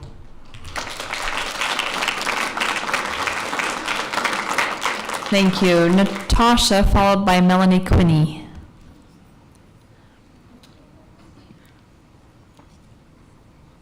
Hi, my name is Natasha Greenwood. I currently have 2 sons who attend West Jordan Elementary, as my husband stated. My second son, who just graduated kindergarten, was pretty devastated that he couldn't come help save his school because he had to go to bed. But if he was here, he would be very proud to help save the school that he's only attended for 1 year and is so excited to keep going. He goes to a place where the crossing guard who you just met knows his name, where he's greeted by his principal who also knows his name, where he walks down the halls where not only his teacher knows who he is and who his family is, but all of the other teachers there as well know where he belongs and care about who he is. My second son does have a little bit more unique needs, and I fear that as he gets lost, that as he transitions to a new school, that he will lose the support that he has gained over these past 3 years at West Jordan Elementary, that he will get lost as his unique needs can't get met for fear of a higher classroom numbers. My other fear is I have no desire to send my kid to a school off Redwood Road. We live in a horrible world where you never know what can happen. And being that close to a major street terrifies me. This school is located in a safe neighborhood where the neighbors know who these kids are and can protect them. Thank you for your time. Thank you. Melanie Quinney, followed by Tanis Johnson. Good evening. I'm so glad to be here. My name's Melanie Quinney. I am a parent. First and foremost, I'm going to put my hand right where Jen's face is, because I'll cry for 3 minutes if I don't. Really, like it's distracting. I am a parent first and foremost. I'm also a school volunteer, a former PTA member, an employee, and an active SCC member. To say that I'm familiar with the unique challenges that come with this building is an understatement. Anybody who's been in those hallways knows, for even just a second, knows what it sounds like just to walk into the building. First, I'd like to thank you all for your time, volunteering your time for us. I know that there are sleepless nights making decisions like this, and we appreciate the time and effort that you put into these decisions. I'm also grateful for the transparency that you've allowed us through the recent passing of what is a ridiculously long name for consolidated closure to current school situations policy. that needs an acronym. I think it had a name anyway, or a shorter name. So thank you for that transparency and allowing us to be part of this process going forward. Let's talk about this building. We know that these issues are safety issues. We know that they should have been solved decades ago. They should have been solved decades ago.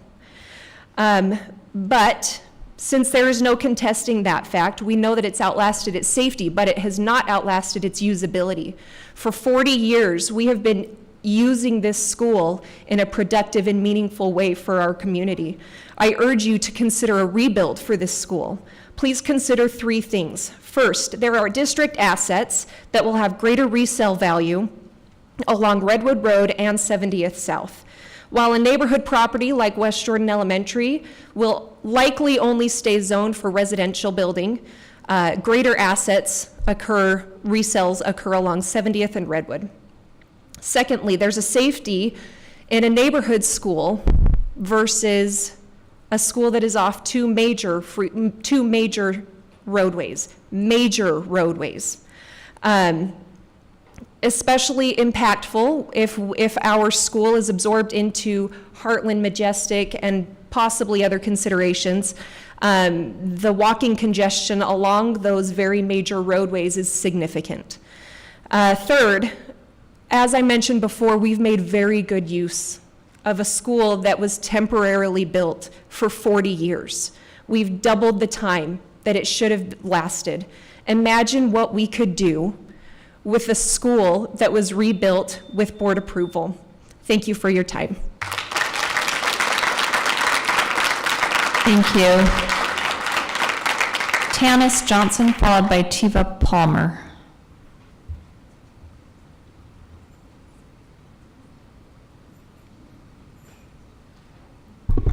Hi, my name is Tanis Johnson. I have had children in the school district for 11 years now. We have 5 children in the district. These are 2 of them who attend West Jordan Elementary. I have gone through 4 different schools in this district, 5 buildings as we did both buildings of West Jordan Middle School. I could speak to the staff and the camaraderie that my children feel, but I understand that the issue here is not necessarily do we have those, it's a safety issue. I want to talk about the amazing setup of this building, of all the schools that we've been to, of the 5 different buildings. This is the one where I feel that my children are the safest. I know that there's been a lot of things about children being safe at school. There are school shootings. How do we prevent this? This building, I feel so safe. The closed in and the breezeway and having them buzz you into the building, that each grade has its own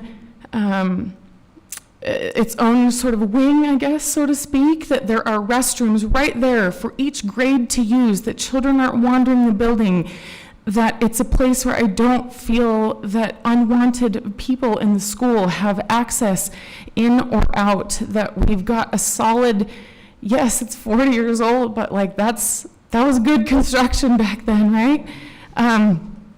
That we've got a good solid brick building, that we don't have a building with a bunch of glass walls. Yeah, you've got some natural light, but easily penetrable. And I'm a person who's moved around a lot. I went to a lot of different schools. I don't have a lot of area allegiance. I don't really care if the Jazz win because I live in Utah. But I'm not overly sentimental about old buildings or old things either, as I've been through many schools myself. But this is the first year that I've been a parent of children at West Jordan Elementary. And in that 1 year, as opposed to the 11 years total that we've been in this district, I have felt that my children have been in a safe place, and that they have truly felt that they were also in a safe place more than any of the other schools they've attended. And I understand that monetary issues are a part of this. I'm not ignorant to that fact, and do I have all the answers as far as Jen was talking about bonds and things like this, and I know that that's a big part of this, but also I would mirror and echo what some of the people have said here about rebuilding, reusing what's already there. I love the floor plan and the setup, and if there's any way to keep a location off of busy roads, the floor plan that we have, I am definitely in favor and would support that wholeheartedly. Thank you for listening. Thank you. Tiva Palmer, followed by Stephanie Billingsley. Okay, then we'll have Stephanie will be our last one. Stephanie Billingsley. All of my 8 children have attended or are attending West Jordan Elementary. This temporary school has been able to serve well the community for 40 years and still is. Now it's under consideration for closing. In the life of a home, if the life of a home were only 40 years, no one in their right mind would ever build one. Would it not be less expensive to maintain this school and redraw boundary lines in the future than eventually build a new elementary school somewhere else in the district? Was it major oversight on the part of the board to rebuild Heartland and Columbia elementary schools where they are located on higher speed major traffic ways while our school is tucked in a safe, quiet neighborhood? I realize we can't go back in time, but don't lose this gem of a location. I don't know the enrollment threshold to unquestionably keep a district school open, but if I understand it correctly, ours is around 500. I would agree that's on the low end of absolutely acceptable.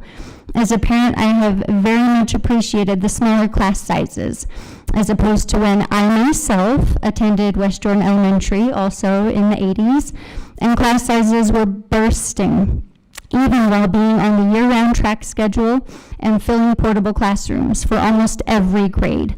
I think we'd all agree the quality of elementary education has a higher likelihood of improvement in smaller class sizes than those with more than 25 or 30 students per teacher. Especially in this uncertain economic time, to close this school only to eventually build a very expensive school elsewhere would seem financially irresponsible. And we have West Jordan Middle School, West Jordan High School. West Jordan should not be without West Jordan Elementary School, right where it has been for the last 40 years. This is home for our wonderful faculty and students, and we're downright upset at the threat of displacing hundreds of people on account of, well, we weren't given a reason until this evening, but issues that surely could be reasonably resolved in a financially responsible way. We have all been through enough change the last couple of years. Please don't close our school.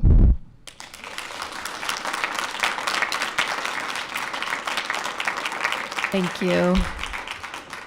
Did I miss anyone? Okay, thank you. And thank you. I know that someone's pointing. Oh, online comments. Thank you. Mr. Larson, how many do we have? 3. Okay.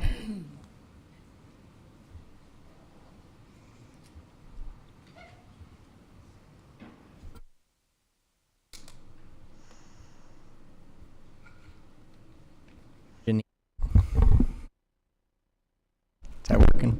There we go. Janine Payne. Dear board member and district officials, where's your integrity? We have been promised a new building twice over the past 20 years, and both times we have patiently watched and waited and put up with inferior construction, technology issues, parking issues, and a lack of funding. We have provided a quality education, fabulous community support, a very flexible administration and faculty, all without complaint. We have watched you, the board and district, pass over us in favor of growth for as long as the school has been in existence. We were built before Columbia and Heartland, and both of them were rebuilt, and we were passed over again and again. We always got the Band-Aid approach, fix this or that and continue on. Our need for rebuild has finally hit the limit. Our community supported the bond election solely on the promise of reconstruction, and yet again we were lied to.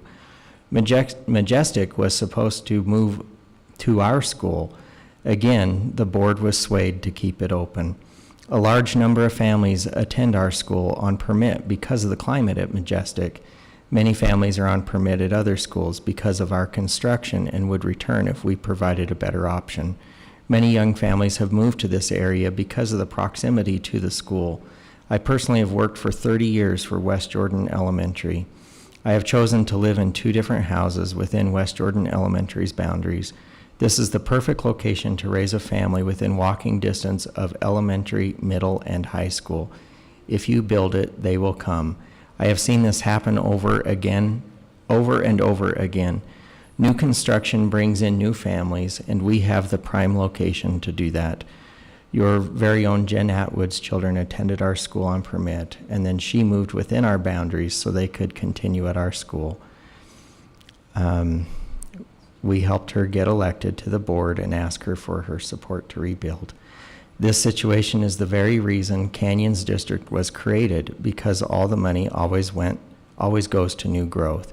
Our school is a casualty of this mentality and deserves better. We ask that you come up with a plan to rebuild on this site so we may keep our community school alive and well. Thank you for your time. Janine Payne.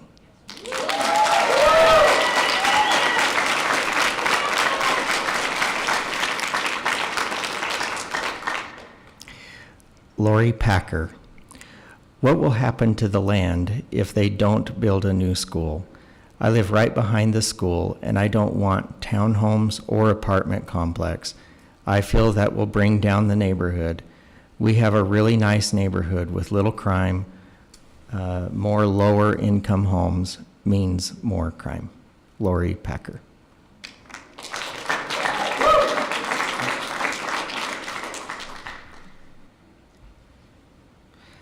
Anna Brown. Can we put the 6th grade of year 23-24 into the junior high instead of asking them to do 1 year in a new school? Or make Majestic only 5th and 6th since they limited class sizes? Multiple people have commented to me that older grades belong in a middle school. Anna Brown.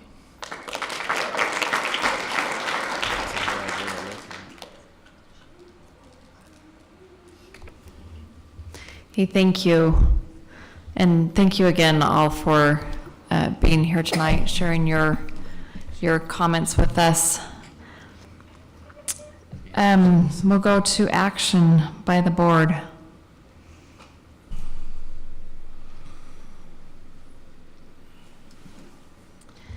I'll make a motion that we begin the process of closure of West Jordan Elementary School following the end of the 2022-23 school year. Second. Okay, we have a motion by Ms. George and a second by Mr. Young. Is there discussion to that motion? Just a reminder that this is not the closure. This is looking at looking at this. What was it? I'm sorry, I didn't. I was just reminding the public that this is not, we're not voting on the closure. We're voting to move forward to look at the potential of. And I will add that there was a lot that will be looked at throughout this process. Potential boundaries, potential enrollments of other schools around us, what it would do to class sizes, what would happen to the land. Those are all things that this process starts looking into all those factors. Okay, we have a motion by Ms. George, second by Mr. Young to start the process to consider closure of West Jordan Elementary. All in favor, please say yes. Yes. Anyone opposed? Okay, that motion passes unanimously. Continue your advocacy work. We'll be out meeting with all community members and schools and continue talking and having this discussion. Thank you.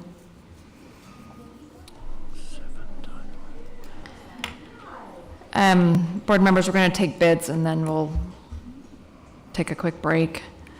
I know we've been sitting a long time. Our first bid is Copper Hills High School. Can I get a motion? I'll make a motion to accept the bid for Copper Hills High School classroom and office furniture. I'll second it. Okay, motion by Ms. Richards, second by Mr. Robinson to accept the bid for Copper Hills High School classroom and office furniture. Is there discussion to that motion?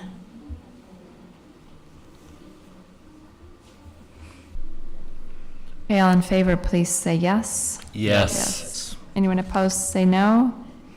Okay, that motion passes. Next, I'll take a motion for carpet replacement at West Jordan High School. I'll make a motion for carpet replacement at West Jordan High School. Okay, motion by Ms. Atwood, second by Ms. Richards for carpet replacement at West Jordan High School. Is there discussion to that motion? Okay, all in favor, please say yes. Yes. Yes. Anyone opposed, say no. That motion passes unanimously. I will take a motion for the partition replacement at Welby.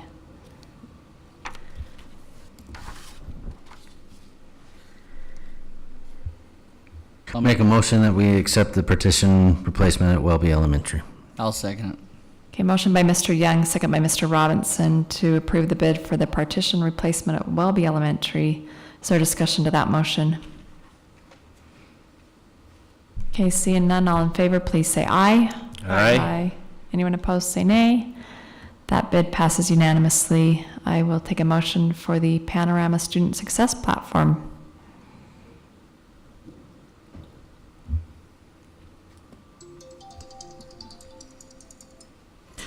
Sorry.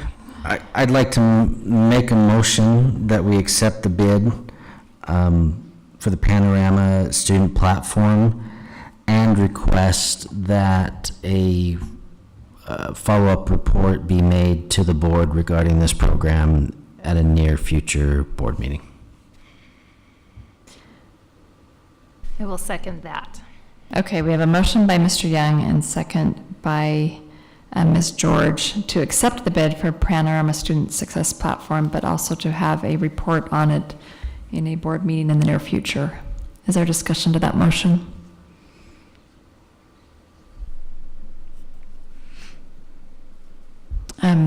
Is near future good enough? Do you want to make any No, I don't more want details on that? I appreciate that our meetings get packed real fast, and so I want to create the flexibility that we can put this on, but I'd like to see it, within a 3-month time period. There's not a huge urgency, but I don't want it to get continually put off. Thank you. All in favor of that motion, please say yes. Yes. Yes. Anyone opposed, say no. Okay, that motion passes unanimously. And can I get a motion to approve the bid for the Enterprise Backup and Recovery Solutions VEAM? Am I saying that right?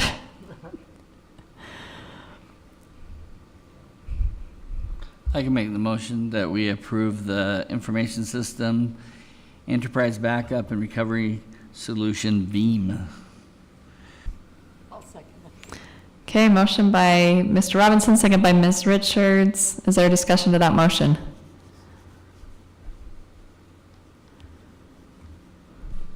Okay, seeing none, all in favor, please say yes. Yes. Yes. Yes. Anyone opposed, say no. All right, that motion passes unanimously. I'm going to call for a 5-minute break. Actually, and then we will adjourn to go to the local building authority.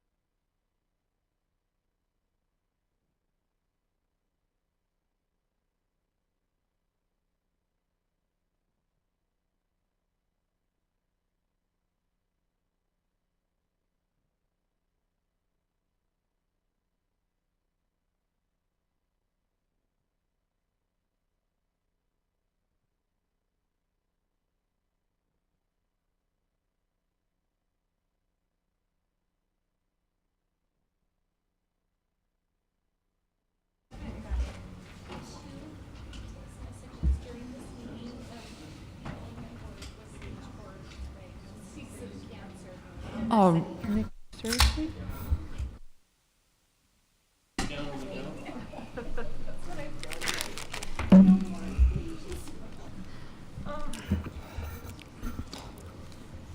okay, I'll take a motion to adjourn to the local building authority of the Jordan School District. I'll make the motion to adjourn to the local building authority of Jordan School District. I'll second. Okay, motion by Ms.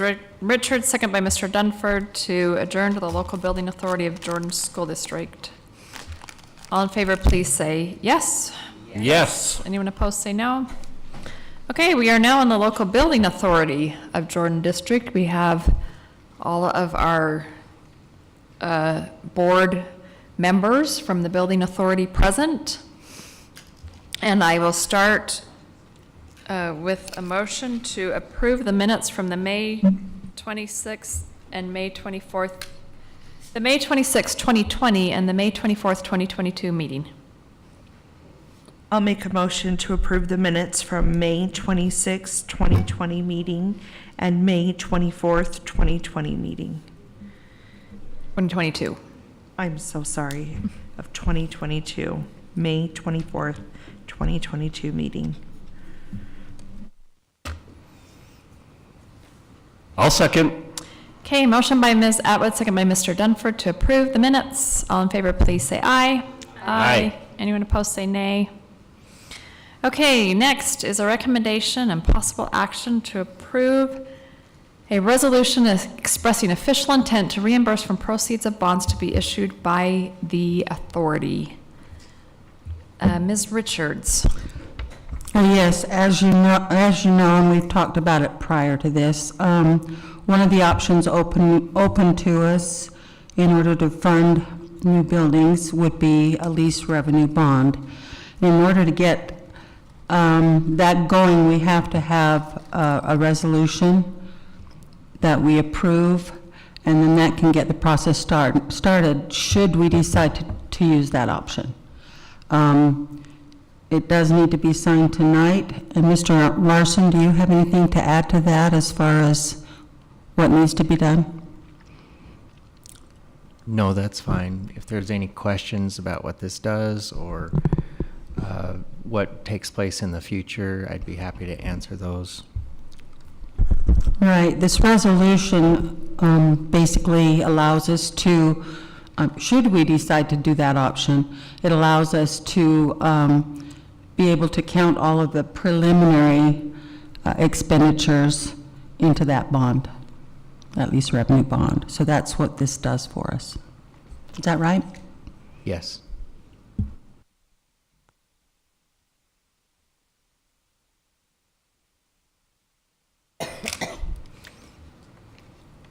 Okay, is there any questions about that? All right, do I take a motion first and then public input?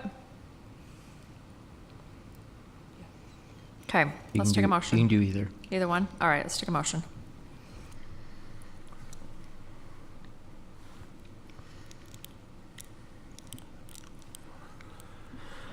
Recommendation? I'll make the motion. Finance issue, so we're looking at you. I'll make a recommendation a motion that we recommend the possible action to approve the resolution expressing an official intent to reimburse the proceedings of the bonds to be issued by the authority. I'll second that. Okay, so we have a motion by Mr. Robinson and a second by Ms. Atwood to approve the resolution expressing official intent to reimburse from proceeds of bonds to be issued by the local building authority. Is there anyone here from the public who wishes to address us on this item? I'm good. That would be a no from Ms. Whitchurch, our remaining public member. Okay.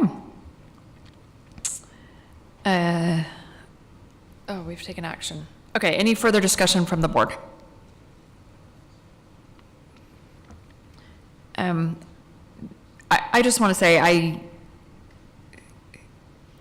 I'm concerned about taking the full amount of this lease revenue bond for the flex building when we do have money in our capital budget. So I'm interested in going for a much smaller amount or none at all, but I recognize that this resolution leaves the option open for us. And so I will vote in favor because I don't want to shut down this option completely. But in the future, we'll look forward to further discussions on this matter. Mr. Larson. I did ask the bond attorney about your question in that regard. Could it be a lower amount? And the board had talked about that earlier as well. The answer was yes, but the desire would be that the building be not physically divided, but divided as far as some sort of a legal description, not property legal description, but a building description that certain wings are part of the bond and certain wings are not part of the bond. That was his recommendation, to try to make everything about it legal if it was partially paid for with capital reserve funds and partially from lease revenue funds. Okay, interesting, but thank you for that information. So it is possible. We'll just have to do an extra step. We had asked that question as a finance committee, so I do appreciate the explanation. Thank you. Okay, so we have a motion on the table to approve the resolution expressing official intent to reimburse from proceeds of bonds to be issued by the local building authority. All in favor of that motion, please say yes. Yes. Yes. Yes. Anyone opposed, say no. That motion passes unanimously.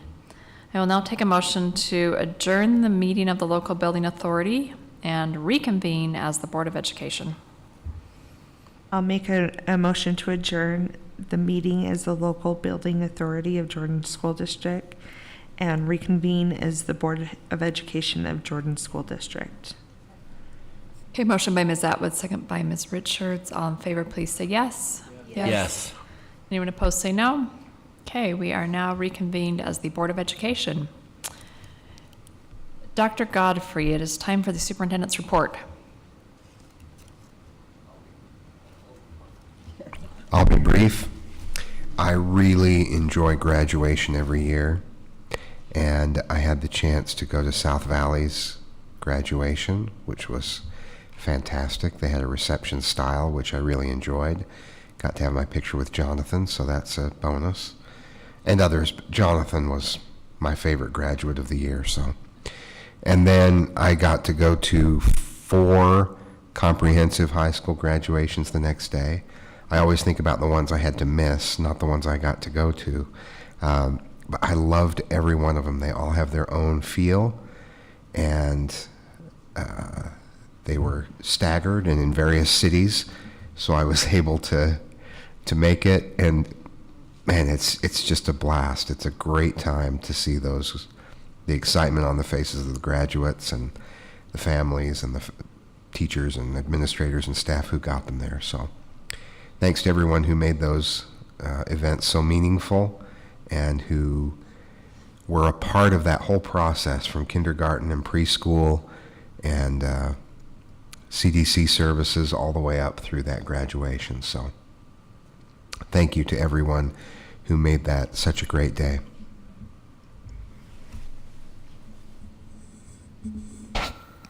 Thank you. Next, we have a discussion item, enrollment considerations for Ridgeview Elementary School for the 2023-24 school year.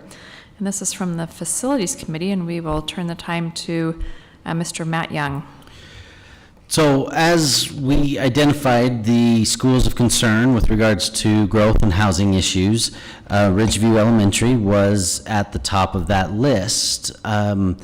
You'll also remember, Board, that as we made the proposal that we did with regards to building a Campus B, which is moving forward, as we accepted that proposal to move forward with a Campus B concept, we informed the board that while that solution will allow for a solution for the long-term growth that's happening in that area, there is a year, the 23-24 school year, where that building won't be available, that Ridgeview will have outgrown, even with the 11 portables on site, it will have outgrown. And so the board directed at that time that administration look at one-year solutions, temporary solutions for that 23-24 year. Mr. Anderson has led the administration's efforts with student and data planning services to present to the board 3 solutions. They have explored the ramifications of each of these 3 solutions, but have not dealt to the depth until they get direction from this board as to which of the 3 solutions we'd like them to continue to pursue. All of the issues with regards to each of those solutions aren't fully fleshed out, but enough has been fleshed out that I think they can answer questions for us as a board to make a decision with regards to which of the 3 we'd like them to pursue. So with that, we'll turn it over to Mr. Anderson to present those 3 options and the impact those 3 options will have, and then they'll be seeking direction from the board which of those 3 to pursue. I appreciate the administration's efforts in coming up with multiple options so that we as a board have plenty of consideration. So with that, we'll turn that over to Mr. Anderson, and there's a presentation for us. Yeah, thank you, Mr. Young. And the value of having a team such as the one we have with Mr. Feston and Mr. Olson, and of course led by Travis, it can't be overstated. Having the access to data and the planning and the demography that we do is just so valuable. That being said, I think it's probably best to start with just some context to what Mr. Young just laid out and show you the projections that we'll be looking at for Ridgeview over the next several years. And as Mr. Young pointed out, we're going to be able to get through next year. That's the 22-23 school year at Ridgeview with portables, and they'll be tight, but we can do it. It's the following year, the 23-24 school year, that we're really looking at. We'll be in a pickle. And if you notice at the bottom of this slide, the K-6 total projected for next year is 1131. That jumps to 1279 the next year. We're looking at about 150 to 175 students over the point of where we would be comfortable with the portable situation we'd have next year. And so it's really that range of around 175 students that we need to address and to find some breathing room until the flex building can open up in the fall of 2024. So you can see there the projections, if nothing's done there for the next several years, it balloons up to 1,500 within 2 years.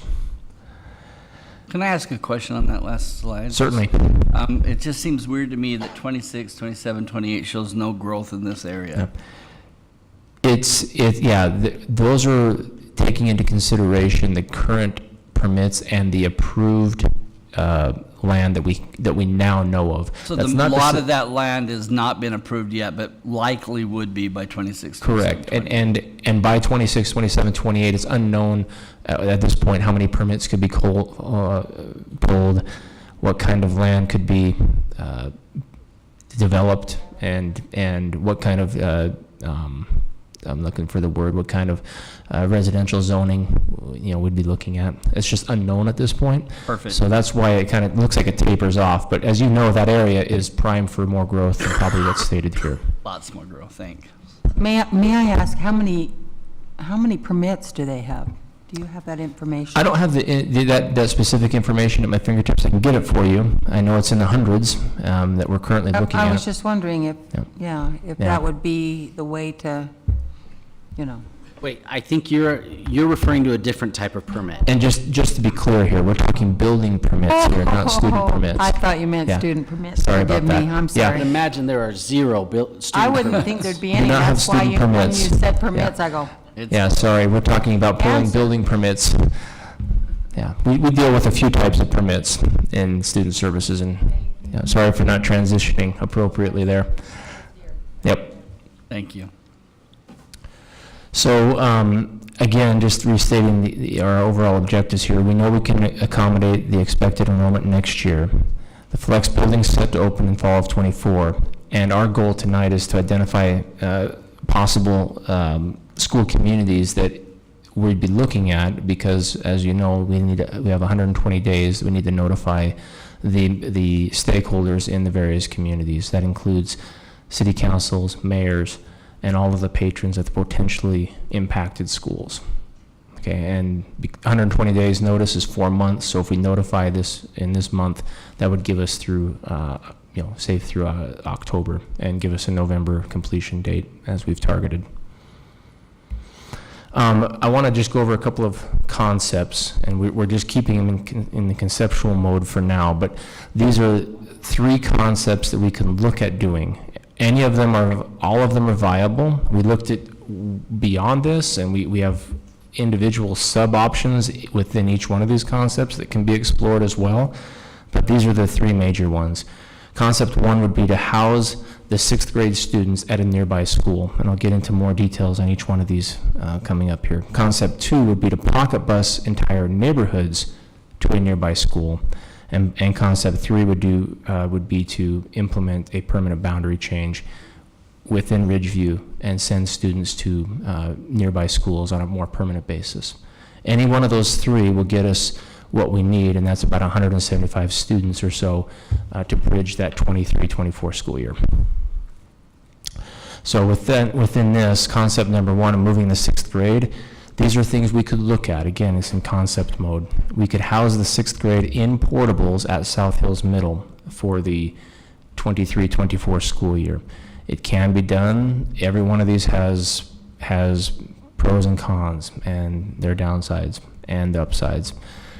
Option 1B would be to house the 6th grade at Oakleaf Elementary School. We looked at other surrounding elementary schools. Every one of them has enrollment and capacity issues. Oakleaf, of course, is opening, and they're actually opening a little under what we projected their enrollment to be, so they would definitely have room for this type of concept to move forward. How many 6th grade classes are we talking? Right now, I'll show you the stats for the 6th graders, but it's around 170 6th grade students. So about six to 7 classrooms of 6th graders. Can I ask a question about that? The teachers then, if we're moving just the 6th grade, would they still be a part of Ridgeview, or, as this expands back, they still have a job with Ridgeview, correct? Well, right. For that 1 year, though, we would transition them to that school to be, On loan or something? Right. So those teachers don't need to worry about reapplying Correct. for positions? Right. Yeah, and again, as I spoke earlier, there's pros and cons, and elementary school teachers being moved to a middle school, and versus being housed at an existing elementary with some surroundings and settings that they're used to. So, Can I ask, I'm sure not every detail is ironed out, but tell me about something like recess or lunch if we house 6th graders at a middle school. yeah, I'll start with recess. So, as you know, there are grounds for doing various activities, but there's not the typical playground, foursquare facilities there. South Hills has a large field and would be able to accommodate recess. We may have to look at equipment and so forth. They currently also have 3 lunches there. We'd have to look into the logistics of how and when to feed the 6th graders, whether it's integrated with 7th graders or a standalone lunch. Those are details that would need to be fleshed out depending on the will of the board and how we wanted this to move forward. And at South Hills, are there portables available, or would this be moving portables to South Hills? Yeah, I can go into that a little more detail. No, not at all. it would entail moving portables to South Hills. They currently have 2 there. We'd have to move 6 more to South Hills. Do we project that we would need them there for other purposes, or that's a one-year solution? It would be a 1-year solution for this proposal. And South Hills is, while it may be growing a little bit, it wouldn't be growing to need the 6 portables right away after that year. So concept number 2 involves pocket busing, and the students in these neighborhoods that we're going to be showing you already ride a bus to Ridgeview. So it would be basically saying we're going to take you a little further to another school. Option 2A would involve pocket busing Ridgeview students out of the south of Mountain View corridor to Oakleaf Elementary School.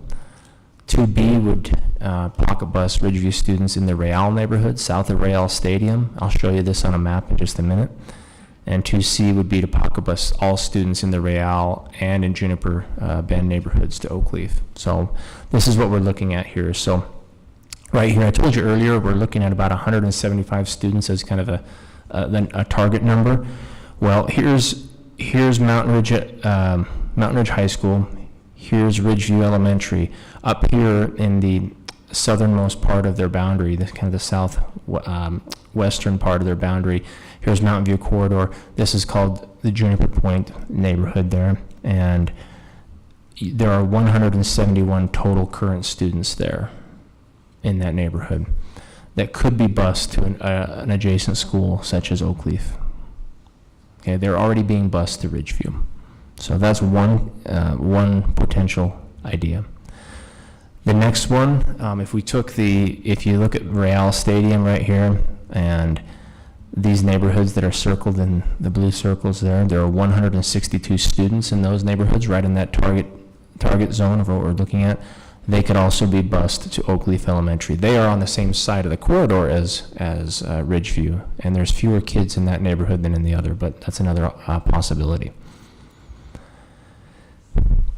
Concept 3 would involve a permanent boundary change, and we could look at one option being to do a permanent boundary change with Blackridge Elementary. Another option would be to do a permanent boundary change with Blackridge and Foothills as a combination, or I might add a third, which would be to add, to Foothills Elementary and their numbers. And again, this would involve those same 171 students in the Juniper Bend neighborhood that we circled earlier. And at some point in the past, this neighborhood, although undeveloped at the time, was already a part of both Foothills and Blackridge at some point. And due to the extreme growth in both of those schools, they were drawn out of the boundaries and sent to Ridgeview when it opened. Of the 171 current students in that Juniper Bend, have we looked at the makeup of that 171 and see what's moving forward? We have. We have an idea? Yes, yeah, and it's a pretty proportionate number. There's not a bubble of students. One of the things, if I went back to the other concept we first mentioned about just the 6th graders being sent to, say, Oakleaf, there would be a huge bubble of 6th graders in that school, whereas the other grades would have a couple of sections of class, but you would have a top-heavy 6th grade in Oakleaf for that 1 year. But they are pretty proportionate here, and so if we were to send them to one school or the other, or a combination of the other, the detail would be how to carve that boundary and that neighborhood up so that you were sending the right amount of kids to each school. And again, this is just high-level conceptual stuff here. We've looked at it, but nothing here that we don't want to alarm anybody by saying we've gone down the road too far with that. So is that 171 everyone past that goalie? Because I drove over there the other day and I couldn't believe all the growth. This map obviously is not nearly correct. So yeah, is it everything that's built there? It's current, like as of last week. Yep. Yeah, and there are photos that are obviously outdated. You can't take an updated photo in Harriman. Exactly. Yeah. So if we did a permanent boundary change to one of those other elementary schools that you mentioned, and we build this flex building, what is that going to do to the the population going to be okay with, what is it called? Ridgeview? Will taking those 171 away do anything to the population at Ridgeview? Yeah, if we go back to the initial, this projection, so if you can imagine there, from 23 to 24, if you took 175 students away from there, the next year they would pop up in 24 to over 200 more students. And so you can see that there's, even if you carved out those 175, there's still a need. The very next year, there's 200 more kids total coming into the building, and it really accentuates the need. The 6th grade is a one year temporary fix that it just takes those kids and they'd be moving on to the 7th grade and middle school the next year. The permanent boundary change would solve it for that 1 year and then ongoing with those neighborhoods as well. And I might add the kids in the Ridgeview boundary up there in the Juniper Point, they are bused to Ridgeview. They all would also be bused to Foothills and Black Ridge. So those are the three concepts. We can explore any of them. We can explore none of them. We can explore any combination of them, and we're just looking for feedback and discussion from the board as our next step. Mike, you said we can explore none of them. That's not an option, to be perfectly frank. I mean, we have to do something for 1 year. Yes, you're correct. When I said we can explore none of them, we can go back to the drawing board. We could look at doing, more radical things. So I just didn't want to put the board and say, hey, you have to choose one of these three. Okay. We have to do something. Something has to We could go back and look at whatever we needed to if the board wasn't satisfied with any of these options. Great. If we did nothing, how many portables would Ridgeview have? Well, they're going to have 11 next year. And then if you add another 175 More? students onto that, you'd have to add at least 7 more portables. We've gone as high as 14 portables at one of our schools in the past that I can recall. I'm not sure we've eclipsed 15. I thought Butterfield Canyon did for the year before Black Ridge opened, but It may have come close to that, yeah. I don't know for And sure. at that point, anything over 15 portables, we'd also be having to look at, potential bathroom portables, and the common spaces just become a real issue. Thank you. Bring in food trucks. Yeah, that's what I thought. Bring it. Yeah. Rewind back to that term, bathroom portables. How plausible is that? I'm not talking about at Ridgeview. I'm really interested in considering South Hills Middle School. Bathrooms in a portable. I don't think we have bathroom portables currently. They're expensive. Are you talking about doing it for a year at South Hills while 6th grade is there? I'm just trying to think about all of the logistics that would be involved with putting one school of 6th graders at a middle school. It's been done before. When and where? The portables would be positioned like they are with an elementary school, where they can go in and there'd be a convenient bathroom. And as far, you asked a question about recess, there'd be recess time, but there are a lot of schools in other districts that have a 6, 7, 8 set up without any particular recess equipment. So they'd have things available to them, but I don't think we'd need to modify the playground itself. We can do the bathroom portables, but they would be expensive to install for 1 year.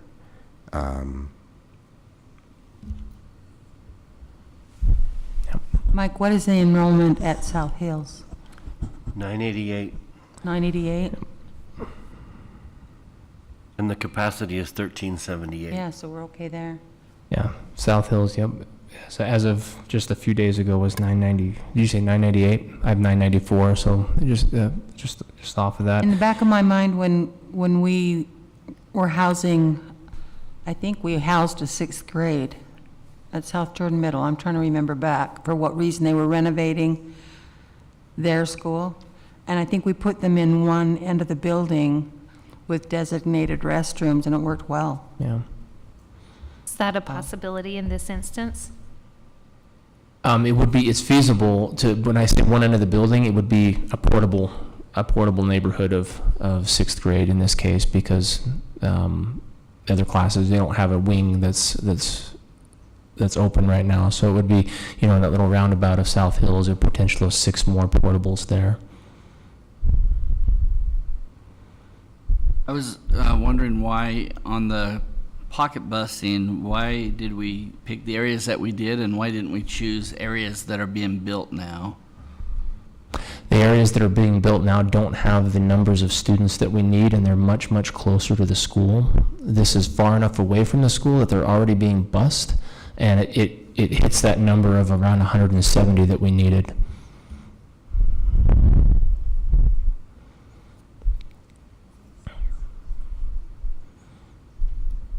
$1,378. There's room for about 400. Yeah, their current use capacity is 1,378. If we were to move the 6th grade class to South Hills next year, our projections have South Hills going up to 1,329. That's with portables, though. You know, we'd have to move portables in that area to kind of keep them consolidated in that. They do have 3 lunches, but I was there the other day, through all 3 lunches, and their lunches are not packed. You know, it would be tight, just if you brought them in, you'd have one of those 3 lunches. I think the 6th graders, and then the other 2 would be the rest. Yeah. But although they have 3 lunches, they're not packed 3 lunches. Yeah. The other thing to consider with that is just getting the students to there. If it was taking the entire 6th grade, you'd have some students that are already bused to Ridgeview. It's a question of, you know, would they all meet and congregate at Ridgeview Elementary and then be bused over to South Hills, or, you know, we'd have to figure that out. The other logistical issues that we've thought of are common planning time. Elementary school teachers are on different planning. You know, they have different schedules throughout the week for their planning time and their preparation and their PLC times as well that we'd have to figure out for that. I worry, frankly, a little bit about the teachers and the load that would be placed on them for trying to fit an elementary mindset into a middle school schedule. So They wouldn't get the PE rotation or the Beverly Taylor Sorensen rotation or the other rotations they have in elementary schools. Those would be logistical considerations we'd have to figure out with South Hills and how to get that done. That's one of the benefits of moving to Oakleaf, would be they'd be in an elementary where that's probably a little more geared for those type of schedules already. The Beverly Taylor Sorensen could come to the classroom as opposed to rotating out, and it would be a question of how much availability there is in the gym facility. If there's a prep for the teacher, then they could use that. So they wouldn't have to adhere to a middle school schedule. But it's a question of when the facility is available. Yeah, they wouldn't be on a middle school schedule, but we'd have to work within the existing schedule to accommodate them. So as I understand this, if we choose tonight to say, let's just move the 6th grade, then there's no boundary change. We have an entire year to figure out the logistics of how it works. Even if they go to Oakleaf or South Hills, we don't necessarily need to decide that tonight. That decision basically says there's no boundary change. We're going to keep the boundaries intact, but we're going to figure out what to do with 6th grade. It's a good question, and we asked Mr. Van Komen, you know, the legal definitions and the considerations for boundary changes, and if we were to move a 6th grade, by, you know, correct me, but I think that constitutes a boundary change, and it would be subject to the same notifications. Yeah, I think to be safe, you would need to say we're changing the boundary, and the boundary is 6th grade goes to this school. So it would impact that. So that would trigger the notification for, because it impacts either South Hills or Oakleaf, and then definitely Ridgeview. We'd notify every patron within the boundaries of those schools, and then that would impact a notification to Harriman City and Riverton City. But we're not moving a group of people to a school for 1 year only to bring them back to the same location. Right. All 3 of these options require the 120-day notice. They do. Okay. But all we need to decide is concept 1, 2, or 3. Or which combination of any of them. And then we do have a lot more time to dig into the details of the 1A, 1B, 2A, 2B, 2C. Exactly. At that point, it would follow the same kind of the schedule and protocols that we've followed with other boundary changes, where we'd present options to you in, say, September, and then we'd have public comment and surveys and so forth throughout that, and then decide in October or November, as we've done in the past. I think concept 3 has a real issue with overcrowding, 2 schools that are already overcrowded, and also makes it difficult then for us to use the flex school for undercrowding. I don't know if I'm in favor of, unless we're going to do something like add on a wing, to those schools to add more. I've been at lunch at both of those schools also, and it's almost impossible. Yeah, the capacities of both Black Ridge and Foothills right now, their current use capacities sit almost the same at 1075 and 1087 respectively. If we were to move those numbers of students there, potentially they'd either be right at or right under their use capacity. And so can it be done? Certainly. But then, both of those schools are not experiencing any growth, and so they would stay high and they would stay. They would go high and then they would stay there for the foreseeable future.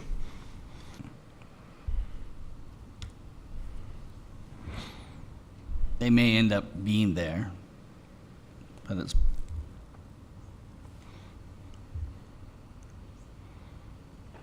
So I'm hearing that's the least favorite of the 3 for you. Yeah, a lot of least favorite. What's that? I got a lot of least favorite. I think the least favorite would be taking a neighborhood, busing them to a school, only to bring back the majority of those kids to the same school. I think that was my least favorite. So that concept 2 is your least favorite. And I think concept 3 is my pretty close to least favorite, but it would probably be more favorable than moving kids for a year and then moving them back. And then what are your thoughts on concept 1? I like them, and I don't care where. I'm leaning towards Oakleaf, but I think that logistically it'll be easier to do at Oakleaf. Okay, so concept 1 is your preferred. That's my preferred.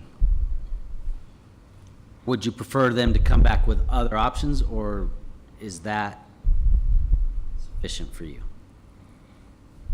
The only other option I would have is taking new people who are building homes right now and putting them in there, but it makes sense that that's more difficult. So I think these are a lot of good options. I mean, this is a lot of work thinking through this, so I'm pretty impressed, but I don't, unless you guys have more thoughts, I think you've done a good job.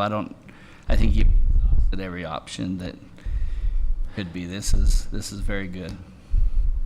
Thank you. We have turned over several stones. I mean, we didn't list everything we went down. We went down several rabbit holes of possibilities with surrounding schools and elementaries and possibilities of things, and this is kind of these are the most viable options. Like I said earlier, all of them have pros and cons. And this would be the kids who are moving into the 5th grade this year that we would be moving. Correct. So they have kind of a year to kind of talk about it and get them prepared too. Yeah, presuming they would know in November sometime what their future held.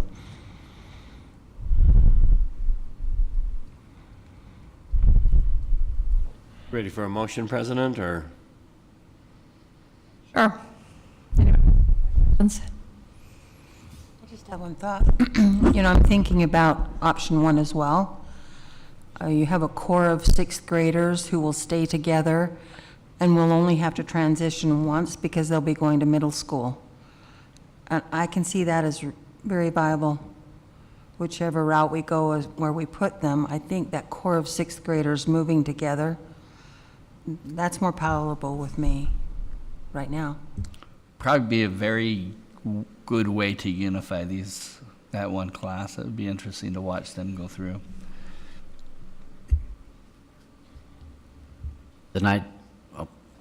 I would like to think that the boundary change, I mean, that's appealing because the students are already on the west side of Mountain View Corridor and they could go to school on the west side of Mountain View Corridor. So that to me seems like an appealing option for them, but they probably don't agree because nobody thinks a boundary change is an appealing option. I do like the reservoir, the valley thing is a line. It's a really clear line because, you know, it dips back down and back up. So you would be drawing a line through a neighborhood if it was a permanent line. Yeah, that neighborhood, although the valley, the little gully you speak of, is definitely a physically dividing feature. In that neighborhood of Juniper Bend, there are streets that we would probably have to carve up a little bit if we were sending the entire neighborhood to both schools. If we were splitting it between Black Ridge and Foothills, there would have to be some. It can be done. We've got some concepts that we could look at. There are several options that we could entertain that would be viable. It would entail carving up that neighborhood a little bit. All right, any other questions? Would you like to make a motion, Mr. Dumpert? Nope, I'm going to let Mr. Young make it. Okay. Is this a formal motion or is this just a proposal? I think it's a formal motion so that they move forward with the 120-day requirement. I'd like to make a motion that we direct staff and administration to move forward with concept 1 in notifying the possible communities of this option, and then to pursue 1A and 1B and come back to the board at an appropriate time with a recommendation. I'll second that. Okay, motion by Mr. Young, second by Mr. Robinson to direct staff to pursue concept 1 and give the proper notice.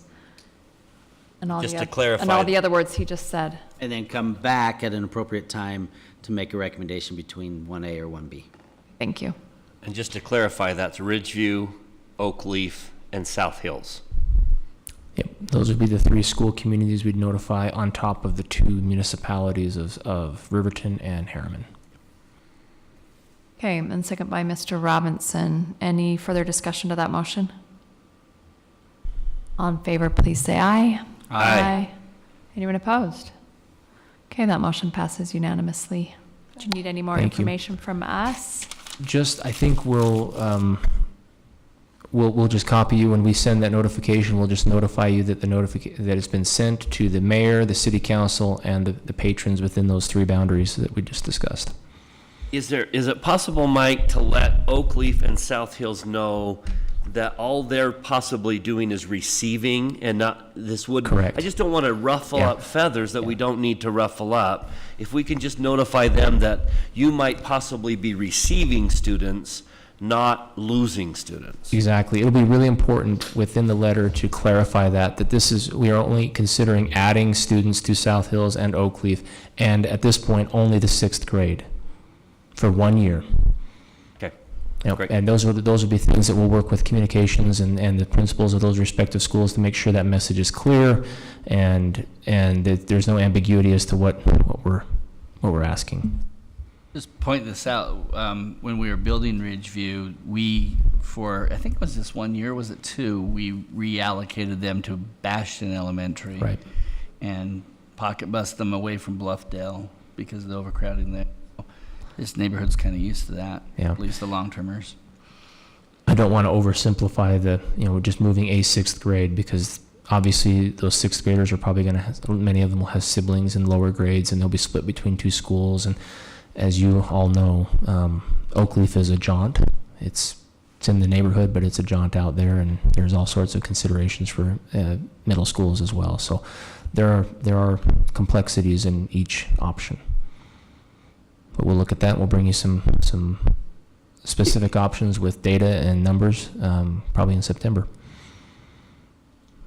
Help me remember the timing. When would you typically select the principal for the what I'll call Ridgeview B right now? We would name them in January or in December. So in December, if it's opening fall of 2024, then December of 23, and they would start in January of 24. Could you if the rest of the board is supportive of this, could you explore the possibility of naming that principal to start in August of '23, that perhaps they could oversee the 6th grade block? Is that an option as they begin to prepare to open the school as well? Does that make sense what I'm saying? Sure. Yeah. To allow for continuity, particularly for the teachers, so that they're not having to answer to one principal Three principals the year in before 3 they years. move, Yeah. another principal the year they move, and then the new principal. If the rest of the board is open to exploring that and having that be part of what you come back as a recommendation. Our new principals, or rather our principals who open new schools, are always top-notch, and as are all of our principals, but they have this time to plan and to focus on the new school. And so our last few principals of brand new schools have been hired farther in advance than normal and have helped support other principals in the meantime, so that they were able to be involved earlier on. So I think we could really plan a position and some other responsibilities around that. So in the year leading up, there was time to work with those teachers, work with those students, maybe provide some support to other principals, and plan for the new school, a new unique school. So I like, that would be a good option to have available to us. It's a good idea because there might be additional complexities of opening this type of a school, so great idea. The rest of the board, okay, giving Dr. Godfrey that option? Okay. Thank you.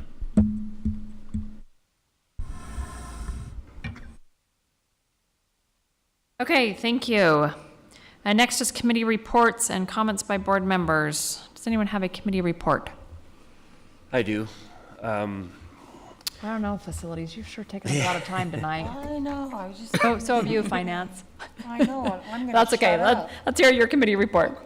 And I apologize to Matt and Nikki that this is coming to them cold, but this is just brand new information. I have personally found resolution to the the Olympia amendment.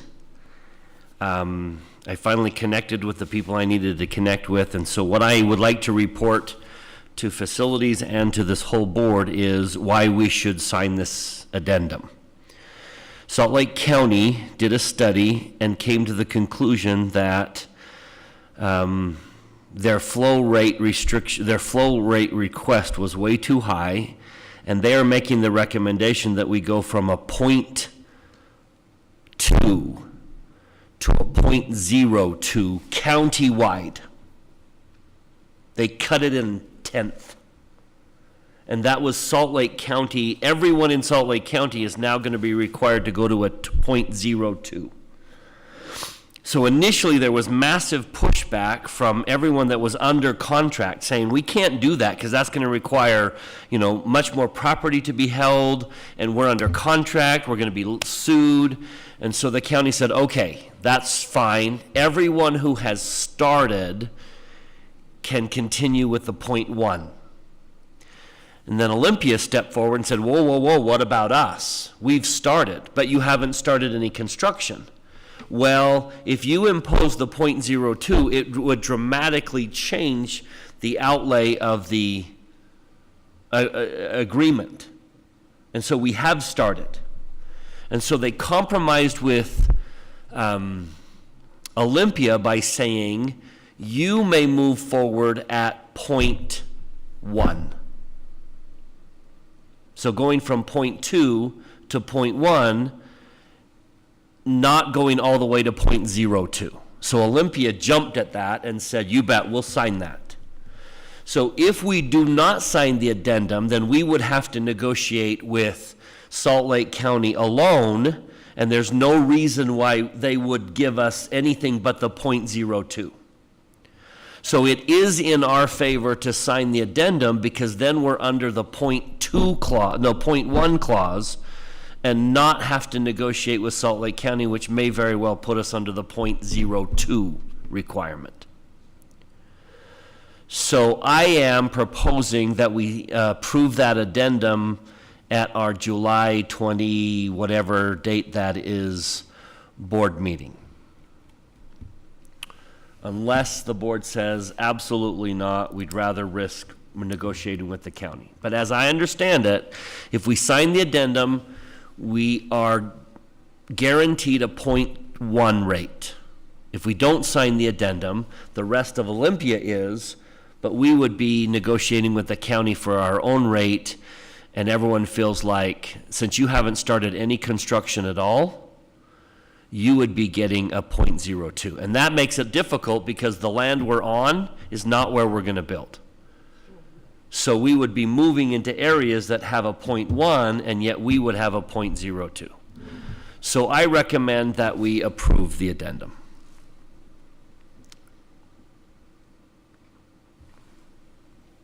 Okay, and that'll be on the agenda in July. Unless you guys say absolutely not, but that would be, I'm presenting information to the board, and then I would like to put that on the agenda in July for approval.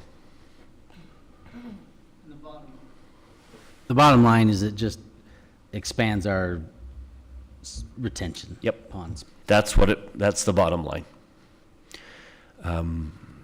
It will increase the cost because we have to expand our retention. But 0.1 is a whole lot better than 0.02, which, as I understand it, all of Salt Lake County is now going to be required to meet.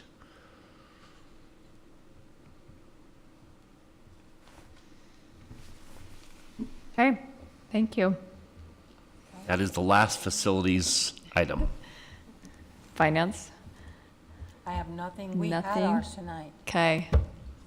Just a quick update. The Parent Outreach Committee, whatever our title is, has met again, and we've just asked for time in our July 5th session to present what we have. So. Okay, thank you. Government Relations was also able to meet.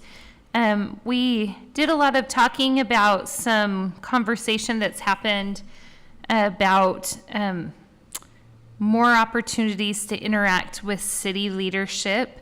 And we are proposing bringing back the mayor's roundtables that used to happen before COVID. We're suggesting that we host a mayor's roundtable on the August 9th study session. We just do like a special allotment of time there, and we're proposing 5:30. So interested in your feedback there. So are you saying 4 to 5:30? Are you saying 5:30 to 7? We felt like an hour would be good, but that it's difficult sometimes to get away at 4 o'clock. And so we thought we would just reserve that time in our meeting so that we could host them from 5:30 to 6:30.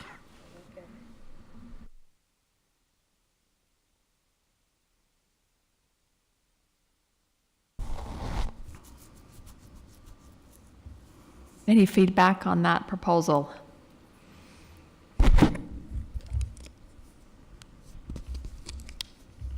Silence is consent. We'll take it. We'll get that organized.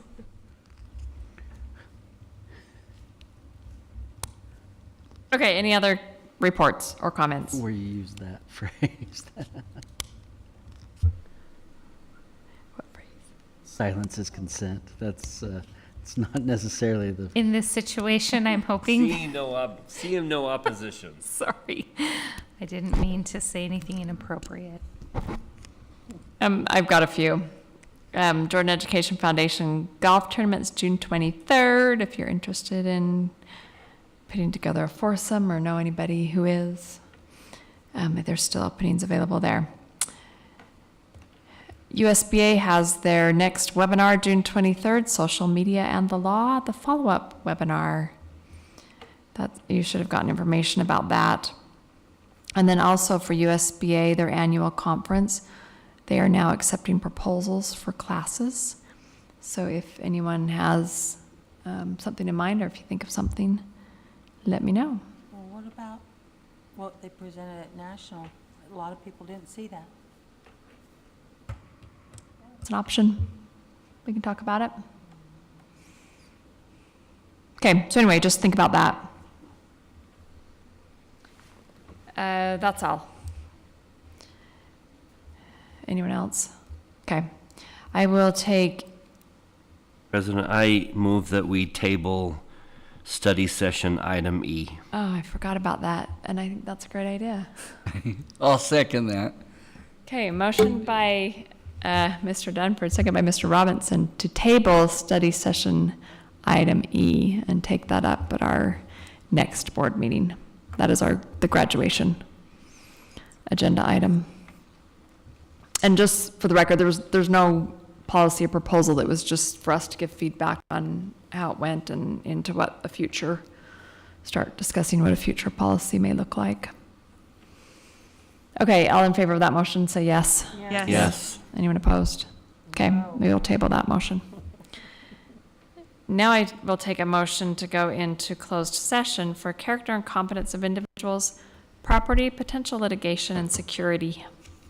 I'll make a motion to go into closed session for character and competence of an individual's property, potential litigation, and security. I'll second A motion by Ms. Abbott, second by Mr. Robinson to go into closed session. All in favor, please say yes. Yes. Anyone opposed, say no. Okay, thank you. Our general meeting is now adjourned. Thank you to all of those who came. Thank you, Cammie, for sticking it out all night. Appreciate all of you who may be listening online. Good night. Have a good summer.